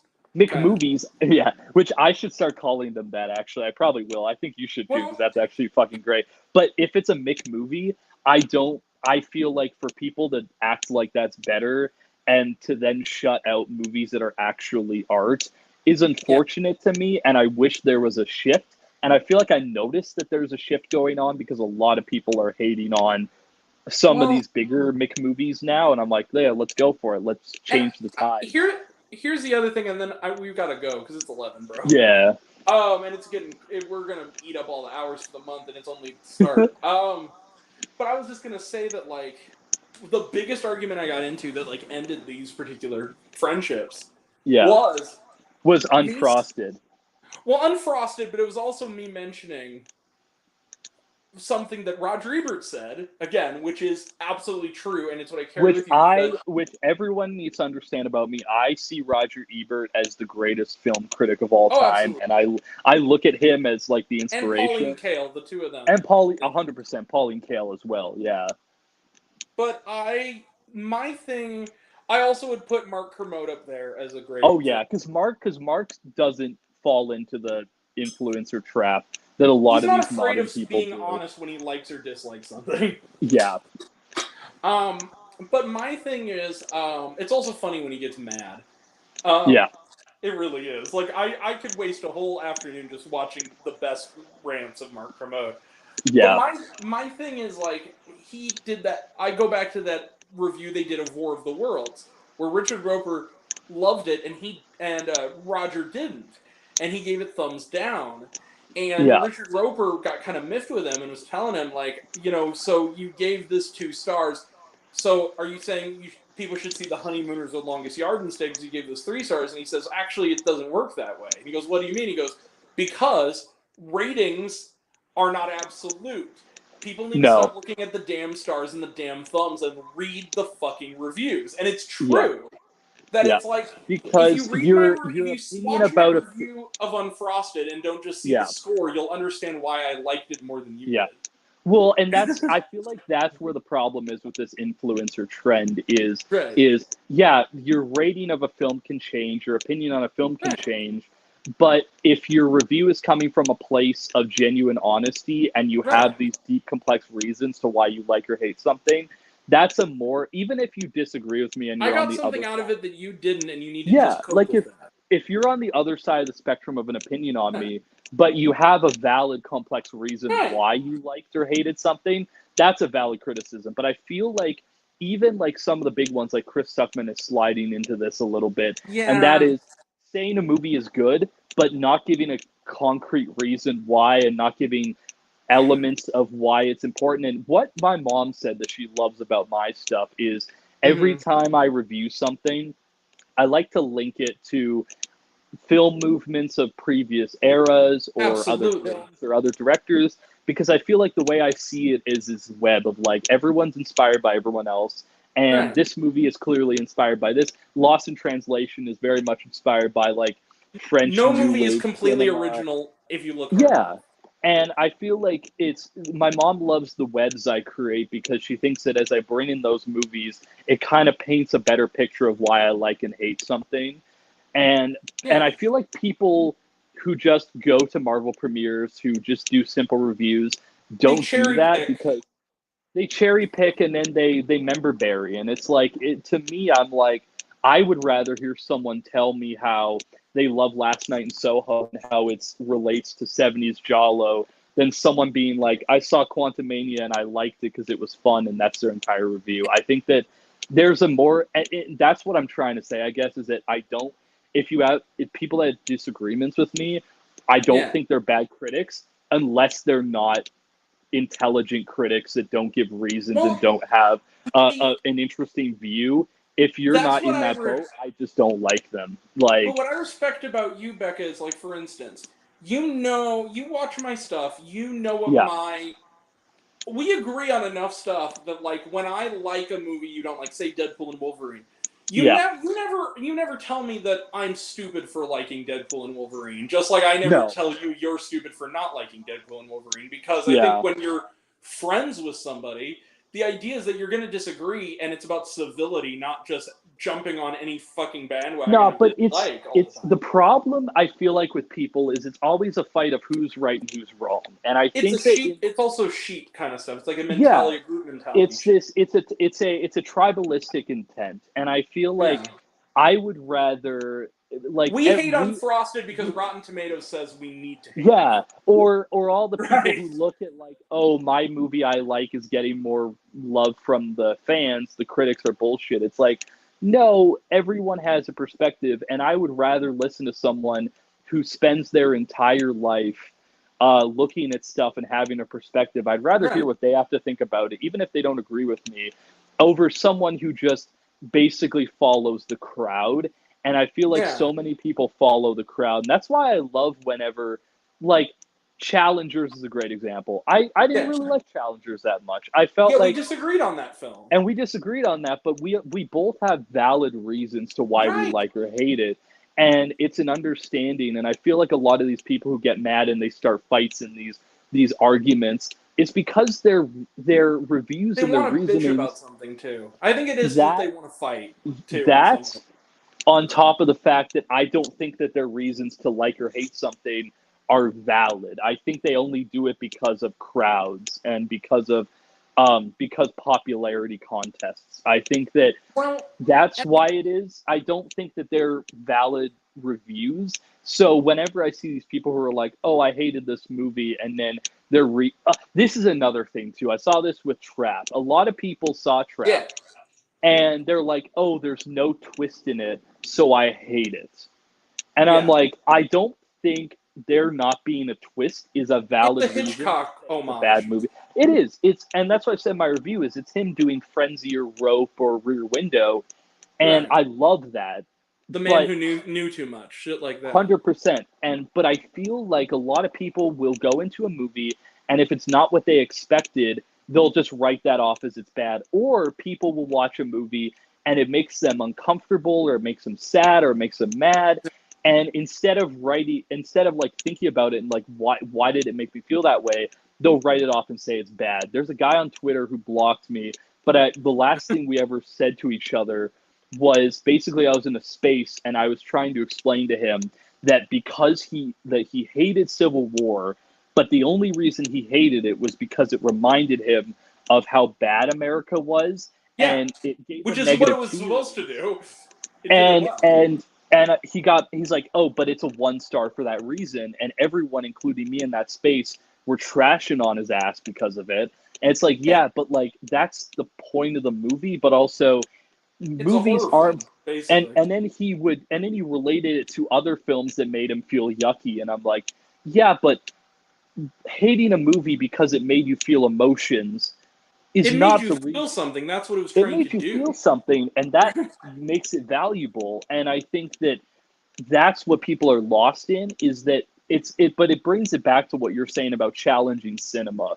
A lot of people don't want to watch a movie that is something different, something against the grain.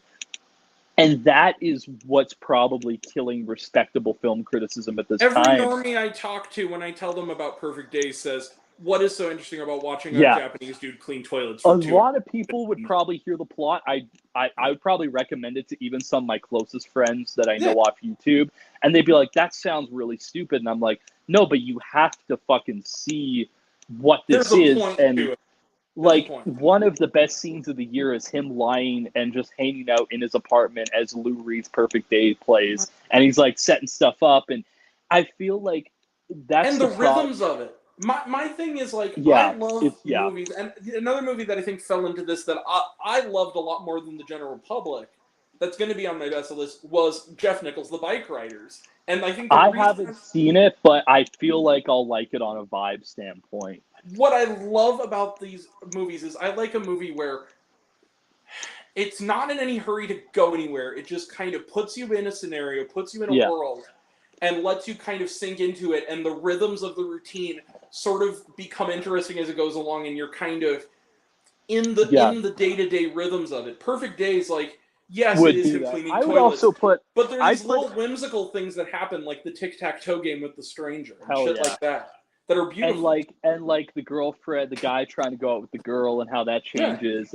But like, I would throw Aggro Drift in that same category of it throws you in this world. And it's basic, but it does something unique. I feel like that's the problem. Do it. Wake up. Do it. I've noticed that, at least with people I know too right now, I've been feeling that same exact thing, which is, how serious are these people about the art of cinema? And I think it's kind of driving a wedge, because I feel like people will, like, I showed someone Spring Breakers and they fucking hated it. Dude. But then they're the same person that really loved the SpongeBob movie when we watched it, and I'm like, one of them is art and one of them is a movie based on a series. Like, it's just like, I could see the division going on there. Spring Breakers, I'll tell you something, because you could argue that is maybe his most accessible movie. That or the Beach Bum. Maybe the Beach Bum a little more so. I probably would start with the Beach Bum, because everyone loves that Jimmy Buffett stoner energy. But, real quick, I was just the Spring Breakers thing, and then we really gotta go. The Spring Breakers thing, the thing that's great is that, that was the last and by far the best movie we saw during that weird period in college when we were just seeing whatever was on when our class got canceled.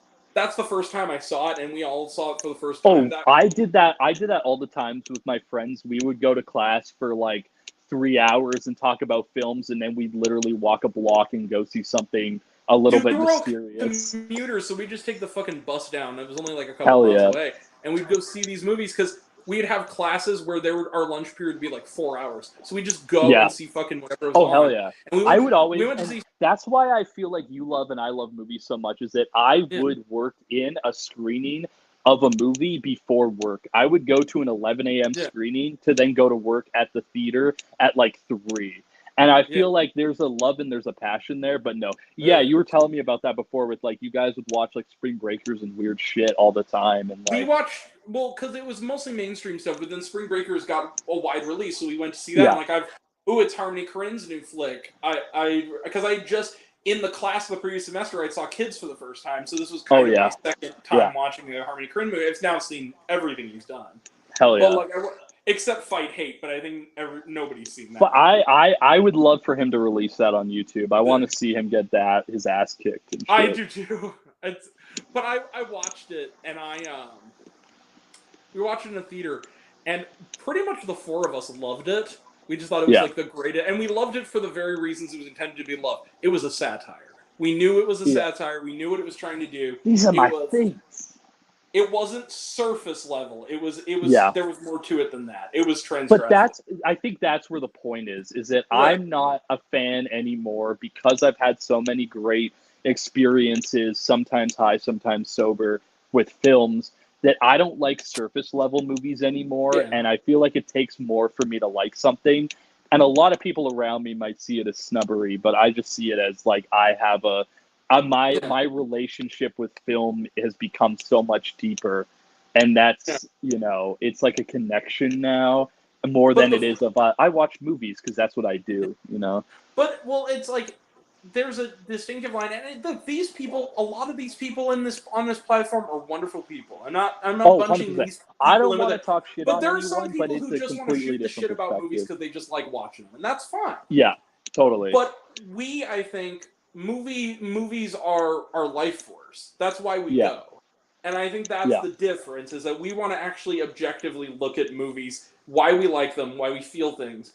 And like you understand, you don't like Deadpool and Wolverine, and I do. Well, but I think we have an artist. I have a deep connection to that character that makes it hard for me not to enjoy that movie. True. No, but like we both look. I feel like the difference is we look at them as critics, as artists, as filmmakers, writers. That's how we look at it. I feel like a lot of people will be like, "Oh, I review movies on YouTube," but the way they'll look at it as just a member of the general I saw a movie public. today and I want to talk about it. Yeah, it's a general public thing versus movies are my lifeblood, and there's no problem with both of them. But I feel like the constant validation of just normal people watching movies has kind of diluted the criticism in a way. And I'm trying to keep it alive, and the people that I'm a part of now, and everyone that I've worked for before, they all want that to be alive. They want the real film criticism to be alive. Like, and that's why I like that I'm writing for Rolling Tape, is that in my interview, they said right away, they're like, we want diverse voices, we want interesting mindsets. And I love that, because other people would just, if you were to do like maybe IGN, they'd be like, oh, well, we want you to cover a red carpet. But with them, they want you to actually like see weird shit in the corner theater. We want you to see a film that you vibe with and tell us why you relate to it so much and why it means so much to you. We want you to go see Coup while everybody else goes to see Deadpool. Well, that's what I'm saying. Like, they have a Coup review out because a couple people on the crew went and saw it and they liked it and they wrote a review about it. It's a great movie. But even me, like, I'm not, like, the review I'm doing this month for them is Alien Romulus. I have a Revenge of the Nerds article review coming out like on Saturday. But I also am doing a fun little thing because TIFF is happening at the end of the month, where I'm choosing 10 films from Midnight Madness that I love. And that includes like People's Joker is in there. Hell yeah. I think Freeway 2, Confessions of a Trick Baby. You've got shit like It Follows is in there. Titan, I think, is in there. Yeah. I think one of the Tetsuo films or one of those like cyberpunk films is in there. But I chose 10 films from the last 30 years that I really Lords of Salem is in there. And I feel like it's my way to talk about really fun, weird cinema I love. And the fact that I have this opportunity to do it on a website is what I love. And that's why I love being a part of their stuff, is they want that. They don't want like 5 people to go see Deadpool and then just be like, thank you, Disney, you are our overlords. Like, they want people to just like see everything, and I love have this a movie walk. because the check cleared. I mean, Yeah, I like this movie because they invited me to a premiere. And no, they would rather hear you be like, they'd rather me go to like a superhero film and be like, I didn't like that, and I would rather see different types of films exist. yeah. Because they'd be like, well, that's your honest opinion, and they want honesty. I guess that's the baseline of it, is that like Mm. there's a difference between influencer, normie, general public, and actual film critic, film appreciator, film provocateurs, And and you know, that's line needs to still exist. And I think for anybody watching who are like, what are some modern things to go on? I have a few recommendations. In the podcast world, Linoleum Knife, really great Yeah. podcast. They talk about everything. They talk about blockbusters, and they talk about things like Menus Plaisir. I would say even jump into film festival season when people see stuff, read that. TCM has always been a great thing for TCM me. Talking Pictures. Yeah, I would FilmVerdict.com say is a great anything. site. People who talk about the Criterion Collection, I think that opens up the door of like, I have some weird fucking shit on Criterion. I love Daisies. I have Blue is the Warmest Color on Blu-ray. Look, yeah. I have the Solo Blu-ray. Like, it's just like, you gotta like, I feel like it's opening up the gates to stuff you might not know or you might not think about. That helps a lot. And I know we give that recommendation every time we're on live, but I think it's important of like, widening the horizons is the best thing you can fucking do, because you'll find things that speak to you. Well, and also on this very platform, yes, they're not official channels, but like that old TV basically has an archive of almost every episode of At the Movies ever with every host. Yeah. And then on top of that, if you like some of the stuff from the people who are still alive, like Ben Mankiewicz, Matt Singer, stuff like that, they have things like What the Flick, which I know no longer exists, but they're archived. Or if you like the people on that, Breakfast All Day podcast is great. You know, like you can read people's articles. Like, I know, like, well, yeah, you've got like Leonard Maltin, Alicia Malone. Like, you've got all these people who live and breathe Wesley cinema. Morris, like him. Yeah, all these people that live and breathe cinema that are not looking at it on a subjective, like, political reason, and are also not looking at it as these companies want me to say it's good. And those people, I feel like once you've seen enough critics, you can sniff out the bullshit. And I think that at some point there's an acknowledgement. Like, I feel like it's pretty safe if someone's going to talk about, if your channel, you're going to talk about like when The Substance comes out, I'm going to talk about it. I think it looks awesome. Yeah. But on the same channel, I'll talk shit about like, I didn't like Deadpool and I didn't like shit. And I feel like, I hope that with that sentiment, people could see that I care about the small films. I care about the films that are like interesting and different and innovative. And I hope that kind of like resonates with people who read my stuff. And I think it has, because people loved my People's Joker article. There's stuff that's come out where people are like, that's great. And I like how you wrote that. And like, I'm trying to do that. Without you, Becca, there are some movies that are There's some weird shit. There's some weird shit I discovered that I'm like, guys, you have to see this. And it reminds me of the era of the video store, of finding random movies and being like, guys, you got to see this fucking movie. Yeah. And I love that. I think that that's more interesting than only watching what the corporate drones tell you to do or tell you to watch. Going to Blockbuster and renting the DVD box set of Clerks the Animated Series until you literally accidentally forget to bring it back. Like, that's what I'm saying. It's like, I feel like if, like, even like, that recommendation for anyone that's going to end up watching this, Cuckoo comes out next week. I'm excited. If you're not, I already got my ticket. Wanting to watch something that is the stereotypical studio blockbuster, what I heard from Cuckoo is it's not going to be for everyone, but it's a nice slice of feminist giallo cinema. And that's something that I think everyone can. And it has Hunter Schafer in it, and that's never a bad thing. Yeah. And let's be honest, she's never done a bad role. Not really. Ever. No. I mean, Well, speaking of Hunter Schafer, I think this is the perfect place to end it, and I will end it with this. So I sent my brother, who's a Miyazaki nut bar, I sent him in a group chat with my sister-in-law that I had this epiphany watching Ponyo again, because it was the first time I'd watched it since it first came out theatrically in the States like 15 years ago. Yeah. And it was my first time watching it, the subbed version. And I texted him during the movie, and I said, I just realized something. Ponyo predicted the Tortured Poets Department before there was the Tortured Poets Department. Wait, did it actually? And she said, what do you mean? I'm like, well, think about it. I had this thought pop into my head. Caught with his DNA unbuttoned, screaming, but daddy, I love him. I'm eating his hammy, and you should see your face. The whole movie is about a girl wanting a boy and her dad disapproving. It's basically But Daddy, I Love Him as a film. Oh, 100%. I never thought about that. I told him, I was like, it's the Tortured Poets Department 15 years before there was a Tortured Poets Department. Yeah. So, yeah, Ponyo's underrated. Go see Ponyo. It's in theaters this week in the U.S.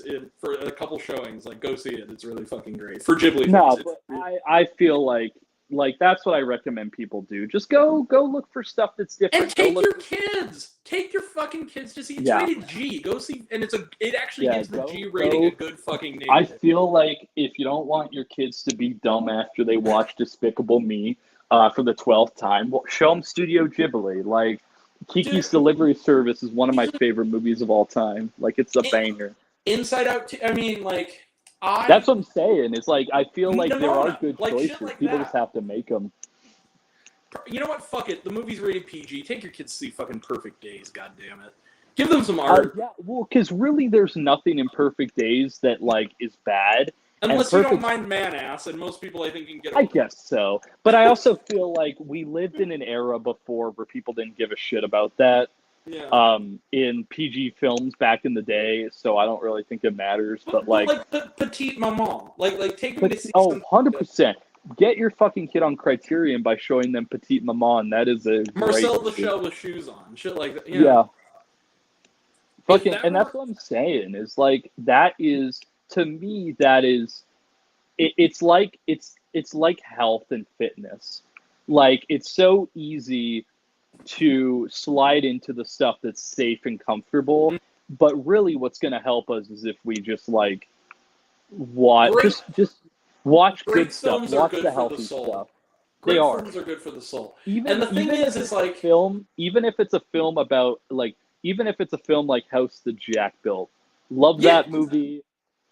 I would say that's more good for your soul than like Spider-Man No Way Home or Far From wherever fucking one you want to. If you want something uplifting, fucking Sing. I mean, shit like that. That's what I'm saying. It's like, it doesn't matter if the content might not be all uplifting. I think that people will be better artist appreciators if we watch real stuff. And your mind expands. The thing is, it's like what you can handle in other forms of media expands when you start. That's true. I mean, my thing is because a lot of people are closed-minded about what they want to see, and once you open that mind, it's like there's so much to watch. I'll tell you something. My earliest, and we gotta end it. My earliest movie memory that really stuck with me, because I remember the first movies I saw. Like I saw Mouse came out, shit like that. Oh hell yeah! Was going to like way after the fact. We used to have like a cheap seat theater at a mall. Oh hell yeah! They closed we had one in. We had one in West Edmonton Mall that we saw Space Chimps in. Like it was like the cheap $2 theater. This is the theater I saw like fucking Ghost Rider and Fantastic Four Rise of the Oh hell yeah! So it was one of the situations where if my mom didn't want to see a movie, she'd say, "Wait till it comes to COD." Oh yeah. You were telling me about this last time, and you guys decided to go see. What the fuck was it? I'll say. We went in blind because there were no trailers. The marketing in the States for this movie was non-existent. Because it was like an international thing. Yeah. It was Spirited Away.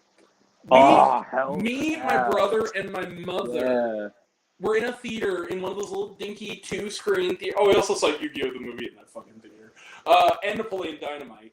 But like, I was in that theater with you know what? Fuck it. Yu-Gi-Oh! The movie is childhood. I'm sorry. No, but that's what I'm saying is like that's what I love about it. That's what I love about going to film festivals is a lot of the time we don't know what movies are what. And sometimes we don't even have a trailer. So I love to go in and just be like, what the fuck am I going to see? Dude, and a lot of the saw time, I Fresh at discovered so Sundance, much. that was one of the coolest things Oh, ever. yeah. They had no context And of what it was about. Fresh is one of those movies that, like, my sister watched and was like, that was awesome. Like that's a movie that no one would really put on, but if you do, it's like, it's a great fucking time. I love that. But it's about taking the leap. You got to take the leap into something that might be a little, well, and even in like a world context of my own life and existence, I've realized that like some of the best choices I made in my life were choices that felt like it was a little bit rocky or a little bit like what's going to happen, like me moving to a bigger city or me doing this or me doing that. I feel like they're always the best decisions are the ones that are like, oh, these are a little scary, but ultimately they build me into a better person. And I think also when it comes to children's movies, I think kids are more attentive to what they see in movies than people give them credit for. Well, people want to write off kids as dumb because most of the stuff that's being made for kids is dumb.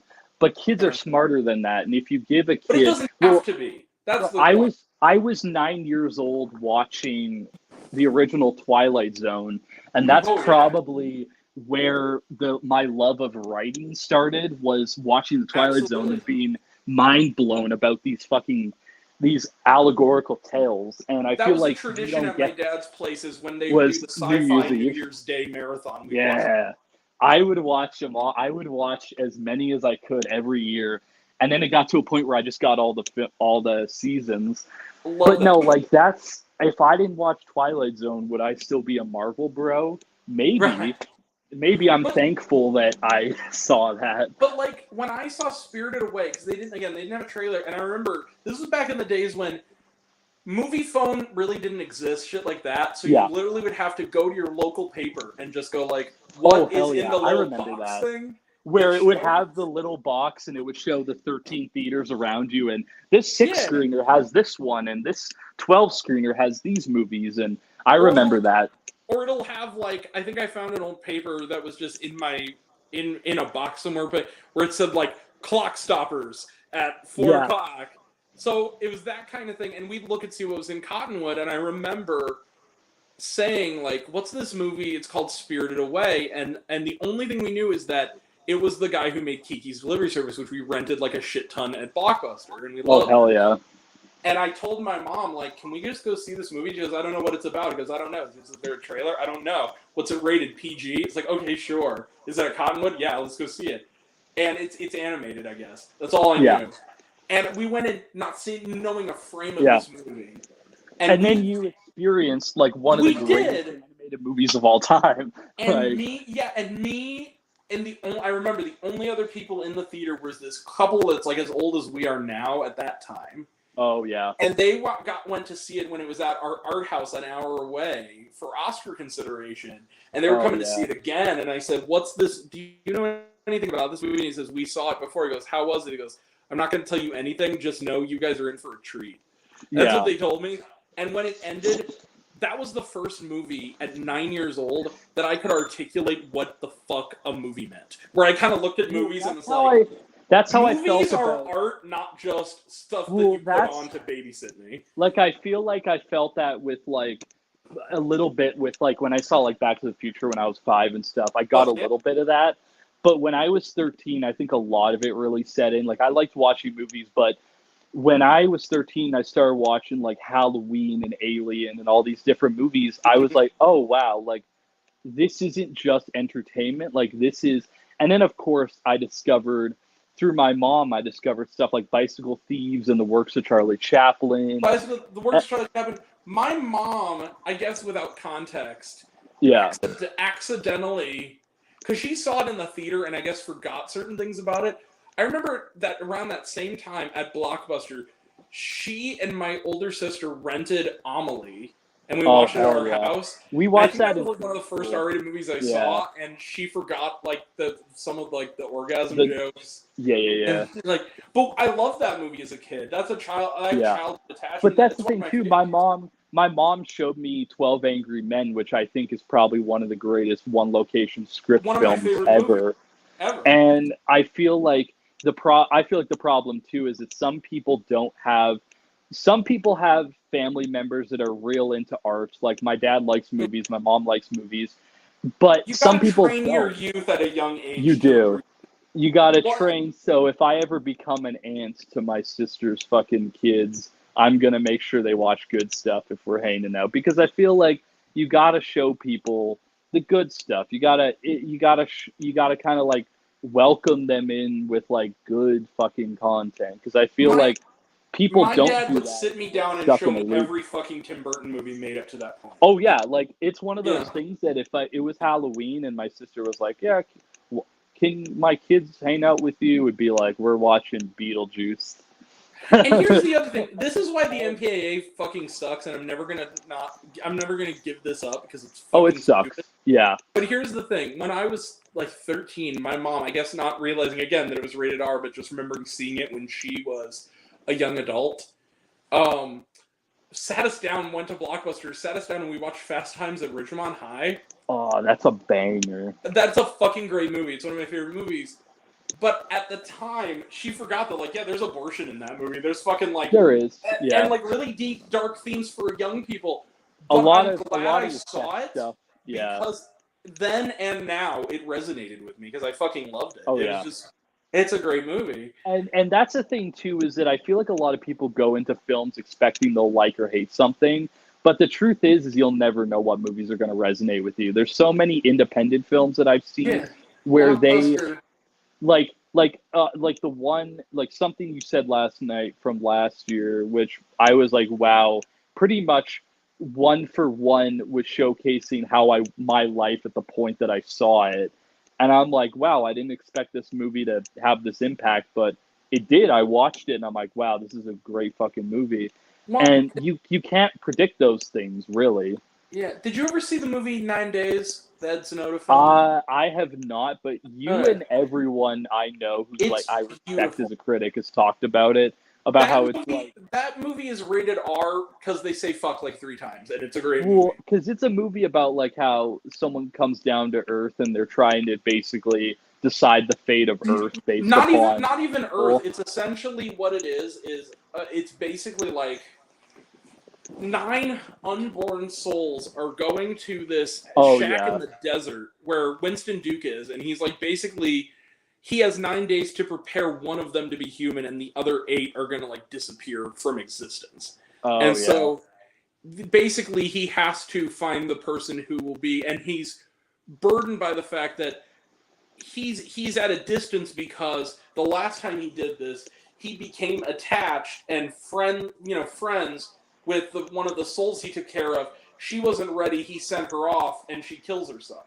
And so he's reckoning with the fact that he messed up, and now he feels like it's his fault. Yeah. Right. And then Zazie Beetz shows up, and she has that same spark that this other woman had, and it starts to make him question everything he stands for and the choices he's made. And what's beautiful about it... And the thing about this, I'm watching the trailer, it's a one-location film in a shack. Absolutely. And it's over 2 hours. I love a film that can have one location or one locale and focuses entirely on characters and script and delivers something of... This was on the list of like a lot of people's best of the year, and I never got around to it, but I was like, this actually sounds really fucking cool from what everyone always told me about. They shot it in Utah, and they shot it in this beautiful cinematography. The thing, and then we gotta go. But this is kind of why it had that kind of effect on me, is because it was early on when I was doing my channel. It was one of the early reviews I did.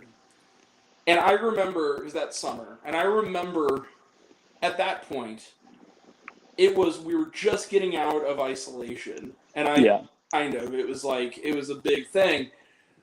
And that whole year, I've never felt more suicidal. It was like one of those situations where I'm like, I don't want to live on this planet anymore. I hate... It was a wild time. It was dealing with COVID, but also dealing with all the racial shit going on. And I didn't think living on this planet was beautiful anymore.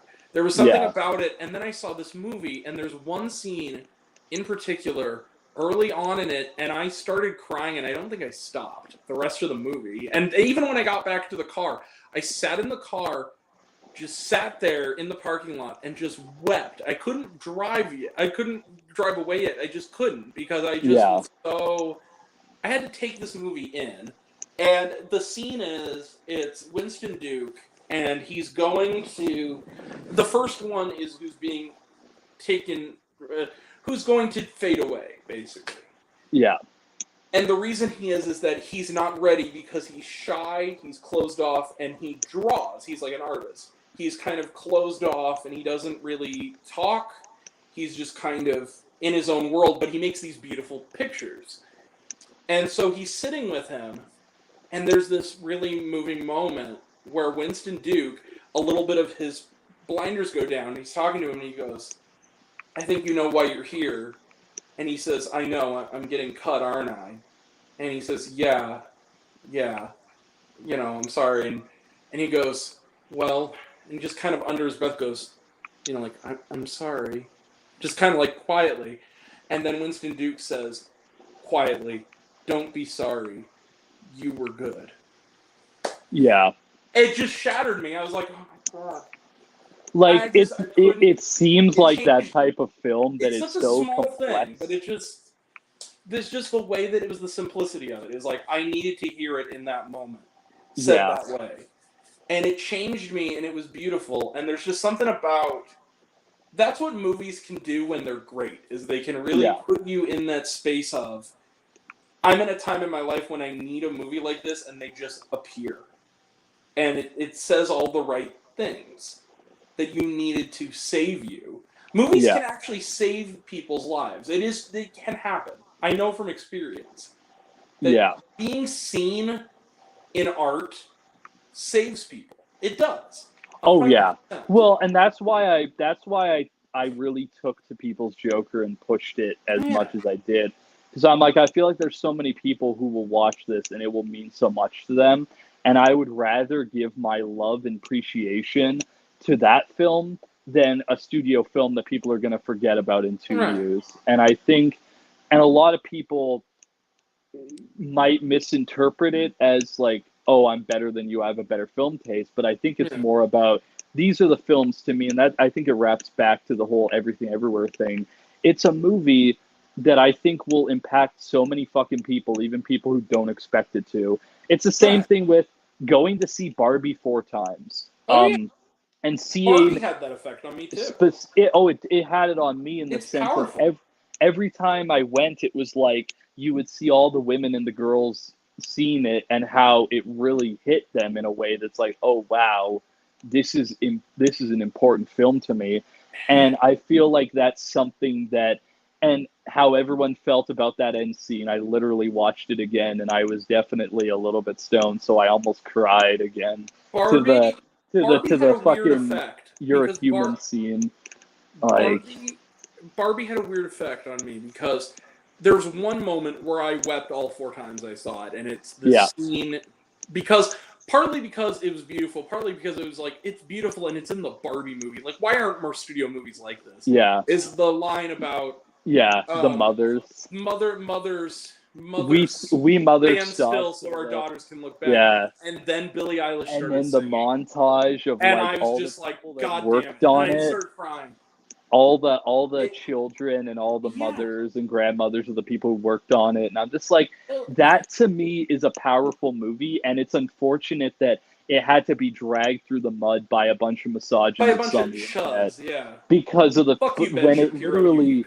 Yeah, when it literally is probably the most impactful movie of the last year. I could say I love like Agrodrift and Bottoms and stuff, but no movie left an impact on society like Barbie did.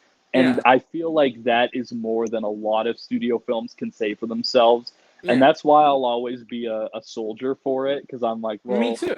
It's literally I said it in my review, It's a toy commercial that gets invaded by a Charlie Kaufman. I was saying to people, it's my formative blockbuster. Like how some people had Matrix, other people had Star Wars. This is the movie. I said it. It was like in 1968 when people saw 2001: Space Odyssey, or like 75 when people saw Jaws. It's like, this is an important part of cinema, and it's only going to get more important as time goes on.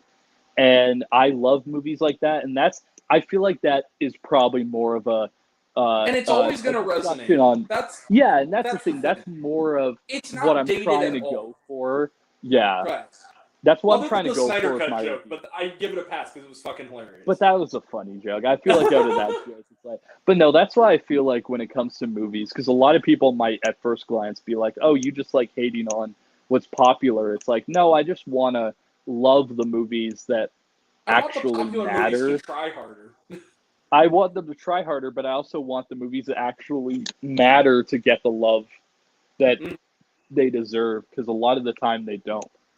But I'll tell you something. You know what moments started making me cry on the fourth and fifth time, and I don't know if it was just the fact that I noticed it, but I didn't notice. You know how sometimes you'll notice something, but you won't notice it in a certain way until you do it again. That was me with.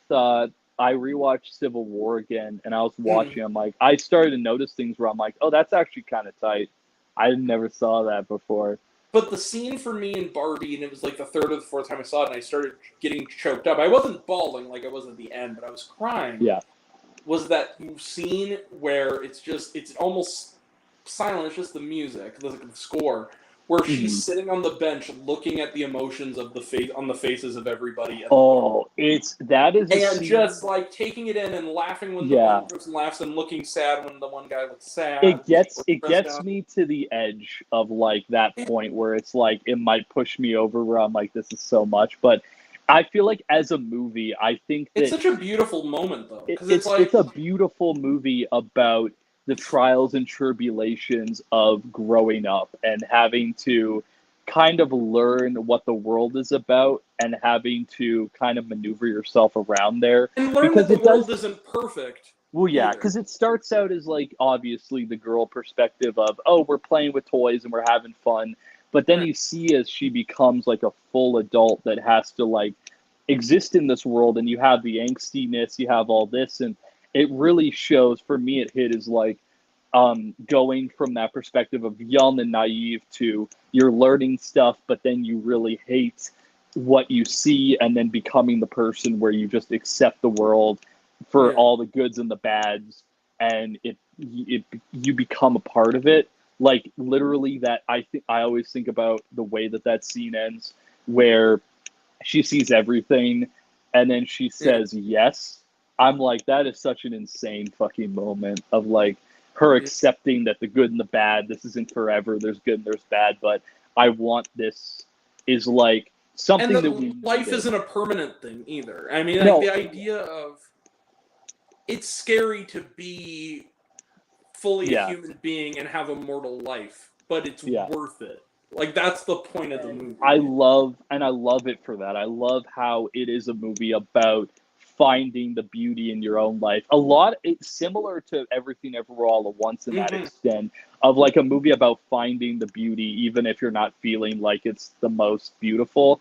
And it literally the scene with the mothers and daughters is literally, it's the same way I feel about the scene where it's the montage of Ki Kwan.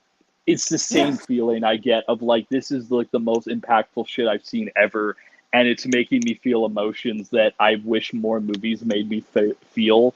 Because I feel like sometimes I could feel dead with films like, oh, I don't feel a lot coming out of this. It's easy to get cynical when movies try too hard to get an emotion out of you, or and movies treat that you like you're stupid. Yeah, or movies that don't try to really say or do anything important. But when you have a movie like that hits you with a scene, it reminds me of how much I love art because of what it can do to change you. Because I think that's something we both feel, because we see so much in the year that you get to a point where you see so much that doesn't hit, but then you see that handful of films that really hit, and you're like, wow. And sometimes you see a lot of films that hit, and your list is longer than other people's, and people need to just deal with it. Like my thing is like, I kind of put Barbie in the category with Everything Everywhere in the sense of, first off, it's doing two things a movie should do. It's showing me something I haven't seen before, and it's also doing it in such a way that it's not just aesthetically. on a psychological level, it's doing something I haven't seen before, and what it's tackling and how it's tackling it. And I think that is rare, and I think it's deserving of celebration, because I think that movies like that, we need more of those and less of like the Rebel Moons of the world or the Garfields of the world. And I agree with you. There are movies that I like that fall into that category, and I can acknowledge that. But I genuinely feel like the movies that are going to have the impact for me, and I'm going to leave the legacy of loving, are the ones like Barbie and Everything Ever All at Once that I'm like, I will always be a stark defender of those movies because of that. I kind of came up with this when I was in college. I had this question I posed to my fellow film students when I was doing like a oral report on it, which I said, I think the key to a movie, I kind of figured it out, is do you feel like a different person walking out of something than you did in any way? And if that's how you feel, whether it's popular or not, you have to be honest and did it leave an impact on you that you're not the same person before you saw the film?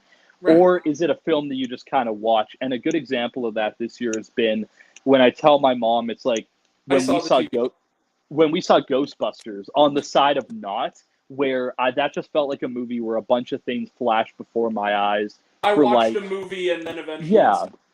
And eventually, is it good? Is it bad? Is it fun? Did I have fun? All this bullshit. But yeah, you compare it to something like I saw the TV Glow, where I genuinely thought about that movie for a week. Yeah. And that movie made me compartmentalize my life and how I was looking at the world and how I was looking at, even to an extent on a music standpoint. Oh, yeah. The soundtrack fucks in that movie. But on a music level, one night I got really, really stoned and I listened to Preacher's Daughter by Ethel Cain. And that's an album that, like, for a while I had this feeling about the Midwest and about where I grew up is like it's negative and I didn't like the Western energy. But after listening to that album, it did something to me where I thought about it for a week. And now I look at the world not as pessimistic as I used to. And that's what a fucking hour and 20-minute album did to me. Just closing my eyes and listening to it. And I feel like that's art. That's art, and that's what we should value more than just stuff made for money. I know that it's maybe too popular to give as an example, but fuck it, it had an effect on me. I felt the same way listening to Stick Season by Noah Kahn. That album. Well, even the first Billie Eilish album. Oh, fuck when that dropped. Like, there's a 3-track run on that album where it changed me as a person when I heard it. And I feel like songs that rip you open, stomp your heart out, and remind you that you were an angsty teenager when the party's over is that for me. Yeah, but I would say the I weep when I hear that song. The 3 run that punches me is, I say this to a lot of people, it's the Elo Milo, Listen Before I Go, I Love You, like 3 run of like that shit. Somehow hearing that for the first time, I was like, wow, like it fucked with me. I was like, that's insane. Because it's so much. Make a song list of songs that I can't hear without it resonating. That song, when the party's over. All Too Well, the 10-minute version by Taylor Swift. Is on there. I know. I'm trying to think of songs that fit into that level of songs that make me feel emotions where I'm like, Jesus Christ. I will say the Jeff Buckley version. One I will say that a lot of people might not understand, but people like it's a song I heard during COVID and it kind of helped me through of my emotions, and it was off a Kid Cudi album, Just What I Am off Indicud, which is the intro song from King of Staten Island. That song, I heard it and I was like, man, like it's bringing me to an equilibrium point emotionally. Dude, we talk about greatest albums. Man on the Moon by Kid Cudi has to be. Oh yeah, I feel like, and that's what I'm saying is I feel like I don't know why this. Oh, you know why this is. I'll tell you why, because I was thinking about this of why is music. Why are we getting a better run of music than movies? And I think it's because we live in a world now where movies are so they put so much money into them, and they're a gamble, they're a monetary thing. But a lot of people just make music because they want to make music. A good recent example of that is the Chapel It's their Rowan. diary, basically. The Chapel Rowan album that finally popped off. Like, that is an amazing album, and I think that it's literally impacting so many people, and like that's one that I'll go back and I'll listen to like a lot. Like, there's so much on that album where I'm like, that they're all great tracks. There's been a lot of good albums this year. I really love Tortured Postburn. I love Vampire Weekend's Only God Was Above Us. So I haven't heard that one, but that one is one that I need to listen to. One that the Charlie XCX album, I feel like not mentioning that is like, that's probably the best album I've heard this year so far. Brad's good. Guts by Olivia Rodrigo is good. That is true. The only thing I count that as a last year album because the reissue came out this year. It's the same thing with my sister suggested me. She's seen Hosier this year, and she suggested me the new album. I'm not putting it on my 2024 list because the deluxe came out, but I listened to that one from last year, and that was another one where I'm like, wow, that was a great album. Like, that's a great. Dick Season, I love. I'll say this, and then other songs I think that are, like I said, Hallelujah, the Jeff Buckley version, just rips me up. Hell yeah. You know what other song, as a child of an acrimonious divorce, that makes me cry when I hear it, and you could argue if it's a song or not, is fucking We Cry Together by Kendrick. Oh, hell yeah. I was gonna say my fucking guts that was every time that I was hear on that my song. mind. I love listening to that because it feels like you're in this so world. Real, man. Yeah. A song that my sister and I bring up to each other, and that's one that we both feel about, is 4th of July by Sufjan Stevens. Oh fuck yes. That song is insanely sad, but my sister and I make jokes about on every 4th of July about it, but it's literally one where it's like that is a insanely emotionally destructive song, but I think that it works so well and it makes me feel it. It's a song I have to skip when it comes on loop because I'm like, I don't know if I want to sit here and cry right now.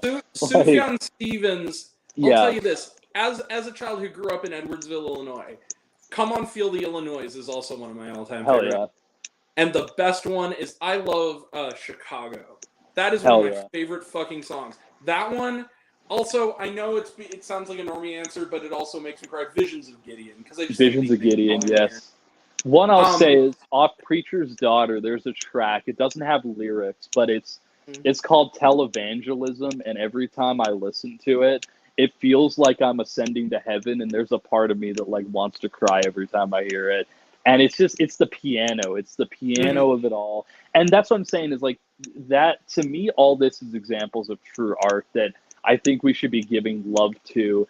And I feel like it's my journey as like a provocateur like of art, like someone who like shows art to people, someone who like preserves it. I feel like the stuff that really I care about is the stuff that's gonna have a deep impact on society. Like, yeah, we could say I had fun with Space Jam: A New Legacy, but is it one that I really care about? Not really. Yeah.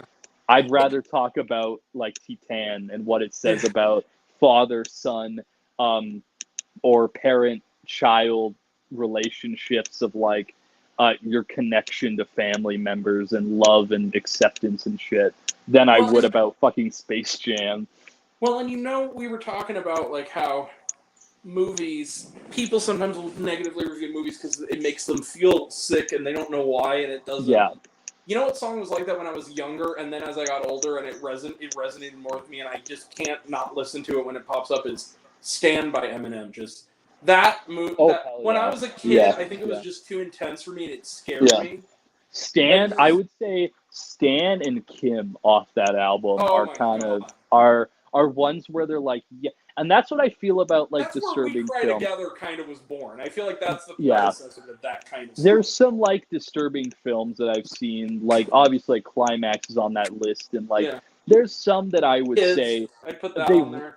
that resonates with me where I'm like, yeah, it's fucked up, but like I think it's important that we talk about it and we really like appreciate this art. I feel like with Stan in particular, I feel like that came out, and I think a lot of people criticized it because they roped it in with the fact that Eminem was kind of the Slim Shady guy at the time, and he was doing the They kind saw of it as edgy. edgelord shit. Yeah. But when you really listen to that song, what it's about, if anything, it resonates more now, because it's this thing about mental health and the fact that we never realize how sick somebody is until it's too late to figure it out. Or the way that people will leech on to things that they like and they appreciate as ways to try to like deal with their problems, but ultimately the two things collide. And I think that's why I liked Trap so much, is that the way I describe Trap to people is it's a film about personal keeping your evil side and your good side. It's about addictions and how that addiction can affect the people around you if it becomes too much, and how there is a good part of people. Everyone has a good element of themselves, but it's a choice that we make to be good or bad. And that's why I would put it over Deadpool and Wolverine, because I feel like Trap is saying something real genuine about stuff like addiction and like choosing to be a good person, even though it might be hard sometimes. You know? Well, and I see also, like, when I was a kid, I think I kind of read it as people who weren't intelligent read it, which was that Eminem is Stan and there is no counterpoint. It's just like, he's doing this shit. But then when you're older and you realize what it's about is Stan writing to Eminem about the fact that going more unhinged with each letter, and also understanding that Stan not only is mentally ill, but is in the closet. And he can't handle the fact that he's still in love with Eminem, and nobody's acknowledging his true self and is trying to keep it down. And so by not writing back, he feels like he's continuing to not be acknowledged by the world, and it's breaking him more and more into psychopathy. So then at the end, when he finally writes back, the tone shifts, because his voice when he's Stan is obsessive, and when it's Eminem, it's stable.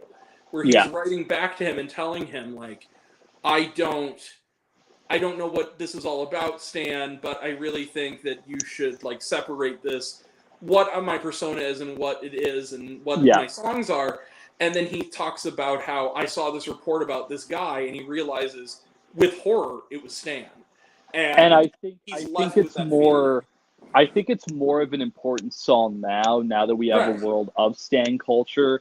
And there's a lot of people who obsess over, like, a big chunk of that even ties into Swifties. Like, a lot of these Swifties have underlying mental health issues, and it becomes it comes out as more of a obsession over something or someone. And I think that I do look at that, because a lot of people will look at that song and say, oh, it's edgy, but I'm like, no, I see it as like it's an important discussion on, as you said, mental health and how these things kind of resonate in our lives. Well, and bringing it back to the opposite side of that equation with like We Cry Together, I think that it's the idea that people think that it's simple to just say, if you're in an abusive relationship, just leave. But I think the point that song is making is a realistic one, which is that when you're in that kind of relationship, it's not that fucking simple. And the idea that they're fighting each other and they're yelling at each other and they're saying the quiet part out loud finally to each other loudly, and then it ends with them talking sweet to each other and having sex, and then it's like another day and nothing happened, is what makes that song fucked up, because that's the way. Well, probably because also I'm happy that things now I started the show Made, and I think that's a good representation of it with Margaret Qualley. Oh, that's a good show, yeah. But I think that a lot of it also comes down to the fact that the depictions of certain things have not always been the most accurate. So people see stuff, and it's not just that; it's also representation of people in other situations that isn't correct.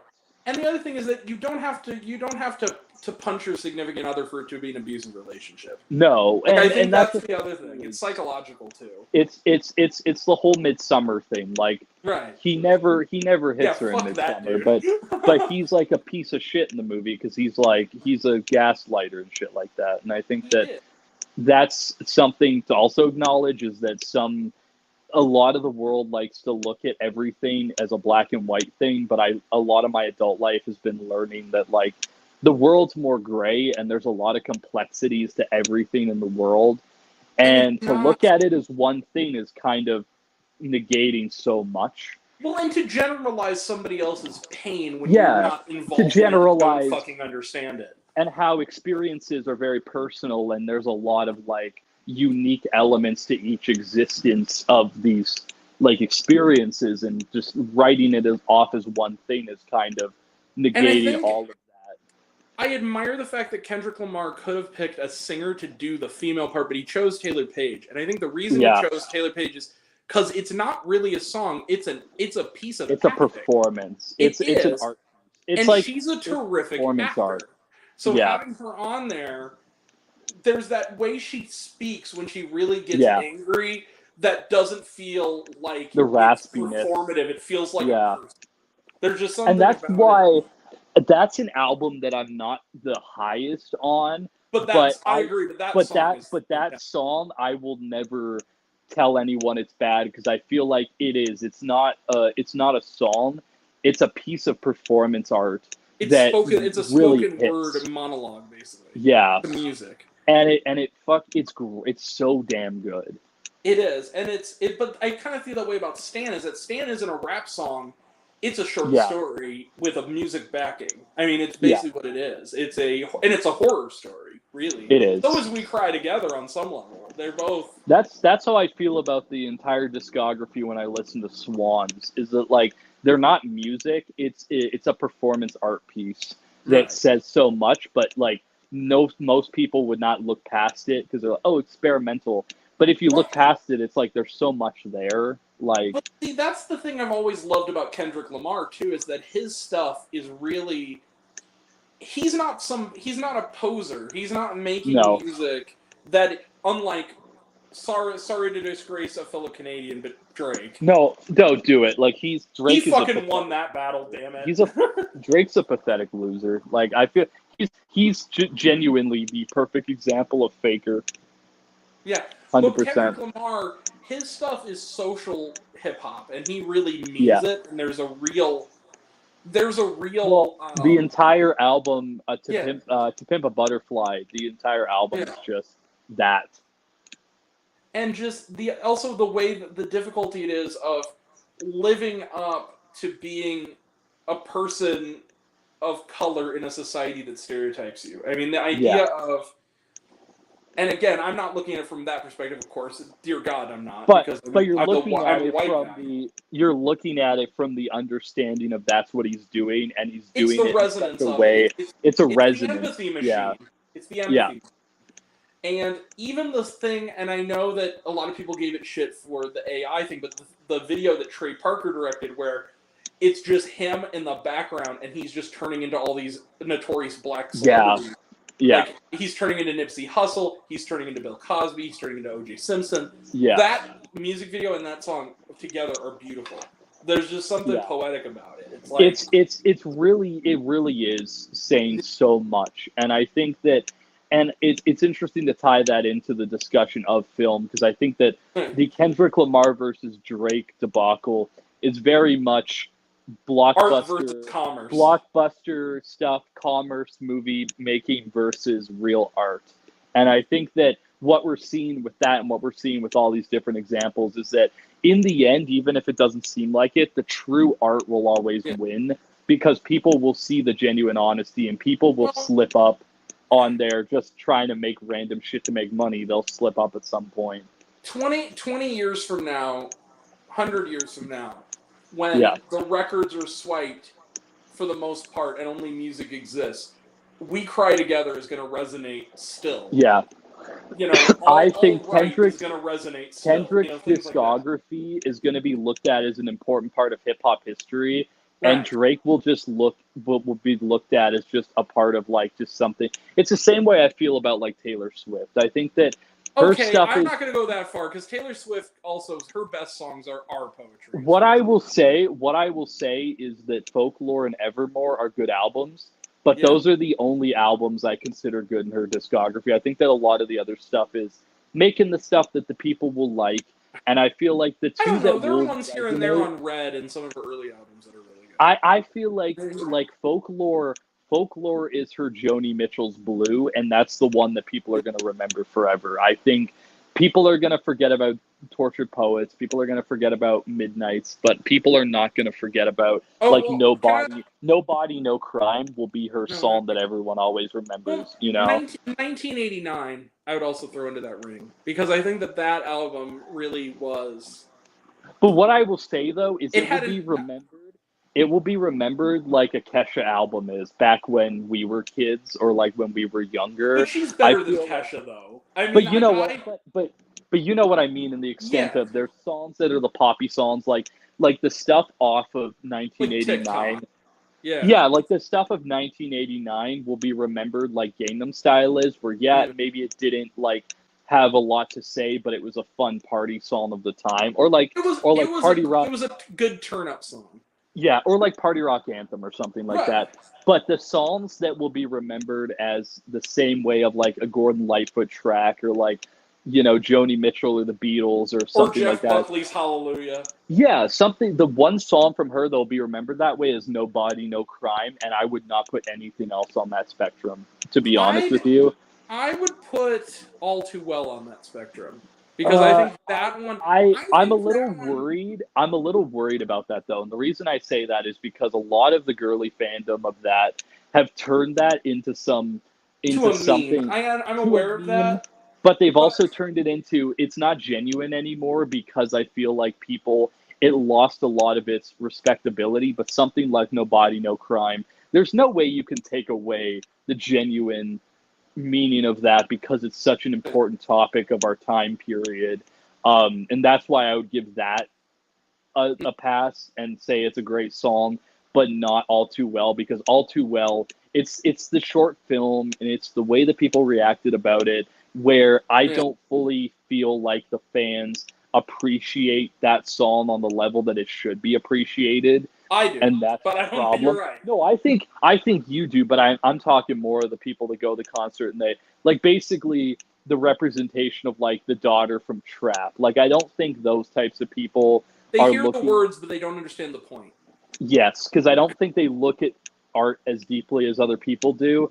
And that's why I say that I think that a lot of Taylor Swift's music is not going to be remembered in the annals of like history of music.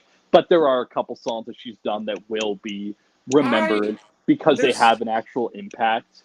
Now, maybe I'm coming from because I would call myself a moderate Swiftie. Like I've been a fan from the start. I'm probably always going to be. But there are to some extent her songs kind of follow the theme of like the story of I was a young girl who loved a boy and this is how it happened. And I get that. But like the thing about All Too Well that I think makes it work more than that is that it's really the girl grows up and the passion is gone and it's the disenchantment. I guess so. Which you don't see a lot in the other songs. It's about which I'll give you that, but even that's like two songs that she's made that I think have a resonance in a world of like most of her stuff is just catered to, singing about I was in high school and that boyfriend did this when I would rather. And those songs are perfectly good songs, too. But that's what I like about Folklore and Evermore, though, is I feel like that was her in her depression era of just singing about her sadness and how she is as a person. And I find that interesting. And I feel like when Midnights and with Tortured Poets Department came out, she slid back into, especially with the Eras Tour, she slid back into this idea of the facade and the this is my identity, when I would rather listen to her and this is, someone made this point on TikTok and I totally agree, and that is when the Beatles got to the point where they were really, really popular, what did they do? They locked themselves in a studio, they didn't do any concerts, and they dropped the 5-album run from Revolver to Abbey Road that is just experimental stuff, and they didn't focus on what's going to sell, what's going to do this, and they made some of the greatest songs of all time. Well, like when Beach Boys stopped doing Surf and Safari and did Pet Sounds. And they did Pet Sounds, and they did there's one they did that's like industrial ass shit, and I love. And that's what I'm saying is like I wish that Taylor Swift, after Folklore and Evermore, instead of deciding to play around with the $1 million mindset, the $1 million identity, I wish she would have just locked herself in a room and just made the most experimental, boundary pushing stuff. Because now I feel like there are people that are doing that, but this whole like we're gonna release a new version every week is taking away the light and the love from the people who are actually doing what the Beatles and what the Beach Boys and what Jimi Hendrix and what Janis Joplin did at that time, you know. I get at that point. I get what you mean to that point. I will say this: pretty notoriously, because I think I was one of the only people. Taylor Swift: The Eras Tour, the film, was on my best of the year list, and I stand by that because I think what that did for celebrating cinema and the communal experience of cinema was invaluable, and I think that even watching it at home again, that movie as a concert film was just incredibly well done. Here's what I'll say about I didn't think it was bad. I liked it, but I don't know if I consider it a movie because I feel like the communal experience that you're speaking of, I feel like was probably more resonant and more important by going to the shows. And I think I feel like that's what going to concerts are for. I feel like the times when it is a good concert movie for me is like Stop Making Sense, David Byrne's American Utopia. Like American Utopia also goes in there, where I feel like that's Madonna, Truth or Dare. Yeah, like they're using the medium, like Lemonade, Jesus or Blackest King, Guava Island. Like I feel like that's people using the format, Dirty Computer. Like this is like them using the format of film to tell a story, to kind of revolutionize. Even like Circus Maximus. I fucking loved Circus Maximus. I feel like Taylor Swift's Eras Tour is not really that. It's more akin to setting up 3 cameras at a live musical and kind of cutting between them, like what they did with Hamilton. I think it's the same thing with Hamilton. But it's the energy, I'm saying, like the way that it's put together and the way that her charisma. I just feel like it's not on the same level of like I don't know if I consider it a movie, but also I feel like I would more rather go into the mindset of I'll just go to the concert because then the concert, like I saw like My Chemical Romance in concert and like I saw him in concert during the Black Parade. I saw they're great and I knew like 4 songs and I feel like that experience seeing like Haim in concert was great. Speaking of Desert Island albums, the Black Parade has got to be on that list. I don't know if I desert album that. I feel like I like it, but I don't know if there's enough consistency. If I was to desert album, I'd probably do one of them would be Black Sabbath's Paranoid. I think that that's a backwards and forwards great album. Blink 182 Enema of the State is going on mine. I don't give a shit. Dark Side of the Moon, Pink Floyd, because that is a brilliant 40-minute experience, especially when you're in the dark and you're just listening to it. I just think that's what it is for me. Maybe a Throbbing When We All Fall Asleep, Where Do We Go by Billie Eilish? That would probably be in some kind of running. I don't know if it would win, but it would be in the list of like desert out. You know what? I might actually end up doing that on my album of the year right now. Is just come up with what I would consider desert island albums. Because there's probably a lot in there that I'm like, yeah, the Beatles' greatest hits. I would put. I'm gonna be real with you. I wouldn't even put greatest hits. I just put Revolver. I would just put Revolver on because Revolver is an insane album. I don't know if I'd count greatest hits albums because I feel like greatest hits albums kind of are cheating a little bit. I don't know. Like we're talking about songs that resonate. I'll say this: "Someone Saved My Life Tonight" by Elton John. Fucking yes. I would say and your song Goodbye Yellow Brick Road would be an album. Would be on my desert island list because that's a fucking banger. If I can't put the Black Parade on as an album, there is one song from it that has to be the Desert Island song, and it's because Mama. Well, Mama's good, but no, this is because it got me through losing my cousin. Is Cancer. That is such a beautiful song, and it's the least MCR song on. It is to that album what Good Riddance Time of Your Life was to Green Day. Nimrod. That's true. Yeah. Which, by the way, speaking of songs that are that will never not resonate with me, Good Riddance Time of Your Life. Like it's a good song. It makes me cry. I I feel like I haven't listened. It hasn't had enough of an impact on me, just in existence. But I like the song. I won't say the song's bad. I think it's a great track. Also, we're talking about Disney movies, and then dude, we gotta go. Disney movies. Mm-hmm. I'll be real with you. I don't like Frozen. I think it's overrated.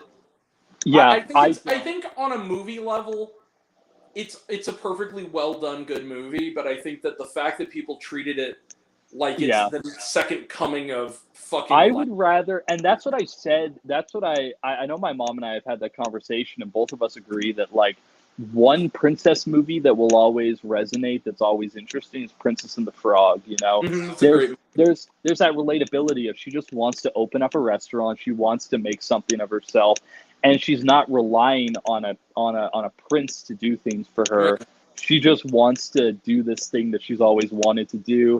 And of course you get that New Orleans jazz in the soundtrack. Oh, yeah. And every song with the Doctor is so good. Like, We Got Friends on the Other Side is like a banger. But I hate Frozen. I get that. I strongly like. I don't think it's not as good as people try to make it out to be. No, it's overrated. It's just everyone. The only reason it got a lot of love is the only reason that a lot of these $1 million movies get a lot of love. Except for I would take Barbie out of the equation because it's actually a good movie. And a lot of these movies. Yeah, and I would say a lot of these movies, though, get that love because they made money. That's all that matters is, it made a lot of money, it must be important. It's like, well, not really. I'm just going to say it, Tangled is a better movie. I was just real about it. Tangled is better, yeah. But I can't help it, but it was when we were isolated. Yeah. There was something about, I was listening to Spotify, and I don't know what I was listening to, but it auto to the next thing. And I was so busy that I was too lazy to change it. Do You Want to Build a Snowman came on. Oh my God. And there's something about hearing it in that context that I wept for like an hour. I couldn't stop. That's and weird. I listened to it 2 more times because there's just something about the longing. What I will say is that I don't feel that way about that soundtrack, and I think a lot of it is oversaturation. Yeah. The fact that it's all we heard for like pop shit, basically. And I think it's not a good album. I think that it was popular and I saw it when it came out, but I feel like there's so much better. The A Star Is Born soundtrack was better. Yeah, that year, 100%. But even Disney, like Tarzan, Tarzan shit that Phil Collins did, and like what Elton John did with Lion King, like. Okay, but that was the other thing is this is a song that I can never listen to again. You ever have a song that makes you cry so easily that you can't listen to it ever again, and you can't? Yeah. It's when She Loved Me from Toy Story 2, I cannot listen to ever. Two of them for me. One of them is that song Hopiola by Sugar Ross, because they always use it as like sad ending parts, especially the end of We Bought a Zoo. Which I love that movie. I'm sorry. Which I like the movie too, but like in the nature of Daylight or whatever, the song that they use I don't even remember what big movie they used it in, but it was used recently in the 3rd episode of Last of Us when they're having their meal and then they end up like dying. That song too. The Linda Ronstadt one, No, I'm talking the one that that was a great episode. By the way. That is a good episode. That's one of the best TV episodes ever. When they're like having dinner and they're hanging out, and then they go up and they decide that it's time to die. That instrumental. It's also used in a movie with Elizabeth Moss, which I think it's the end of Arrival. It's in the end of Arrival. Oh, yeah. That track, it's something about the way it's used is so impactful that I'm like, I can only hear it in the context of the scene, but anything outside of it, I can't fucking do it. It's just in certain contexts, I can't listen to We'll Meet Again because it makes me cry. Because it depends on how it's used. Like, we'll meet again, don't know where. Well, let's be real. You probably cried your eyes out when it got used for the Jackass Forever trailer. No. But It's like, oh my gosh, all my friends. no, They're going to hurt I themselves did again. almost get choked up at the end of Jackass 3 when they did Memories by Weezer, because that kind of resonated. Oh, hell yeah. But I, like, here's the thing. The other song that gets me is, guess what? I'm a white guy. I don't care. I love Coldplay. Just fuck it. I love those dudes. Are you talking about Clock? Well, Fix You. I can't listen to it. It resonates too much with my own life. Clocks is a childhood one for me, but I also feel like The Scientist is one where I'm like, sometimes if I'm in a certain mood, I probably shouldn't listen to it because it's the instrument. Yeah. For me, it's not sometimes the lyrics, it's the instrumentals. The things you can do with instruments sometimes overwhelms me, and that's where these songs kind of hit. I love The Scientist. You know what? But you know what song, when you talk about wistful, joyful Coldplay, there's two songs that stand out. And I know they use it all the time, but Every Teardrop's a Waterfall. I love that song. Okay. And I also love, this is a deeper cut, fucking Charlie Brown. Charlie Brown's good. I would say Paradise is on that list too. I think Paradise goes crazy. I think La Vida is good. The one off Milo Xylo, the one about the one with Rihanna on it, I think, that they use in like one of the Night at the Museum films. I think that one's kind of a banger too. Yeah. And I just I also what other song would I put on that list? And then, man, it's 5 hours. Damn. It's so funny, but hey, that's what I love about some of these streams is I feel like some streams, when I'm with people, I feel like it's so like wooden and it's so like it's hard to have a whole conversation. But I feel like with these ones that I do with you and a lot of other people, we just end up talking the whole time about shit, and it ends up becoming more profound than sometimes when I'm like, oh, we're gonna watch this movie on live, and then no one talks, and it's more challenging. Yes, it is challenging. I feel like, and I'd rather talk to people that clearly have more of an in when it comes to things like, you know, like deeper complexities of things. I'd rather talk to people like that, and I feel like with your lives, and sometimes I'd be on I'm not friends with him anymore, but when I was on lives with Leba, sometimes he'd invite friends that he had who were clearly deeper into film and deeper into art. And the friends of his and me would like talk for like 4 hours, and it would be like a great time. It's just, if people are on the same level as me, I think that or like we're on like an equal playing field. Sometimes it's like me when I talk to my mom. Sometimes I'll be on the phone with my mom for like 3 hours, especially when I was in Toronto. And we talk about a lot of things, and it felt like they were good talks because we'd cover so much, and it was, but that's when you click with someone. It doesn't feel so fucking weird, you know? Well, and if you talk about Desert Island, I'm just talking about Coldplay. Parachutes, to me. Yeah. That just, for Yellow. Oh, Yellow, Yellow. And fucking Don't Panic. Talk about a great song. I would say Coldplay's definitely was better before. I think that the album that Adventure of a Lifetime was on, which I really like that song. I think that's their last good album, and that was like 2016. And then I don't think they made anything good since then. They've had okay moments. I'll say this: Chris Martin on his own, and it's too bad they didn't release it as a single. But I think it was for when they were doing. It was during the pandemic. He did just acoustic from his house on Saturday Night Live. Did a cover of "Shelter from the Storm" by Bob Dylan. That to me on the level of Bob Dylan. Like, it's so good. That's how I feel about when Billie Eilish did "I Love You" on SNL. I'm like, there's something about that performance where I'm like, this is great. I love this song. I love Billie Eilish. I love and I hate I'm gonna say this to the fucking chat right now. Everyone that's going around making fun of Billie Eilish because she's dressing like a boy right now.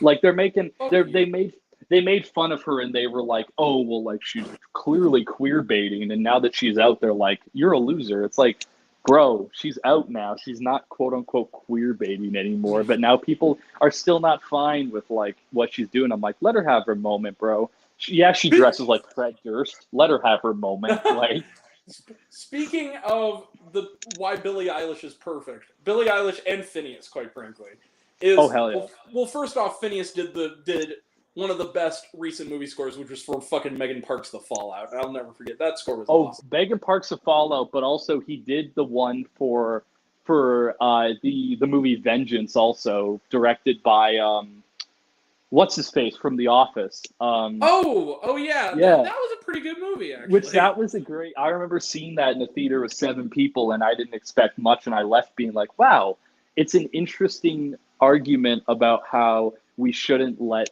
perceptions of other people and other existences control things. Okay, for those people who are watching that, Coup and Vengeance, that's what they have in common, is what they're saying is that it's not liberal, bad, conservative, good. It's people being assholes regardless of who they vote bad for. people, good people. There's good people and bad people on both sides, and I feel like, well, but that's what I'm saying. If anyone wants to see it, it's literally on iTunes. Vengeance, directed and written by B.J. Novak, which for a first film, he did a really fucking great job. He also with did that a show. I don't think it exists anymore. It's basically lost media because it was on. It was part of the big Hulu purge, but that freaking anthology he did where they had that one where with Ben Platt, it was actually kind of great. What was it called? It was called like The Projects or something. I have it. I think I have it here, but I think what happened was when it came out, Hulu was already we didn't have Hulu, so that shit was already integrated into Disney Plus. Yeah. So I think it premiered on Canadian Disney Plus. So I think it was an FX show here. So I think that same with what Legion was. So I think that's moved over, I think it's on my Disney Plus. But no, that's what I'm saying. He's such a great director. And critics didn't like it, but I'm sorry, that first episode where it was like Ben Platt having to conundrum where he accidentally videotapes him on a live chat like masturbating, and then in the background it turns out like there's footage of like a Black Lives Matter protesters being harassed by a police officer. Yeah. And he now is in a position where he has to show his most embarrassing thing to help a cause, and he doesn't know what to do. It's a real Atlanta energy to it, and I love that. Right. No, but like that's what I'm saying. Atlanta, speaking of greatest shows of all time, fucking Atlanta. Oh my god. It's perfect from beginning to end. Like even the last Teddy Perkins episode blew my mind. The goof. I like the Black Entertainment Television episode. That's the that's hilarious. The goof who came to the door. The whole Goofy movie episode. The goof who came to the door is the best episode of Atlanta. Yeah, it is. It's mind blowing how good that is. Perfect hour of television as I maybe have ever seen. That and like that's what I loved about I didn't really vibe with it when I first saw it, but then when I started to sit with it, I love 3 and 4 because they leaned into the singular episodes. Like you had the one with what's his face, Tupac is still alive, but he's on a respirator, and then there's the one where like what's his face the girl comes to his house and is like, your family owned my family, so I want reparations. Like, there's just some great episodes where I'm like, that was fucking awesome. They have the white liberal lesbian couple adopting the black kid because he gets slapped by his mom. Yeah, they force it, and then they're turning the kids into white people, and then they want to like drive them off the bridge and shit. Like, no, drive them into the bridge, and then also they're making work in the garden, and it looks like a plantation. Like they're basically like owning them again. No, I would say that's like Donald Glover is one of the most brilliant people right now. Like This Is America. I can't wait for Bando Stone, the movie. My sister talked about This Is America for 2 classes. Okay. And I'm like, yeah, it's a brilliant fucking music video. And then all the new stuff he's doing, like he just did one for one of the songs on the new one, and it has like Susanna's son in it, and the way that it's edited as a horror movie is fucking great. I love that. Like he's nuts. Redbone, especially how it was used in Get Out, was perfect. Oh my god, yeah. But Donald Glover, I'll say this: This Is America. Talk about songs that resonate. Like, holy shit. Yeah. This Is America. I love 3005. Fucking love that Yes. song. I'm gonna say one of my favorite albums is just Awaken My Love. Listening to being like lying on my bed a little stoned, listening to Me and Your Mama is insane. Like that shit is my crazy. That's a good fucking album. I even like Donald Glover's like stand-up special. Oh yeah, What was it, like fucking Weirdo or whatever? let's be honest. He also was a valuable part of Community. He brought so much class and so much fun nerd energy to Did you hear that Community. he's officially confirmed to be coming back for the movie? Yeah. I'm excited. What I heard is the only one that's not coming back is Chevy Chase because they fucking hate Chevy Chase. that fucking phone call he sent to Dan Harmon. You fat fuck! How dare you make fun of me in front of my wife and daughter? You talk about shows that I think I've seen about 7 times over. Oh hell yeah! I'll tell you right now. I rarely do that with shows, but the ones I can name off the top of my head that I watch over and over again are Community, Atlanta, The Twilight Zone, Russian Doll. Development, the first 3 seasons. It's Always Sunny in Philadelphia is in that list too, because that show goes Gilmore crazy. Girls is on mine. Like, I feel like that's the thing too, is a lot of people will have like their 6 or 7 shows they go back to, and Community is in that list for me because that show is so funny. That was the best show on TV that like nobody fucking watched, and it breaks my heart. Which is unfortunate. It's unfortunate to me because I'm like, Community, and that's the thing too, is my mom introduced me to Community. She started watching it. She's like, this show's really funny. You got to check it out.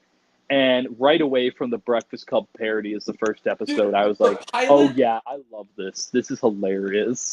I had this thought. I was thinking, like, is there such a thing as the perfect pilot to a sitcom? And I only had 2 examples. One of which was a show that ended well. One of which was a show that ended poorly. The one that ended well was Community. The one that ended poorly was How I Met Your Mother. The first episode of How I Met Your Mother was fucking hilarious. It sets that show up so. I would say also It's Always Sunny in Philadelphia has a great pilot. It's the one. Yeah, but it takes a while though to get going. That is true, but I think I think it sets up though what the show is. I would throw on too is like Russian Doll. I think Russian Doll sets up its premise so well that when you get into this, the IT crowd too. That's true. IT has a good pilot. Broad City. Oh hell yeah, well, because Broad City. Now that's a show. Broad City is that's on my list too now because Broad City is such a simple premise, but it works so well because you love existing in this fun little quirky New York that they live in. Like, it's so fucking good. And these ones didn't last very long, but I'm gonna throw these out there. Mary and Jane with fucking Jessica Roth. Yeah. That shit was hilarious. I've seen the first. They only did 1 season. That one and Zach Stone is gonna be famous with fucking Bo Burnham. Yes. Awesome. Two I want to throw out that I think are amazing. That I think they're both ones that my dad also watched that loved and wish went forward, and my sister watched and loved. I Am Not Okay With This. Getting cut off after 1 season.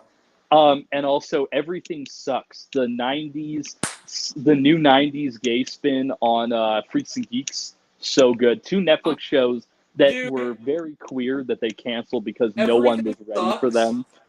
Was perfect. That should never have been canceled. That shit, everyone is like, oh my gosh, I love Sydney Sweeney and Euphoria. It's like, you motherfuckers weren't there for Everything I was there when Everything Sucks happened. No. I was like, you bitches, I was here for that shit and you guys were not, so I'm cooler than you. I would correct you on one thing. I wouldn't call it the queer 90s Freaks and Geeks. I call it the queer 90s My So-Called Life. It's more like that. Oh, yeah, it's a good point because it does come from the female perspective. That is true. But here's the thing, Freaks and Geeks. But the guy friends though, are very much just replications of the friends in Freaks and Geeks. You know, like you got the lanky glasses guy that's kind of weird, and then you have the cool friend, and you have the normal one. So I feel like it's just a mix of those 90s shows put together. I love Freaks and Geeks, but you know what I'll say? I like a little more, and I think I've rewatched more, and I have the box set, and I've rewatched it constantly. Fucking Undeclared is awesome. Undeclared? Undeclared with fucking... Dude, if you haven't seen that yet, that was from the same team. It was like Judd Apatow and Paul Feig, and it was like Jay Baruchel, and it was in like the early 2000s. It was a sitcom where he's an undeclared student at a university, and it's all these people who would go on to be huge. It's like Seth Rogen, it's like Charlie Hunnam, like all Wait, these are people, you and talking? they're all roommates in a co-ed dorm, and then his father moves in, and his father is fucking Loudon Wainwright III. It's fucking awesome. I thought, because when I hear that, I think about the movie that came out that time, Accepted, which is kind of banger. Dude, it's kind of like that. It's like if you made... I love Accepted. It's no shade on Accepted. Would you come and see my winner? It's a good movie. It's funny. But that's like that as a show, and if it was even better written. Like, Undeclared... Yeah. It ain't no Superbad.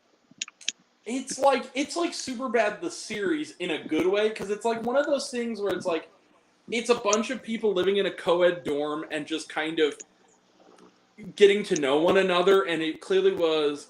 And then you have like he sleeps with this girl in their dorm on like the first week, and she's dating at the time Jason Segel, who's like this older guy, and he shows up, and it's like him and David Krumholtz and some other dude, and they're like, oh yeah, he's in the car, and he's like, he wants to be a tough guy, but he's Jason Segel. He's basically just Marshall Erickson, but before.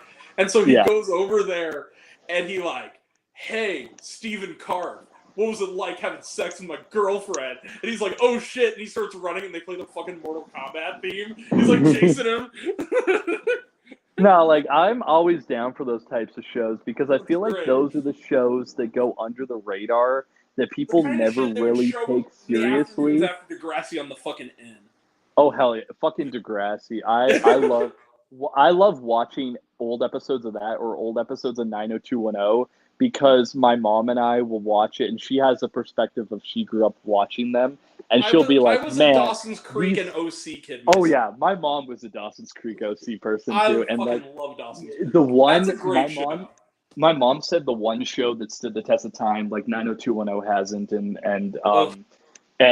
fucking Degrassi really hasn't. But she says Dawson's Creek is the one that still rocks. Because it's out written of by all Kevin of them. Williamson, so it has a sense of wit and good writing behind it. It is, isn't it?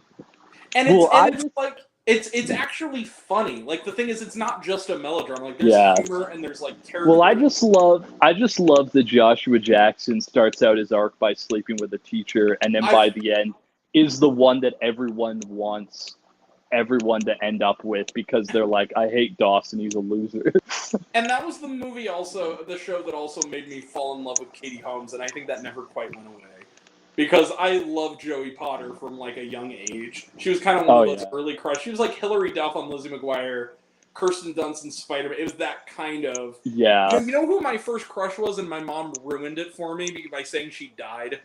Was when I was a kid watching Nick at Night when I was like 5, I had a fucking crush on the girl who played the main character on Bewitched. Like, I fucking loved her so much. Yeah, Montgomery, yeah. But, like, no, Undeclared's great. Love Dawson's Creek, love the OC.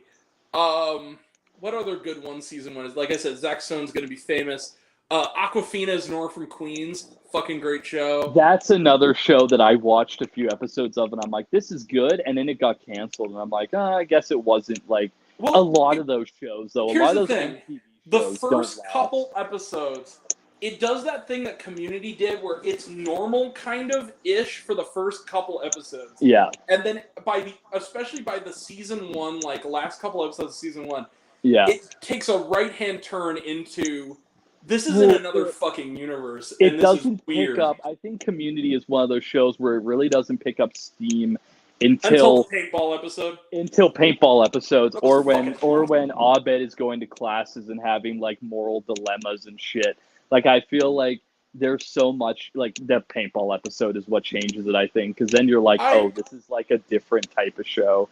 The episode of Community with Abed that I related to the most was the episode where he like signs up for Nicolas Cage class. like an elective class that's Who Indeed, analyzing who's the boss, and he like who is it? Is it Mona or is it whatever? And it drives the professor crazy and makes him quit because he's like really figuring it out. Like he's actually really getting invested. The end of that episode because he opens up this drawer and it has a gun, and then further down it's the book for What Happens, the other show from the 80s, and I'm like, oh shit, bro, that's what I'm saying. It's good writing. That's what I love about Community, is that they are such talented writers. Yeah. And to be honest with you, another show that vibes with that I hear no one talk about, I like Mythic Quest. I think Mythic Quest is great. I haven't seen it, but I've heard a lot of good things about it. Because I like no one talks about it, but I feel like it's such a fun show that is like It's Always Sunny, except if all the people from It's Always Sunny worked at a game company and had to learn to coexist. And I'm like, it's kind of fun. And there's a literally 2-parter episode that should have been nominated for the Emmys, but never got that, which is unfortunate because no one really talked about that show. But there's sort of this class of shows that I call the shows that were too smart to be on network TV. It's like Community, that's true. Yeah. Arrested Development is one. You know what I fucking loved was it lasted for 5 minutes, but fucking Better Off Ted was great. Yeah. That was great. Clerks the animated series I'd put on that category. One that survived that my mom really likes, that I'm surprised it survived for how deep it is The Good Place. Like, that's another one. That's a show that somehow survived in that landscape. The Good Place is one of those shows that 1 second will make me laugh harder than I've ever laughed, and the next second make me you'll be cry existential. harder than I've ever cried. Like, that one, dude, just that one episode where Janet is every fucking character is perfect. Like, that, when they're in the void and she's, like, playing every character. It's one of those, I feel like there's a lot of those shows where I'm like, I love them the most, and I've always been someone where I've been honest and open about the fact that, like, I don't watch that many shows, but if there's a show that hits, it hits. Like, Squid Game coming, like, Russian Doll's a good example of that, but, like, when Squid Game came out, I was like, this is fucking insane, and it's unfortunate that Netflix is turning it into a capitalist thing, because it's clearly a show against that. But I love that show. I think it's such a smart anti-capitalist like television series.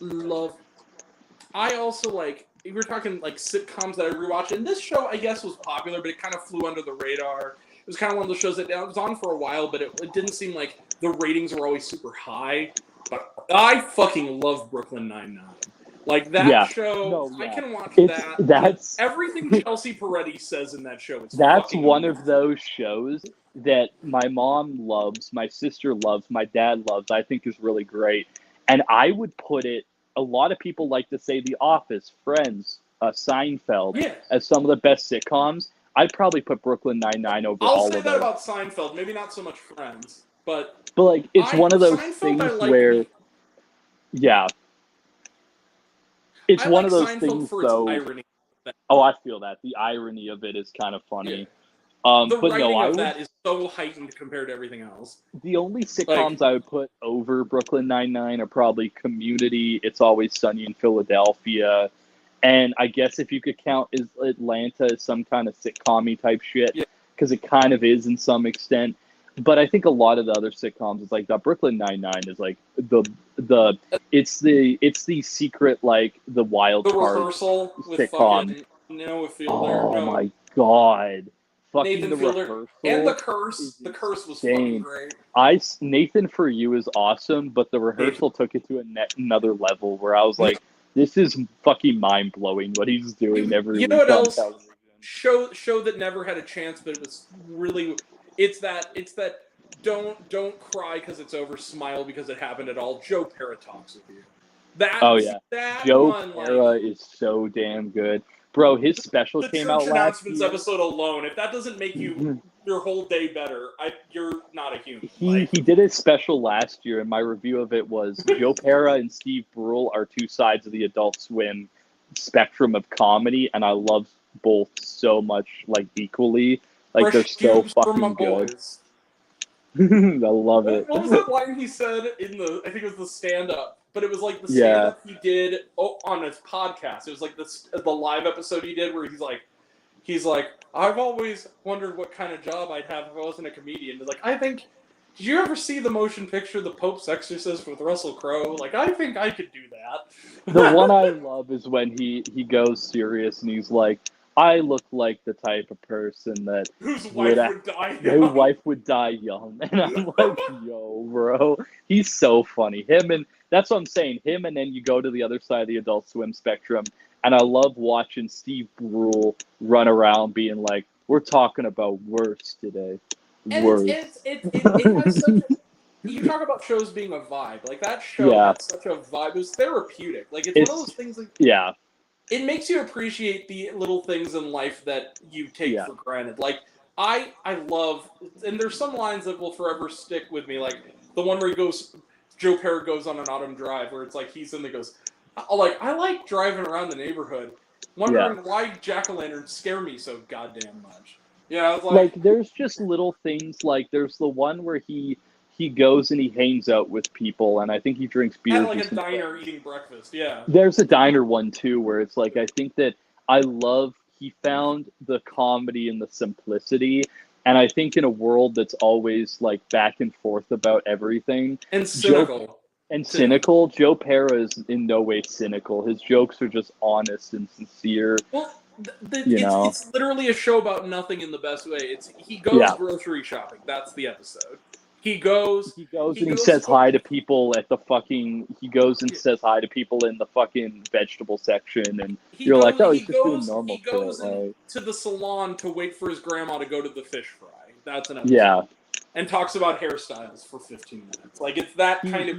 He flips through his channels to see what he wants to watch. Like, it's just some simple shit all the time, and I love that. And then they did that 2-part episode, which actually was really moving, where he talks about the need for comfort movies, and him and his girlfriend watch Rat Race. And then he talks about how... Oh, I love And then that. at the end of the episode, his grandma has, like, a heart attack and dies. Yeah. And the payoff is he can't watch Rat Race anymore, because while he was watching it is when his grandma died, and she was, like, his only thing.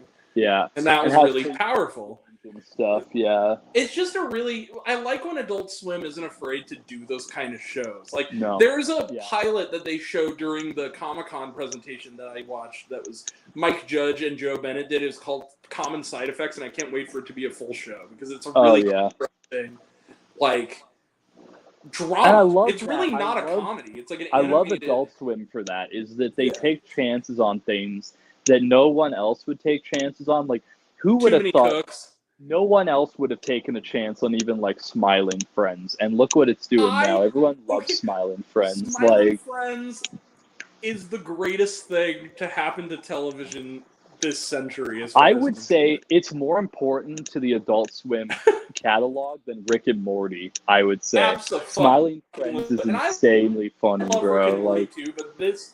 Fucking... The fact that they have the scene cameos, bro... The cameos they're pulling, like Chris Chan, they wanted Chris Chan on the show. Like, that's insane to me. Mike from Red Letter Media, like... They had fucking Nostalgia Critic to show up. It's like, that's actually kind of funny. I love that. Fucking Finn Wolfhard showing up for 5 minutes as some weird dude who lives in the... doing something private on a computer and lives in the fucking walls. And I is, love the way they mix art styles. Like, they have their normal art style, and then there's the episode where they rotoscope the dude and he's running around and killing people and shit, and you're like, wow, that's actually creative to, like, mix art forms. And there are these little moments, again, talk about just random lines that just pop into my head and make me smile and laugh. There's one from this season, and it's like the one dude who looks like a character out of a Ralph Bakshi movie. Like, he's totally rotoscoped. And he and his brother beating each other up until they find their egg and decide to raise it together. And you just see Charlie is just standing there. It's like, isn't that nice? He goes, Pim, I gotta tell you. He goes, what? He goes, I gotta tell you. He's like, the world we live in is so weird and fucked up, dude. I can't handle it anymore. Yo, you want to hear something crazy? President Kimball follows me on Instagram. And also at the end where just Bill Nye fucking shows up and then just Oh dies. yeah. And then instead of dealing with that, it's just like Charlie's like, man, this is what I love about everything. It's like, I just love my God. I love my country. Just the season's over. God bless America. Like, I don't know. hey, Pib, I know we're supposed to help people, but I think this guy's a lost cause. That's one of the best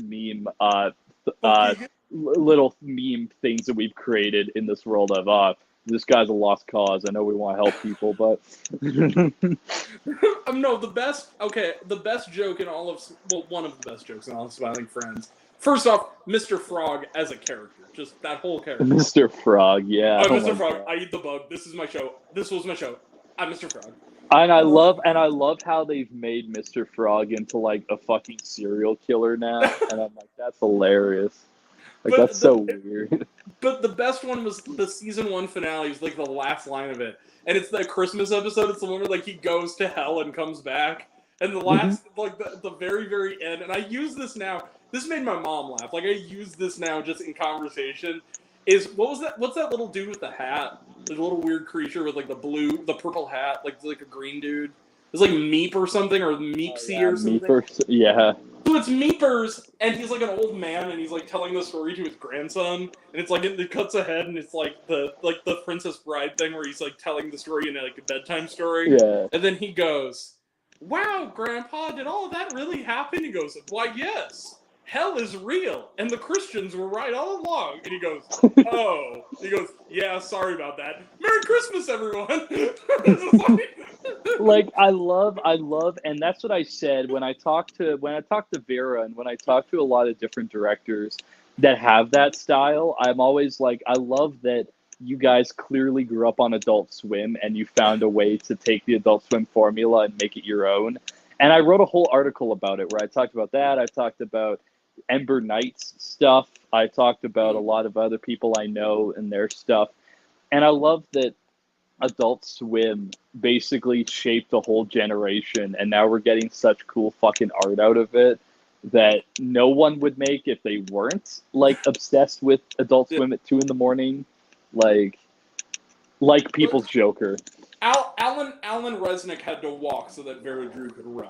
Oh, 100%. Which is great. And Tim and Eric, they had to basically lay the foundation, and Eric Andre had to like lay the foundation so that all these people could I put Derek Beckles kind of in that category too. Yeah, probably.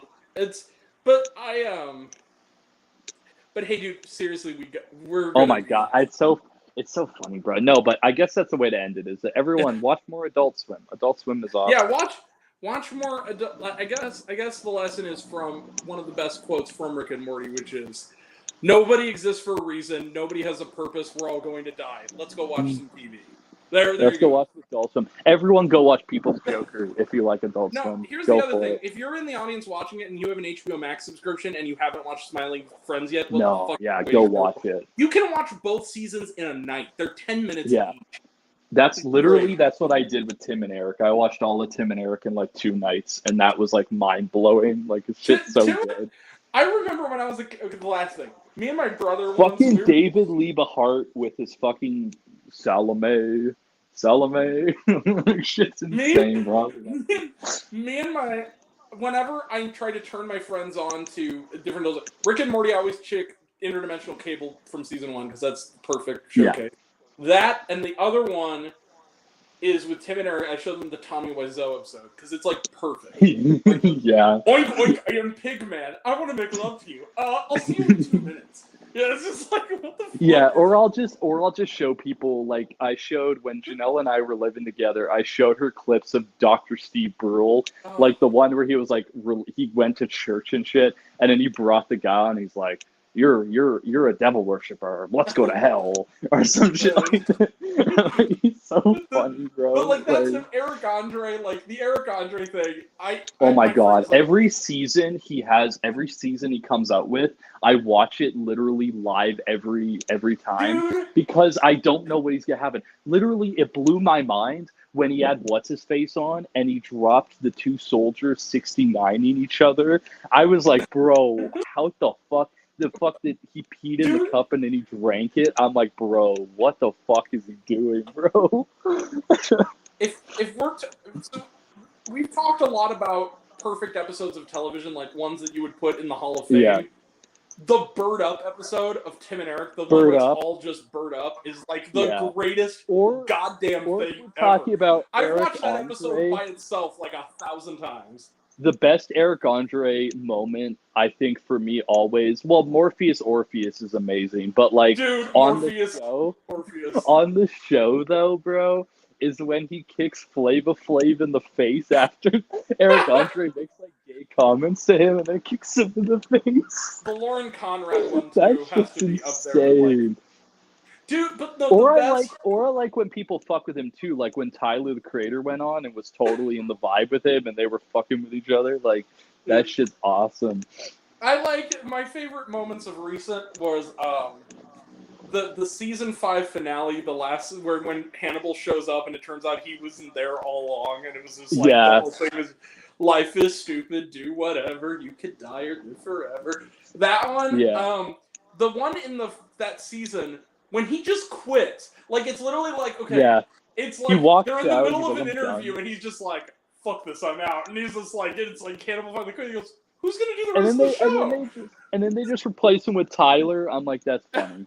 And fucking Lakeith Stanfield too. Lakeith shows up for like one episode and he's like sitting there, he's like fucking around. I love it. The best episode, I think this actually might be the best, outside of the entire Bird Up episode, this might be the best moment in the history of Eric Andre, was in season 5, when they're talking about, like, it's him and Dermot Mulroney, and they're like talking about female reviews, and then all of a sudden Lizzo just shows up and takes over Bird Up, and like does the whole like thing, and then she just gets on camera. She's like, "Dude, like, this is my show now, Eric, and like my show, bitch, ha!" And then it's like Dermot Mulroney, "I'm watching you, motherfucker," and then it just cuts to Dermot Mulroney, and he's just like, "Oh." I would love to be in the room with everyone as they're deciding what skits they're gonna do, because I want to know who the fuck was like, yeah, Eric, you're going to get naked, pee in a coffee cup, and drink it. Like, who the fuck was like, that is what we're doing. What we're going to do, we're going to have this fucking random person under the chair tickle people's taints. Like, who the fuck thought of this shit? Like, I'm like, bro, like, it's probably they put all the insano motherfuckers in one room together and said, hey, come up with crazy ideas. Is the epitome of inmates running the fucking asylum. And it's inmates running the asylum. It's also take all the kids that had ADHD and drank too much Mountain Dew at 1 a.m. and let them run shows. You're like, even something like Your Pretty Face Goes to Hell. Like, just fucking like let random motherfuckers just this is a good idea. Fucking Xavier Renegade Angel. Like, Xavier Renegade Angel is everything that Vernon Chapman fucking does is amazing. Like, Renegade, I'm so happy the crazy Gen Zers and Gen Alphas have not found Renegade Angel, because they would be so offended. I'm like, but that shit is so goddamn funny. Like, the episode I remember when I was a kid terrified me, and then but I still loved it, and every time it would air, it was the one where like Xavier goes like investigate a pedophile priest, but it turns out the kid is raping the priest. Oh yeah, and like it just gets weirder and more. The line I love that I'll always remember is shit like, "I'm committing a vehicular hamburger helper," and shit like that, bro. Like, that shit's nuts. That show, Delocated, also fucking got to Children's Hospital. Like, yeah. You know what show someone who people don't like that I actually think their show was funny too was the show Sam Hyde did, where they did Tim and Eric. Like, there's some funny ass shit on that episode. Their show is like very much another show I like. I love Wonder Chosen. I fucking love Wonder Chosen. Crazy. Loiter Squad. I fucking love Loiter Squad. Loiter Squad is so damn good. Like, fucking love, especially the episode, the fucking Barfield, where it's like, like My name is Pooh. I like honey. I don't wear pants, and I'd like to live with you. I thought you were gonna bring up the how dare you bring me a birthday present on my birthday No, cake on my dude, birthday. I send that clip to my brother every year on her birthday. So you're just gonna bring some birthday gift to my birthday party on my birthday with a birthday gift? Happy birthday, bitch! I gotta find the whole show of Loiter Squad and just watch it again because that's another example of let the crazy inmates run the asylum and see what they come up with. The shady bunch get unlucky at the beach. It's like fucking, hey, Dad, we're on a beach. No shit, son. Like Adult Swim. Like, I would love to do a thing on my channel where I go through every Adult Swim show and I just talk about the importance of them and review them and stuff because like they're such a treasure trove of things. Even their movies, like the Yule Log, is like mind blowing. Dude, what they fucking did. Riveting as fuck. It was on my best films of 2022 list. That shit was insane. It was an honorable. I think I gave it a special honorable mention of like I don't know if this counts as a movie, but fuck it, it's feature length. Like this is so fucking good. Like and just let Casper Kelly do everything on that channel too. Like I would say, let all these people, let Casper Kelly, let Resnick, let Tim and Eric, let Vera, let Tara, let Eric Andre, let all these bring Tyler back and let him fuck around. Like let Joe Bennett. If these people have a weird energy, I'd even say let Donald Glover make stuff on fucking Adult Swim. Let Brad Neely do it too. Hard Holland, Scorpio, PPO. So many fucking random people that they love this weird edgy shit or weird, not edgy, but weird experimental shit. Let them all make stuff. Like, it's so goddamn good. I was looking through like an obscure Adult Swim retrospective, and I realized something. You know when Adult Swim would air stuff without warning that you felt like you fucking dreamed it, but it wasn't that. It wasn't the infomercial. Yeah. Are you talking? You're talking shit like the Dawn is your enemy and shit. That shit's mind-blowing. That shit's crazy, bro. I love the shit that fucks with me is the Saved by the Bell commercials they did where they. Oh my god, that shit. Waking up at 4 a.m. to the sounds of Too Many Cooks freaked me out. That. Yeah. You know what my thing was, and I thought I dreamt it because I think that it never had trailers. I think there's no clips of it even fucking available. Like, the fact that it exists is simply because people fucking remembered. I could have sworn it was Candle Cove, but there was a show. It aired like 3 fucking episodes. It only aired at 4 in the goddamn morning on like a Sunday morning. And it was a soap opera parody about fucking Jesus. It was called The Rising Sun or something. Yeah. No, it was. Are you talking about the Black Jesus show? No, I watched Black Jesus. This one was. It's like Days of Our Lives. It's shot like Days of Our Lives, but it's Jesus and Mary and Joseph. It's called like The Rising Sun. It aired for like 3 episodes. It's clearly made on a budget of peanuts. Like it's like some public access dude made a Bible show. And I remember vividly watching there was like 3 episodes. I watched all of them. And was kind of horrified, like, what the fuck is this? Why is this on television? Like, what is happening?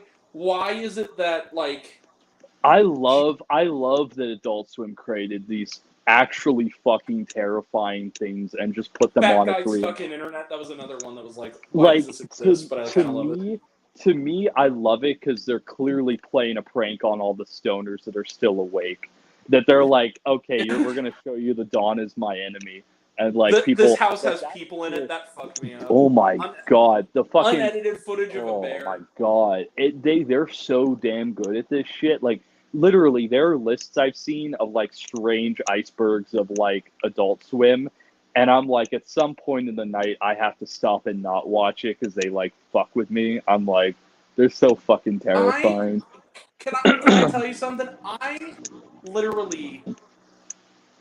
I have seen unedited footage of a bear twice, and I will never watch it all the way through again because it fucks me up. Because there's something about... I take medication, and I have weird sleep paralysis nightmares about fucking doppelgangers, and that shit fucked me up. Because it actually scared me. I have, like... I don't know if anything's, like, done that, but like there's stuff where I'm like, I don't really want to. It gives me a weird vibe at certain points in the night.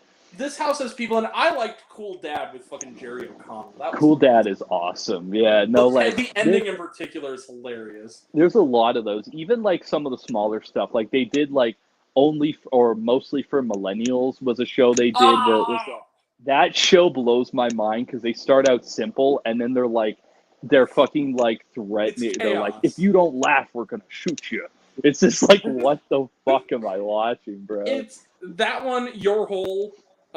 Yeah.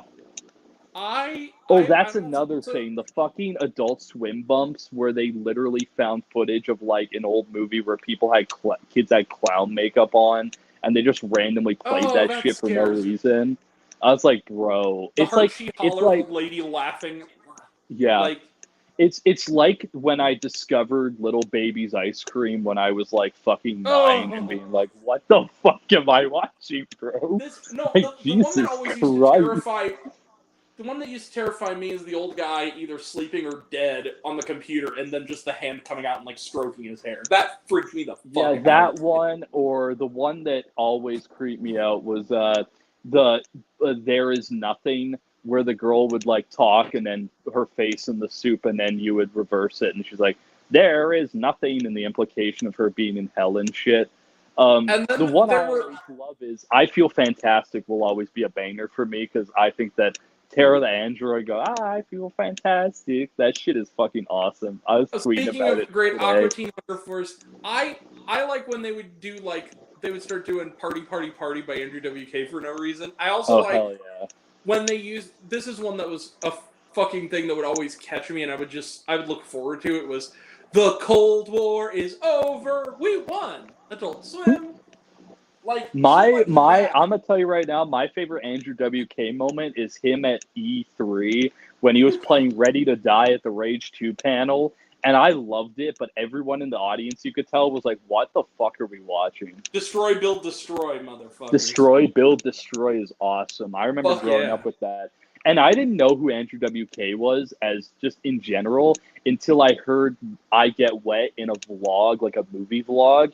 And then I realized, Desert Island albums right there. And then I realized, I was like, oh shit, that's the guy from Destroy, Build, Destroy. That's nuts.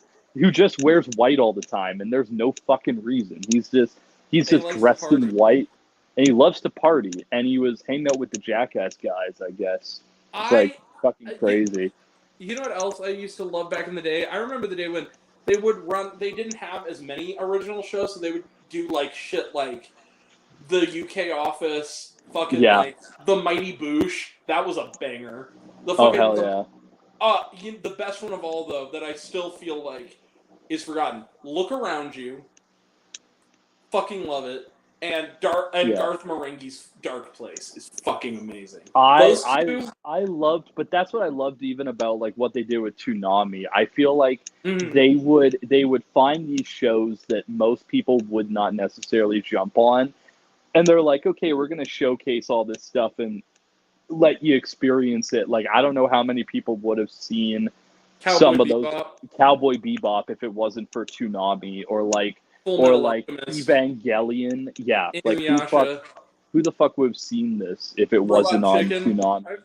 Oh hell yeah, Robot Chicken. I could fuck with that. I liked, what was that one? I'm trying to think of like some really deep cuts. Like, okay, I love the Mighty Boosh. Like I said, Garth Marenghi's Dark Place. I loved when they would air shows that like never got a chance that aired on another network. Like fucking Mission Hill. I have the complete series on DVD, and it's because I watch that shit all the time. Shows where they would not get picked up by Fox, but they'd play an episode, and it would people would love it, so they would just say, "Here's give you money. Here's a season. Make a season of it." Yeah, the Oblongs, Baby Blues, fucking like home movies. What's his name? Oral. Not Oral. Oh, dude, you talk about greatest shows of all time, not just Adult Swim. Moral Oral. Moral Oral. Everyone brings up the episode, and I think it's very true. The assault, the abuse episode. fucking Oh, the one mind that got blowing. the guy fired from the show, like that one where it's like the dad. That the thing is that's what was so amazing about that show is that The one about the son where like he has the freak out and you're like, oh wow, what a wildly appropriate and resonant representation of abuse on a person. Like the that's brilliant thing about insane. Moral Oral to me is that it starts the first like 3 seasons of it. It is essentially just a parody of Davey and Goliath. It's literally this kid Yeah. who is religious. He wants to make short movies, and then as it goes along, there are these little seeds of reoccurring elements that kind of are baked into the fabric Hell of yeah. those early seasons. And then Delocated. the last I seasons, found Delocated is on Stack TV because my mom has Stack Fucking TV and love Adult Swim. All 3 seasons, so I'm probably gonna watch them all at some point. That's awesome. Mighty Joe John Blonde. No, but this it was like the moment, but there was that turn where at the season, I think it was like the season 3 finale where they go camping, and like from there for the rest of the show, it is about how all along while Oral was doing his innocent kid stuff, the dad was a fucking psychopath and was doing this abusive shit, and he starts to slowly kind of notice it, and the people around him start to fucking notice it, and it stops being a comedy and becomes a horror show. And you see this stuff. I'll never forget the Moral Oral. I watched it from the kind of start to the end. The episode where it's all first person, where he's seeing his dad in like the hallway, like beating his mom with like the whiskey bottle. Like it's that one of those so where, fucked up. but that's the thing too is like who that isn't like genuinely like Adult Swim is the only person or the only not person the only channel who would take a chance on something like that would take a chance on something that serious and know that the people are probably strong enough and good enough of artists to really do it right.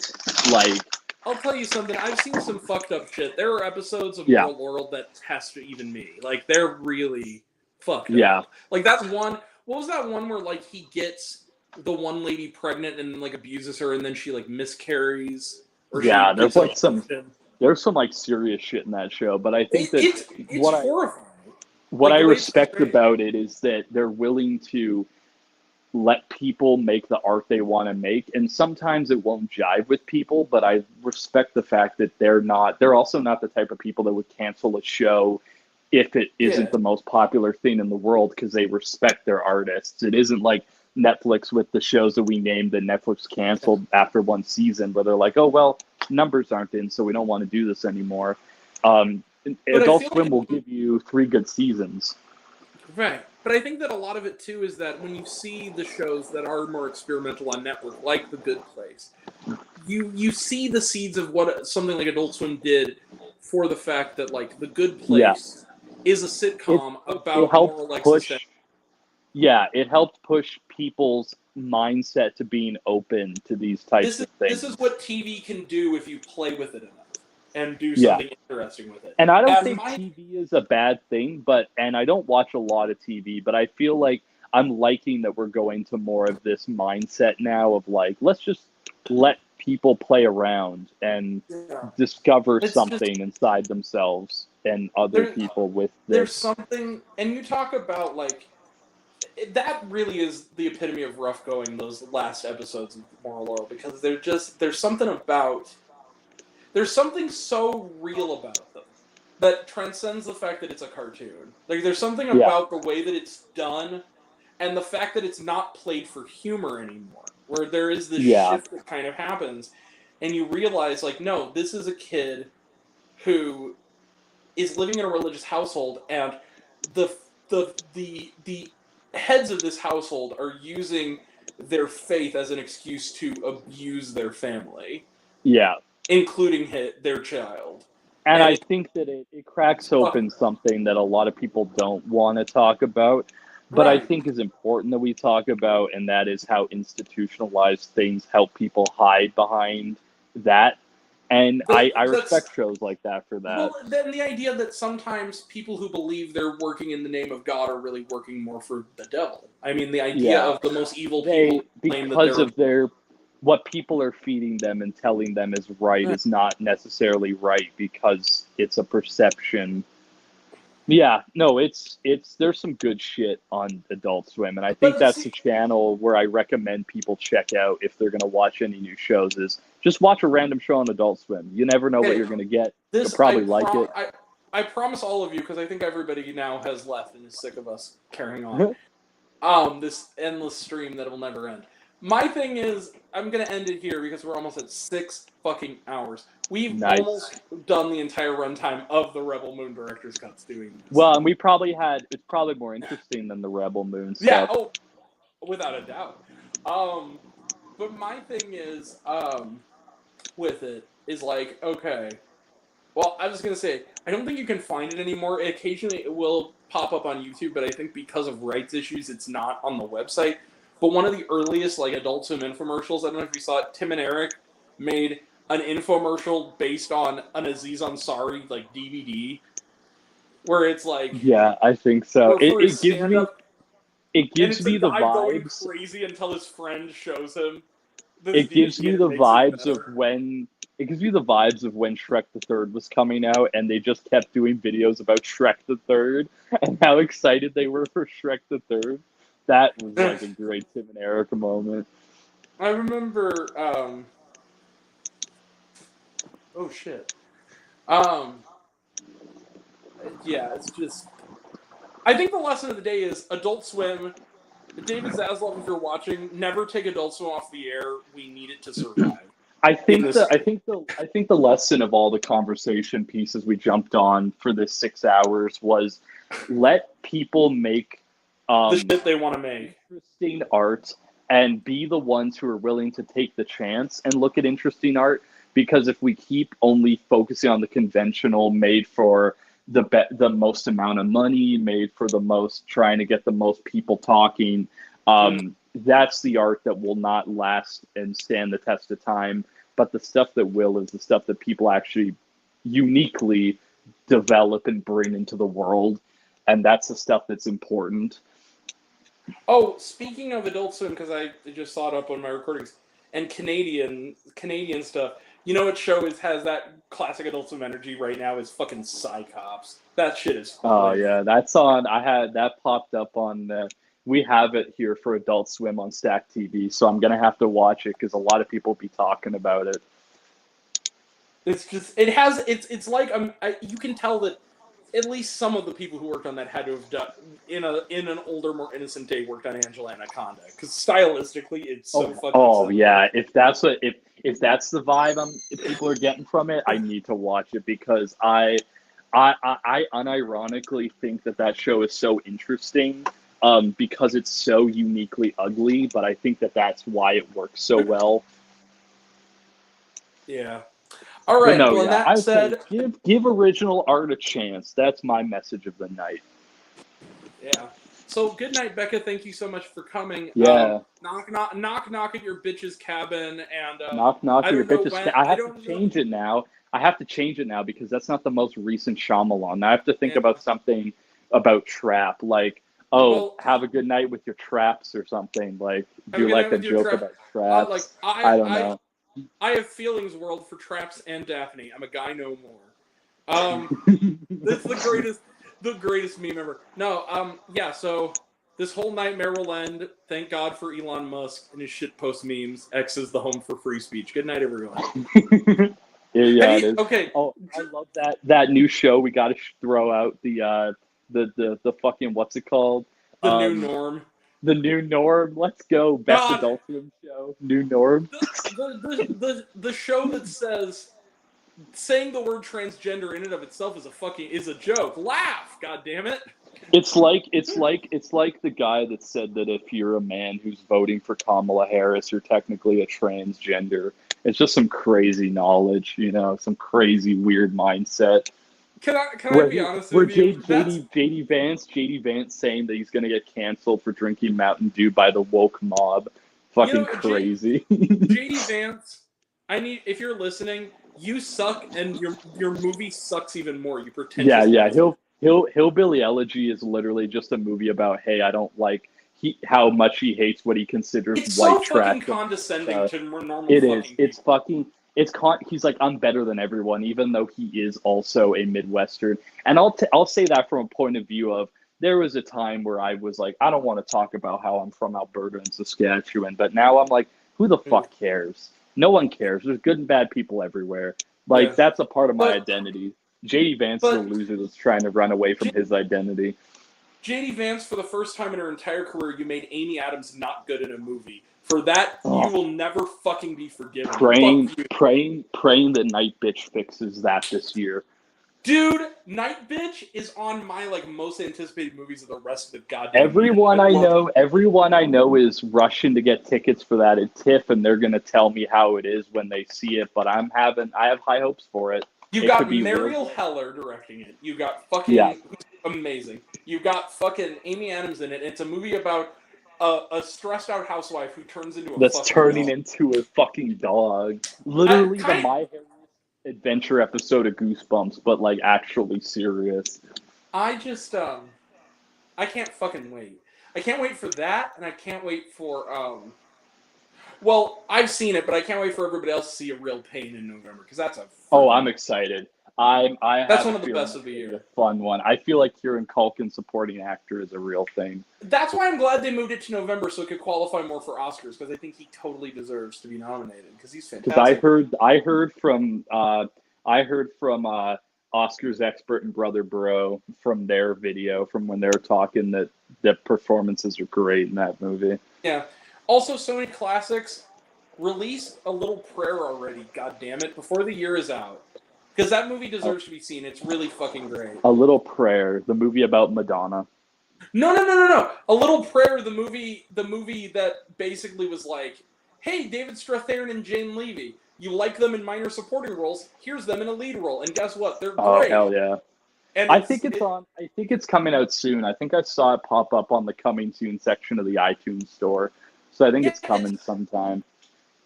Well, Sony Classics picked it up here in the States, but it still hasn't had a set a release date. And I saw that last year. It's in 2023. Like, that's what I feel. And that's it's what the I same writer.